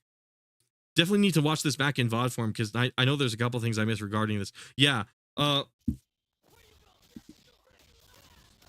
this guy ended up like finding a strategy to get an absurdly high score, and he shared it with some other people, and those other people ended up getting absurdly high scores in the Revelations raid mode leaderboards. And then Capcom, I guess they're adding this whole, I keep forgetting the fucking name of it. I keep forgetting and then remembering and then forgetting the name of this fucking DRM scheme. But basically they added it in, it's seemingly to prevent cheating and not actually to stop people from modding the game, which is ironic. Because there's first of all, why they care so much about the Revelations leaderboards, I have no fucking clue. But this whole, I swear guys, this next video I'm working on, it's insane. It's definitely one of the craziest ones I've had to make. The problem is it's also like the longest I've probably ever spent making a video, besides maybe like the RE2 comparison. So it's very time consuming, but I mean, hell, I really think it's fascinating. It seems like everybody I tell about it seems like they're really interested in it. I'm so sorry, Miguel. I keep having to explain this multiple times because that's kind of the nature of streaming. People kind of come and go midstream. Let's see. It would make sense considering a VOW in the end of 8 is a clone of Chris that could have some ties with the C virus from 6. I kind of see that coming too. I remember seeing something about that when after Village came out, like people actually compared the models and it happened to look a lot like Chris. So I can see something like that taking place. Lol, what a strange decision, right? And I don't want to come off as like a Capcom dick rider with this whole modding video either. Like my video explains why they might be doing it from their perspective. I don't want to give off the impression that I think it's okay that they're doing it though. That's the thing. And it's one of the challenges with this video where it's like, I want to give people the facts and I want to show them everything that I've found in relation to this whole situation. This whole month that I've spent investigating this whole thing, because it's a really crazy fucking story. But at the same time, I'm worried people are gonna not watch the whole thing and just call me a Capcom white knight, which I guess to some extent I am, but also at the same time, it's like, I don't think it's cool that Capcom's striking these videos down. I think the most relevant part to mention here in regards to me, this thing is not going to touch me at all. I'm not worried about these strikes at all. Even though I'm literally using mods in my streams and in my videos, I've seen no evidence that suggests that Capcom is even going to target my channel with this stuff. It seems like it's only Monster Hunter Rise, and it's not even just Monster Hunter Rise. You have to link the mods in your video description too. So it's like one of those things where it's like there's so many checkboxes I have to check before Capcom has a problem with my video that I'm just not scared, because I know I'm not going to do any of that. If I ever talk about Monster Hunter again, I know I can talk about Monster Hunter mods. I just can't link them in the description. And honestly, I don't plan to talk about Monster Hunter mods. I think if I talk about Monster Hunter again, it's probably going to be more speedrunning. Because that Monster Hunter Rise speedrunning video, I fucking love. That's one of my favorite videos ever made. So I definitely want to do a video about World. But yeah, maybe shortly after the stream goes down, I might try to go. I might even try to do it now, actually, while I'm sitting here talking with chat. I might just go in the description and update it with chapters. Maybe I'll do that right now, because you can rewind the stream now and find it. Let's go to... But yeah, I'm kind of just winding the stream down a little bit, taking a tiny bit of a bit of a break.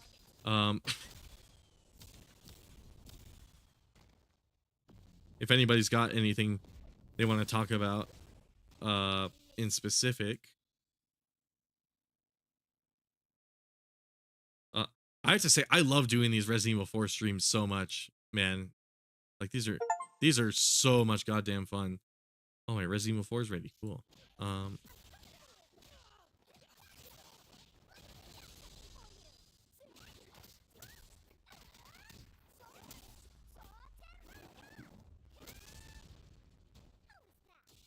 Yeah, I wonder if I can update this live actually, and then maybe when it converts to VOD in a little bit, those chapters will already be there.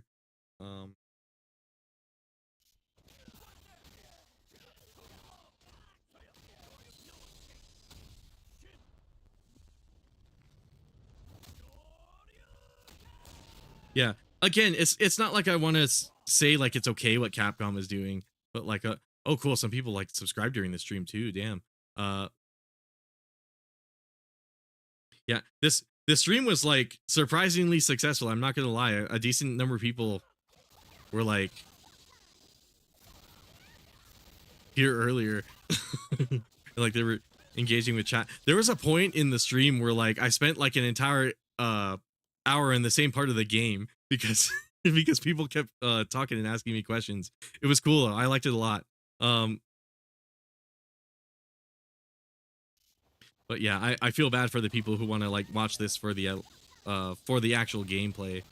Let's go back to when I shared my screen. It's gonna be weird hearing my own voice.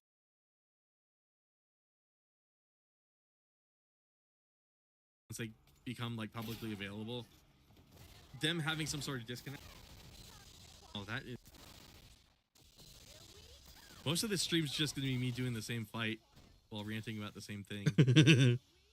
Passionate about this topic though, and it's you guys can tell I'm very passionate about this topic though, and sure that doesn't happen. That sounds like a good.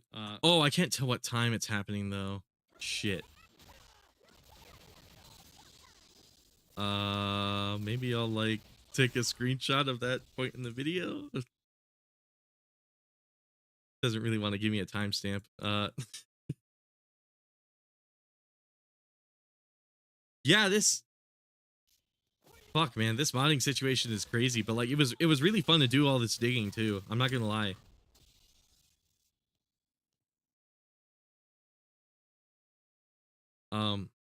I should probably play Silent Hill on Monday or something like that. I know Kazuma told me that I should probably play Silent Hill. I've never played that game, so that would be a good suggestion. AG, I suspect he was joking, but AG told me I should play Poppy Playtime. There's two of them. Wait, what do you mean there's two of them?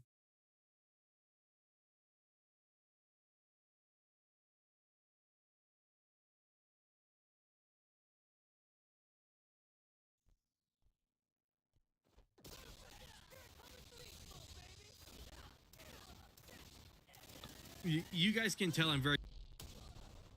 Fuck.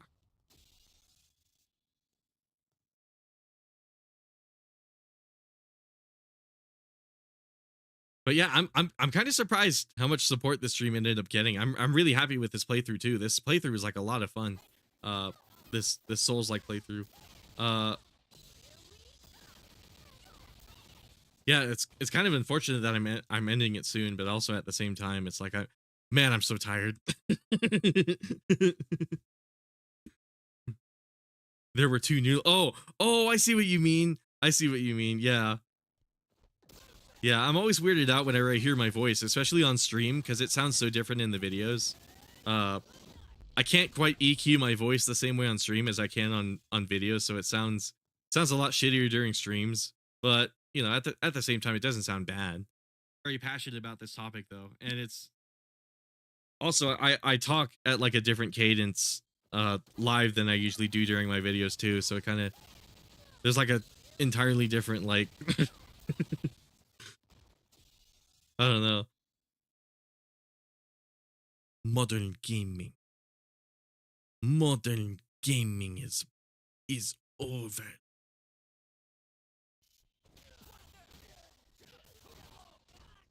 Nappy Head Boy is apparently playing Mortal Kombat 1.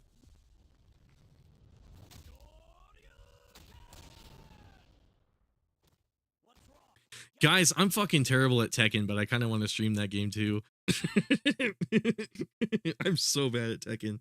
It's been so long. I used to be really good at it. I used to play it years ago, but it's been so damn long since I played it that I'm pretty sure I'm trash. But man, am I so looking forward to Tekken 8. Holy crap. That game's gonna be so much fun.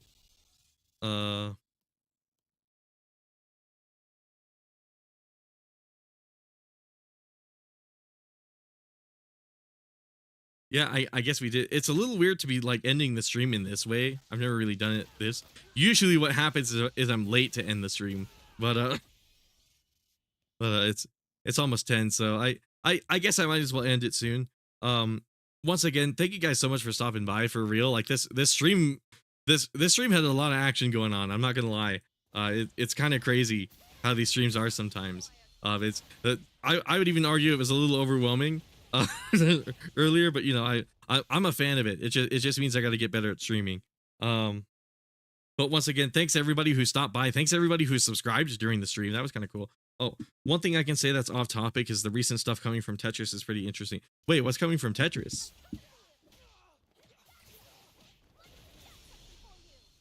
Honestly, we could do like a short portion of the stream where like we talk about just like off topic stuff at the end, sort of like a podcast sort of deal. I have a feeling that whenever the teaser trailer for Resident Evil 9 is going to blow up the internet, especially if there's going to be returning characters. Tekken 8 better have Daryl from The Walking Dead this time. I wonder how sorry, let me get to Miguel's thing. I have a feeling that whenever the teaser trailer for Resident Evil 9 is going to blow up the internet, especially if there's going to be a returning character. Yeah, definitely, because like nobody has any idea what they're going to do with those games, you know.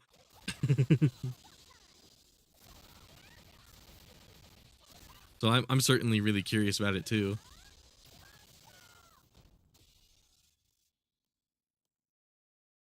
I'm really wondering what they're gonna do as far as like guest characters go at Tekken, because you know they're inevitable. They're completely inevitable.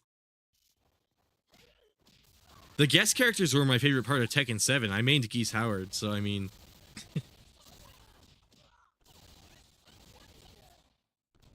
You guys might not know this, but I was actually a really there's a kid named Blue Scooty who managed to make it to a true kill screen. There's a kill screen in Tetris?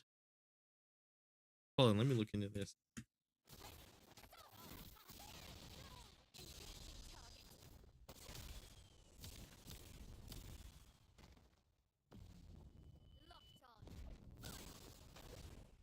Oh, wait a second. Yeah, I think I heard about this.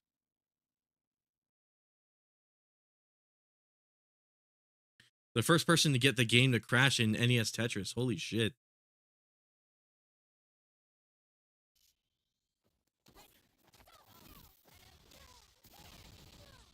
Yeah, beating the game. That shit's always fascinating to me. Just the fact that like those old arcade games and stuff like that never really had like a true ending. But like people kind of brute force one into it.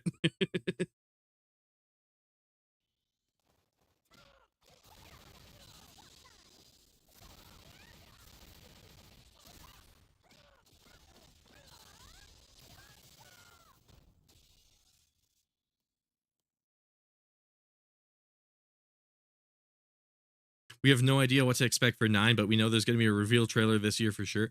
I feel like it's either going to be, well, It might also be like a trailer for like Resident Evil 5 remake or CV. It's gonna be either one of those. Let me take my socks off. Fate.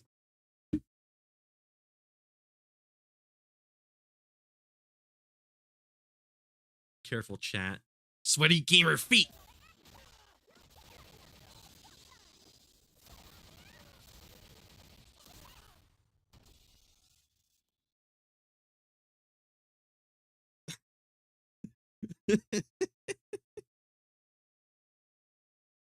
This is actually fun. Maybe when the channel gets a little bigger and like I can consistently like rake in a good number of people live, we could have like a just chatting stream.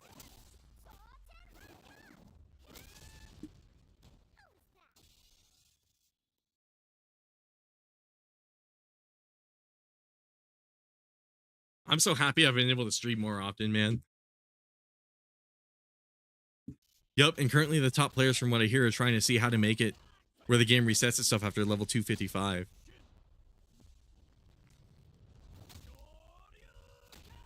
I don't think so. It's way too early for another remake, huh? I feel like Resident Evil 5 remake would be like an RE3 remake situation where it's like an asset, like a, well, they all reuse assets, but like what I mean is like a very heavily asset reusing remake. Like I could see RE5 remake basically being RE4 remake, but with like different maps and maybe co-op. Well, definitely co-op. It kind of has to have co-op. Rebirth is what they're called. Oh, that's what they're calling the kill screen.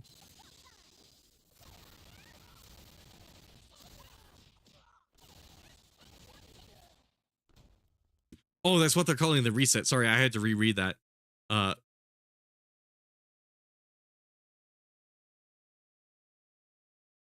kind of hate that like a lot of these old arcade games have kind of been soured. Like Billy I know I shouldn't let that happen, but at the same time it's like, oh, you know, this Billy Mitchell and his little his little squad of elite gamers who totally absolutely did not cheat at anything in the world. They kind of ruined like arcade high scores for me.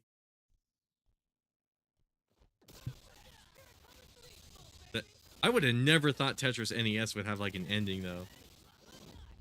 Competitive Tetris in general is like really interesting. Like I remember when Puyo Puyo Tetris came out, I watched some of the like really high-end Tetris players play that game, and that shit was crazy. It was absurd like how fast they were able to clear lines. I couldn't imagine playing anything like that. Or like also the same thing with Tetris Effect. Yeah, the points past level 255, they're calling it Rebirth. I see.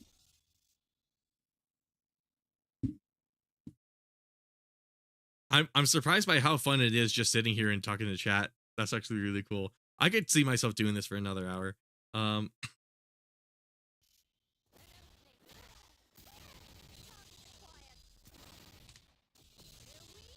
Yeah, I might just have to check out Silent Hill because I've always wanted to check those games out. My understanding is they're scarier than Resident Evil. Maybe not necessarily like as fun gameplay wise, but they definitely seem a lot scarier. Silent Hill games do, at least by the sound of it. I should also reinstall these mods.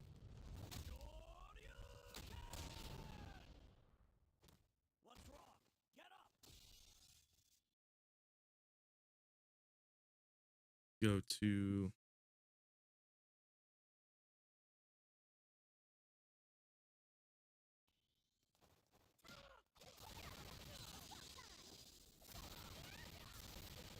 RE.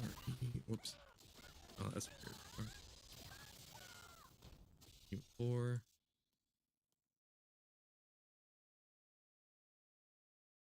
Oh, did I delete the reshape reset? Well, you know what? That's fine.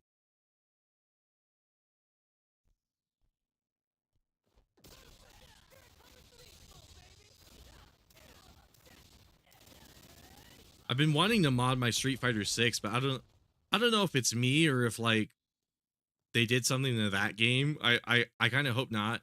But like I noticed whenever I install a costume mod to Street Fighter 6, the game has like infinite loading screens. That's a usual symptom of mods like that for RE engine games. But the weird thing is it happens like no matter what mod I install. So I don't know if I don't know if I have maybe my fluffy manager set up incorrectly or something like that. I have to imagine it's something I'm doing wrong. Because like it seems like tons of other people have their mods working in that game. To a point, I can't vouch for that statement because horror barely phases me, lol. I'm a big ass scaredy cat. I I hate to admit it.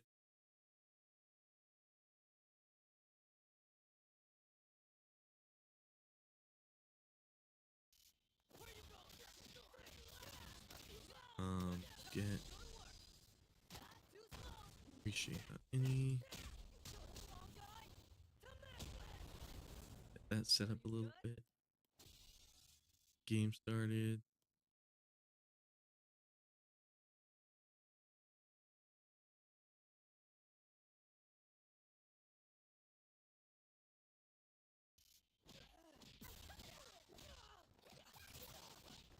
One thing that always interested me about that about my channel is how few people watch me who live in America. I did some subscriber shoutouts earlier today for that modding video, and so many of the names sound like they're from like Central or Southern America, or like it's either that or it's like Swedish or like German, some European stuff, and I'm like, these names are trolling me, man. I kind of like it though. I like that not all of my viewers are American.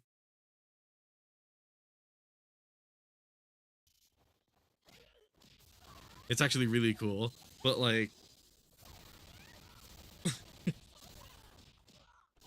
I feel like sometimes I can't really I have to kind of keep in the back of my mind when I talk about certain things. I'll like, oh, Europeans probably wouldn't like dig me talking about like an iPhone or like Apple computers or shit like that too much, because they don't really, the iPhone's not very popular in places like Europe.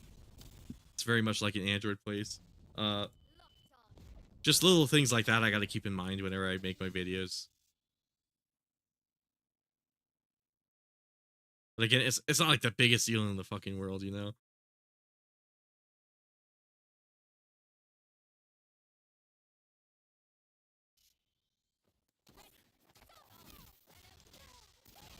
Wow, that was a really long loading screen.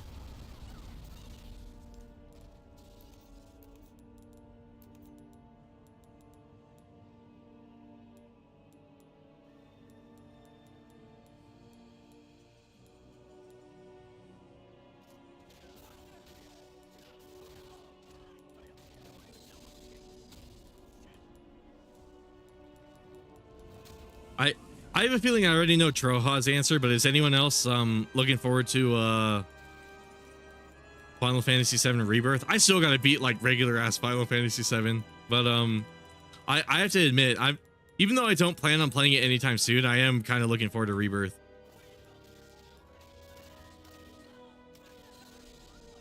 Didn't know they were primarily Android user. Yeah, it's funny. Apparently iPhones are popular only here in the US. Like here in the US, iPhones are like the majority of people who have a smartphone. But I mean, there's places like India and like the other Americas where like you could, like, I don't want to be like classist or anything, but like you could see why that would be the case. But like, yeah, apparently Android is really popular in Europe. So whenever you talk about like, so if I were to say like, oh, you know, I sent a text and got a green bubble, people would be fucking confused because they're like, what does that even mean? If I said anything in regards to like blue bubbles and green bubbles.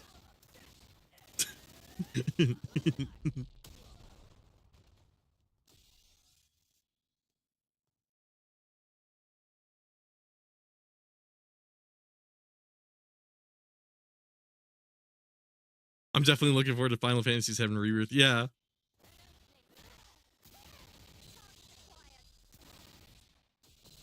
Me too. I have to say I've been slowly kind of getting sucked into the like the Final Fantasy VII world. I've been really fucking with it. I like it quite a lot.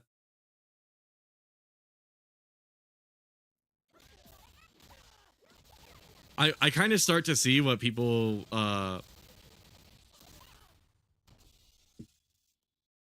well, not what they say, but I'm kind of starting to see like that. I don't know why I always felt like Square had sort of like an energy to it, like oh, I definitely don't know the right way to describe this. But like Square with a lot of their games, it's kind of like has a lot of that fun energy where it's like, oh, this thing happens, and then this thing happens, and then this thing happens, and then this thing happens, and it's just like a silly adventure. Whereas like, or at least old school Square games are kind of like that. I kind of miss that.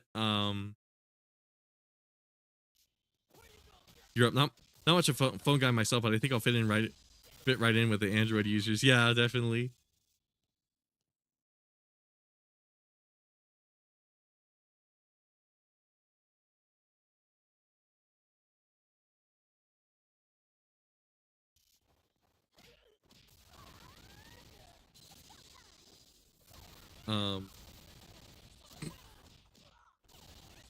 But yeah, something about like last Square RPG I played before Final Fantasy VII. It was Super Mario RPG, and I played that as like a little kid on it was like an emulator. I had a Super Nintendo, but I didn't actually have the game, so I like pirated it. But like that game had a lot of that like early Square Enix energy where it was just like, oh, here's a funny thing that kind of segues into this funny event and then this funny event. And like I kind of miss when games kind of did that. I'm still hella skeptical on what they might do with Rebirth, but it still got me interested. I'm really interested on what they're gonna do, like in terms of, I know I've ranted about this before, but it's kind of like one of those things where it's like, what do they actually plan to do with this entire thing? Is this gonna be like 4 games or something like that? Not too hyped for 7 Rebirth since I grew out of it after Crisis Core Reunion. Yeah, I really got to play these like 7 remakes because the tiny bit I played of, well, I guess Final Fantasy VII Remake is what it's called. I was really enjoying it, but it felt weird to play it without finishing the original Final. It felt weird to play that in the original Final Fantasy VII like concurrently. So I was like, oh, I'll take a break from Remake and I'll try to finish OG. And recently I kind of started tackling that game again. And yeah, it's going to take me a bit to beat it, but I've been slowly working towards it. A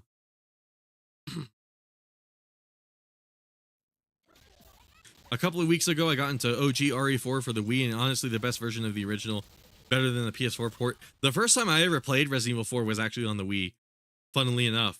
Like, I think it was AG I was talking to. That one's true. Last I checked, they confirmed that it was going to be a trilogy. Yeah, that just confuses me, because, like, what...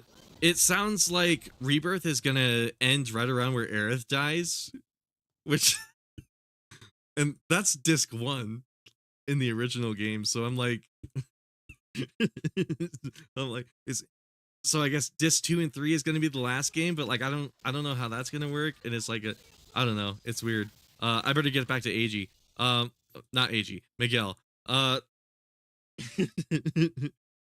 Yeah, I think it was the last episode of the RE4 hardcore run. I remember talking with AG about like the first time we played Resident Evil 4, and I remember when I booted that game up on my Wii, I was actually like terrified, like because at that point I never really played a game with like any like violence necessarily in it. I never really played a game like Resident Evil. No, that's disc 2. Oh, really? Is it? Oh, no, you're right. Yeah, everything after Aerith dying is disc 2. But yeah, everything up to Aerith, when Sephiroth falls from the ceiling. Sephiroth jumps down like an edgy anime character. That's disc 1. Um,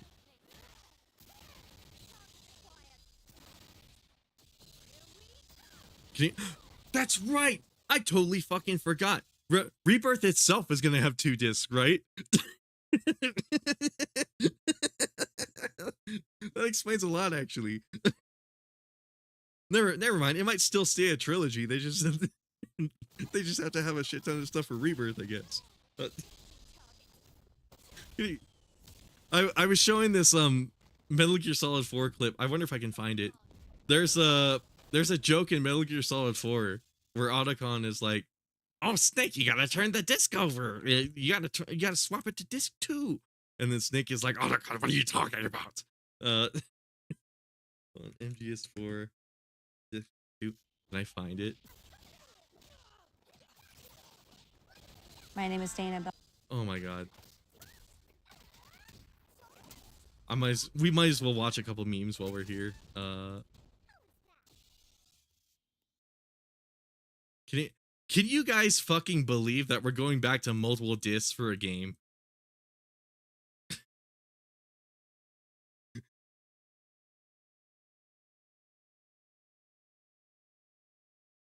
No, the big moment in disc 2. It is?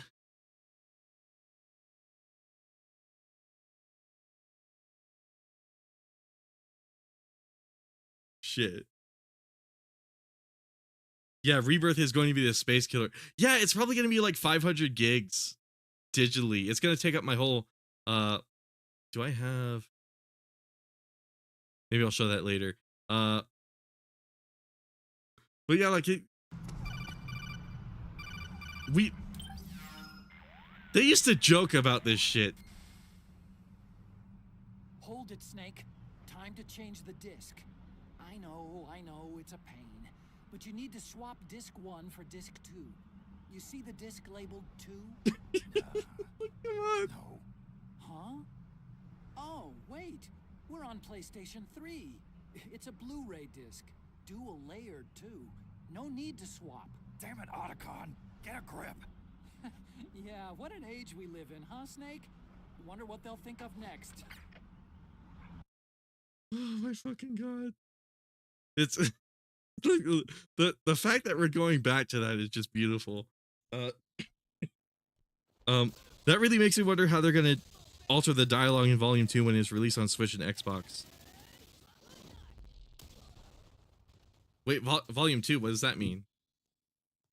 Wait a fucking second. Did they change the dialogue in Remake for the other platforms?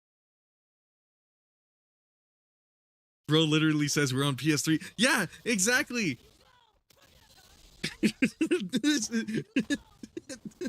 It's like, come on. Why?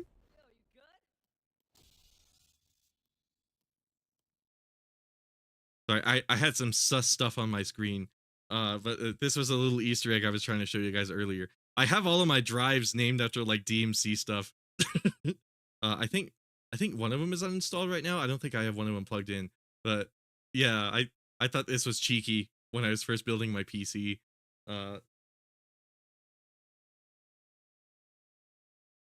Oh my god, you're talking about Master Collection. Now I see what you mean. Yeah, me too.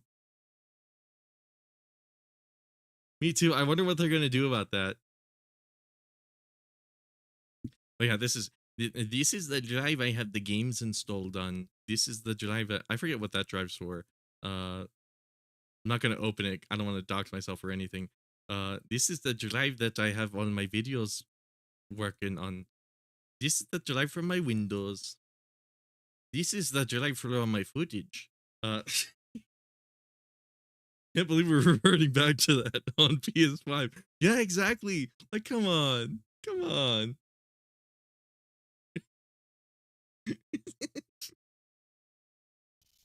Like, why?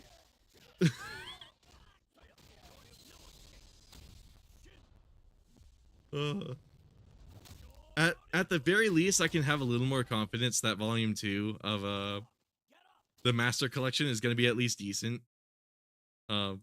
when it releases, because I mean they kind of did fix volume 1 a little bit. They had to wait for all the modders to do it, but they've been patching that game. They've been fixing a lot of the issues it has. I'm still not 100% sure why they couldn't raise the resolution on it, but you know, it'll come with time, I'm sure.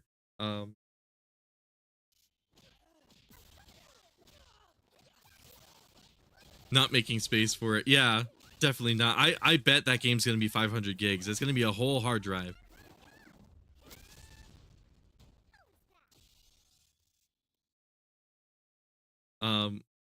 I was really into Call of Duty Black Ops Zombies modding, and one of the games I modded all the time was Black Ops 3. And my Black Ops 3 got as big as 300 gigabytes. I had so many mods on it. It was just zombies too. And I recently started getting back into Black Ops 3 modding, and man, it is eating up so much of my drives. It's insane. Just I am not a fan. That's what that R drive was. That's what Rebellion is for. It's solely for Black Ops 3. I just realized that. It's for games like Black Ops 3, I have Halo Infinite. I guess I might as well show this. Yeah, I have some of my other games on here. I got Black Ops 3, I got Halo Infinite, DMC4, The Finals, DMC HD, Beat Saber, Valheim. I'm like, oh wow, I haven't played Valheim in a little while. I really want to play more Valheim. But yeah.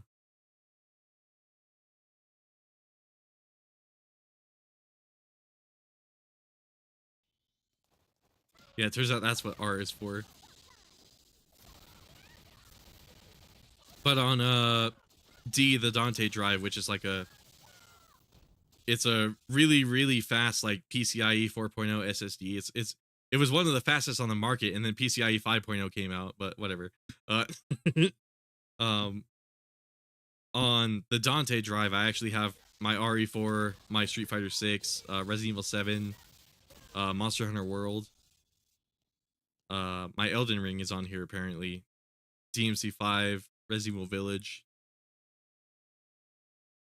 We have my Fallout 4 and all of my porn mods, my entirely necessary porn mods.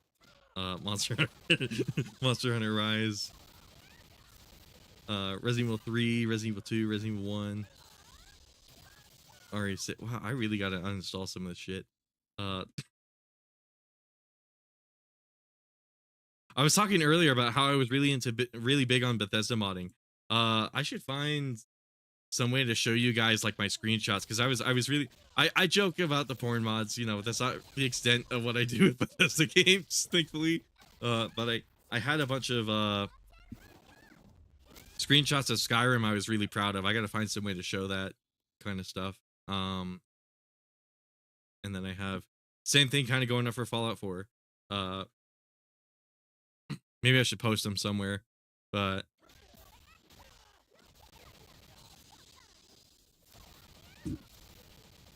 yeah, I used to be really big into Bethesda modding, which is part of the reason I've kind of been dabbling into Capcom modding again, because like modding is something that I do quite a bit after I play the game a lot. Understandably, that's what most people do, but also like his hub mods. The 1000% necessary big titty mods. I'm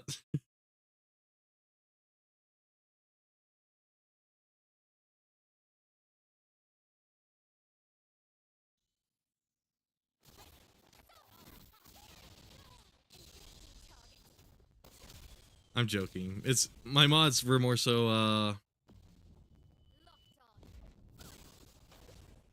guess we got my Steam page. I could probably show them on here. No, it was more so stuff like this, just like a bunch of me. Oh, come on. It was just like a bunch of me just walking around in game, taking screenshots of stuff. These are like decently old. I think these screenshots in specific are like several months old. Not months, several years old. But it's like It's funny. There came a point where I stopped playing the Bethesda games and I just walked around and took pictures from like how heavily I modded them, and it was one of those things where it's like I stopped playing them for the reason people usually play them, which is like you wander around a big expansive world.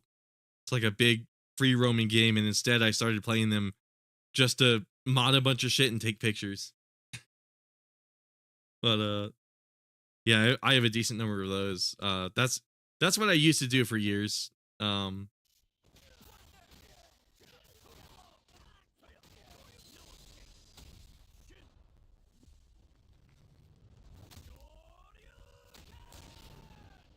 But yeah, I'm very passionate about modding, if you couldn't tell. It's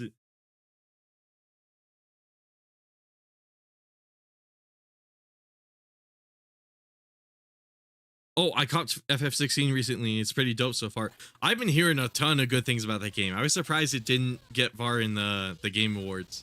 I was really surprised it didn't get very far in the Game Awards, because I thought it was a shoo-in. I thought that shit, like, at the very least, like it had to. I don't know. It was weird. I guess the competition it was going up against, you have Tears of the Kingdom, Mario, and then Baldur's Gate 3 was just like, yeah, it was a pretty impossible, like, insurmountable obstacles.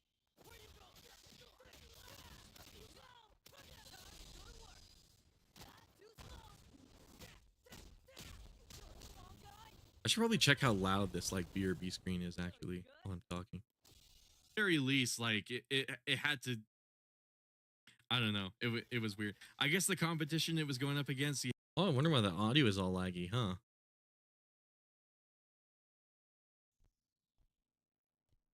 I wonder what that's about. Maybe it's because I have the preview open.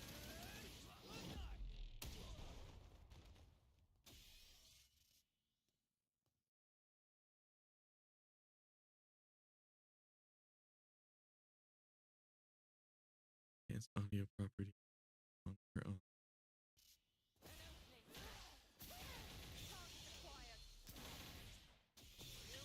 Yeah, Final Fantasy 16 is amazing. Looking forward to more of their DLC. Yeah, that's a game I really got to get my hands on, since it's already a complete game. Yeah.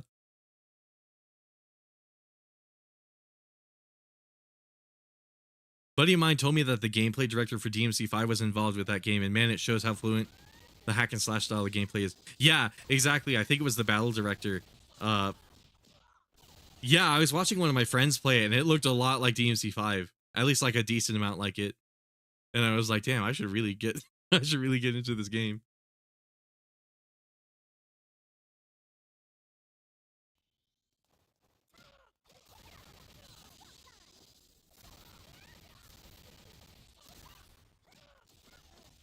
I was grabbing a chat message Kazuma left me on one of my earlier streams for this newest video, and I actually got lost in like watching my own stream, and like I was really impressed with the bit rate that I actually do a lot of these streams at. When you watch them in 4K, the quality is actually like insane, which is like it's crazy to me that Twitch is only just now getting 4K streaming. Like that's nuts.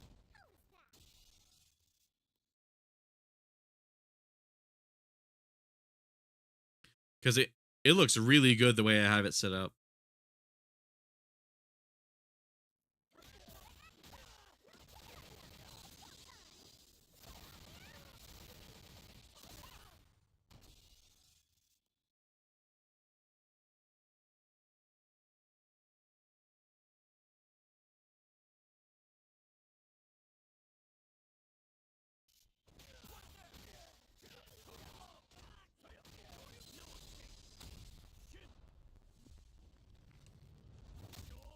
And just like DMC, I cannot get out of the training mode. Oh, shit. That's great.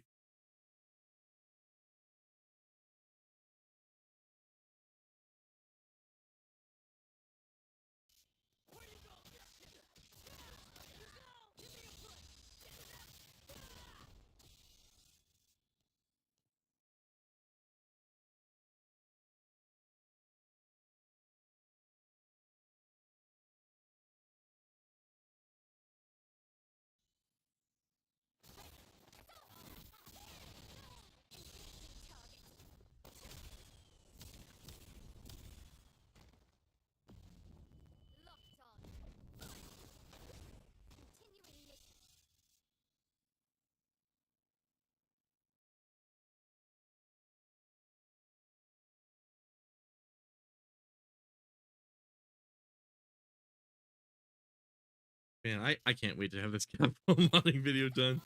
Oh, I can't wait for it to be over.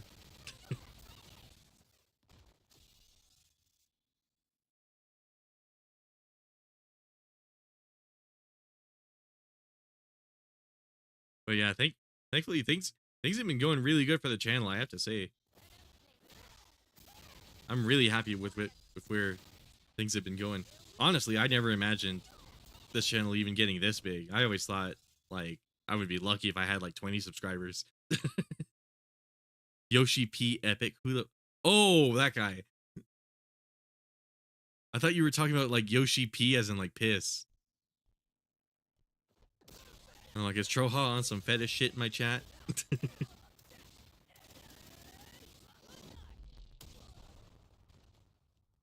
I once had some dude talking about toes in my chat, like non-ironically. It was crazy. I was like, you okay?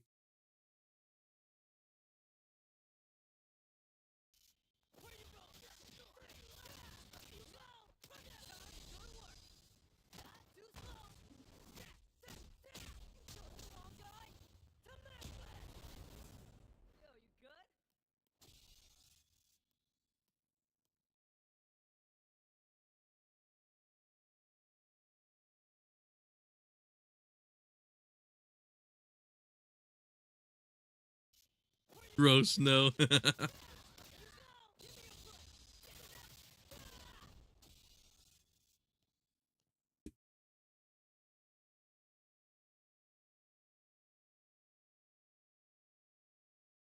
Yeah, damn, just like a dedicated, like chill and talking stream might not actually be a bad idea. I definitely have to wait for the channel to get a little bigger though, for like to get consistently more like live viewers. Otherwise it's just gonna be me sitting here by myself. But like damn, this is a lot of fun.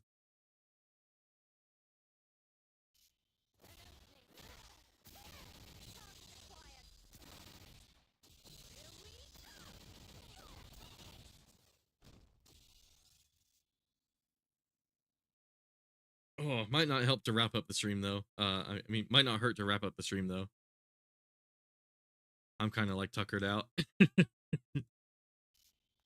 But yeah, once again, yeah, I mean, this is definitely something I might have to do in the future. But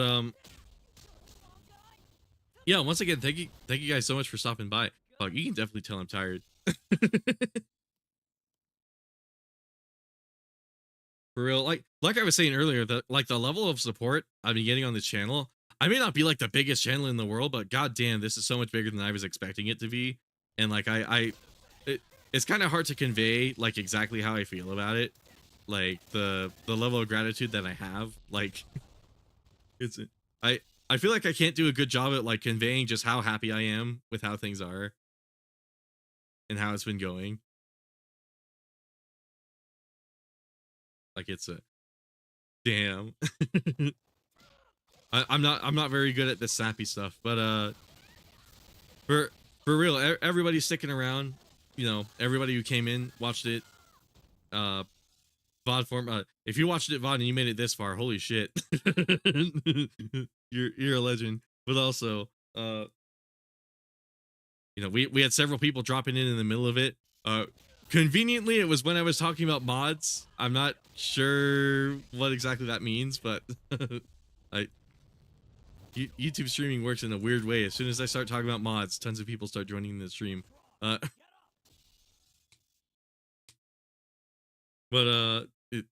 it's fascinating to me because like presumably that means people are clicking the stream. I don't know. It might just be the fact that the title is RE4 but it's Dark Souls and people are just sticking around. I don't know. But we can craft those theories later. Again, thank everyone. I thank everyone so fucking much. For real, man. This is a lot more than I ever could have asked for. And I hope everybody knows that. Like I don't want to be I don't want to get too like overhanded with like the sappiness, but at the same time it's like, yeah, like for real, doing this really does mean a lot to me. And I have to say it is so much fun too. Even if nobody was watching it, I am happy to know that I would be having fun doing it. But should probably end it because I'm getting sappy and I'm getting tired. And also I imagine you guys have things you got to do. So uh once again, thank you guys so much. We might as well start putting an end to things, start sunsetting everything. Yeah, we'll see. I might do a Silent Hill stream on Monday. That sounds like the most logical game to play. Uh, given it's very closely related to Resident Evil, just sounds like it's like Dino Crisis. It's just too good an idea to pass up, honestly. But yeah. Once again, thanks everybody so much for real. I'll catch you guys next time. Chun-Li hitting the gritty. That's a long gritty. Okay, there we go. Hell yeah, peace.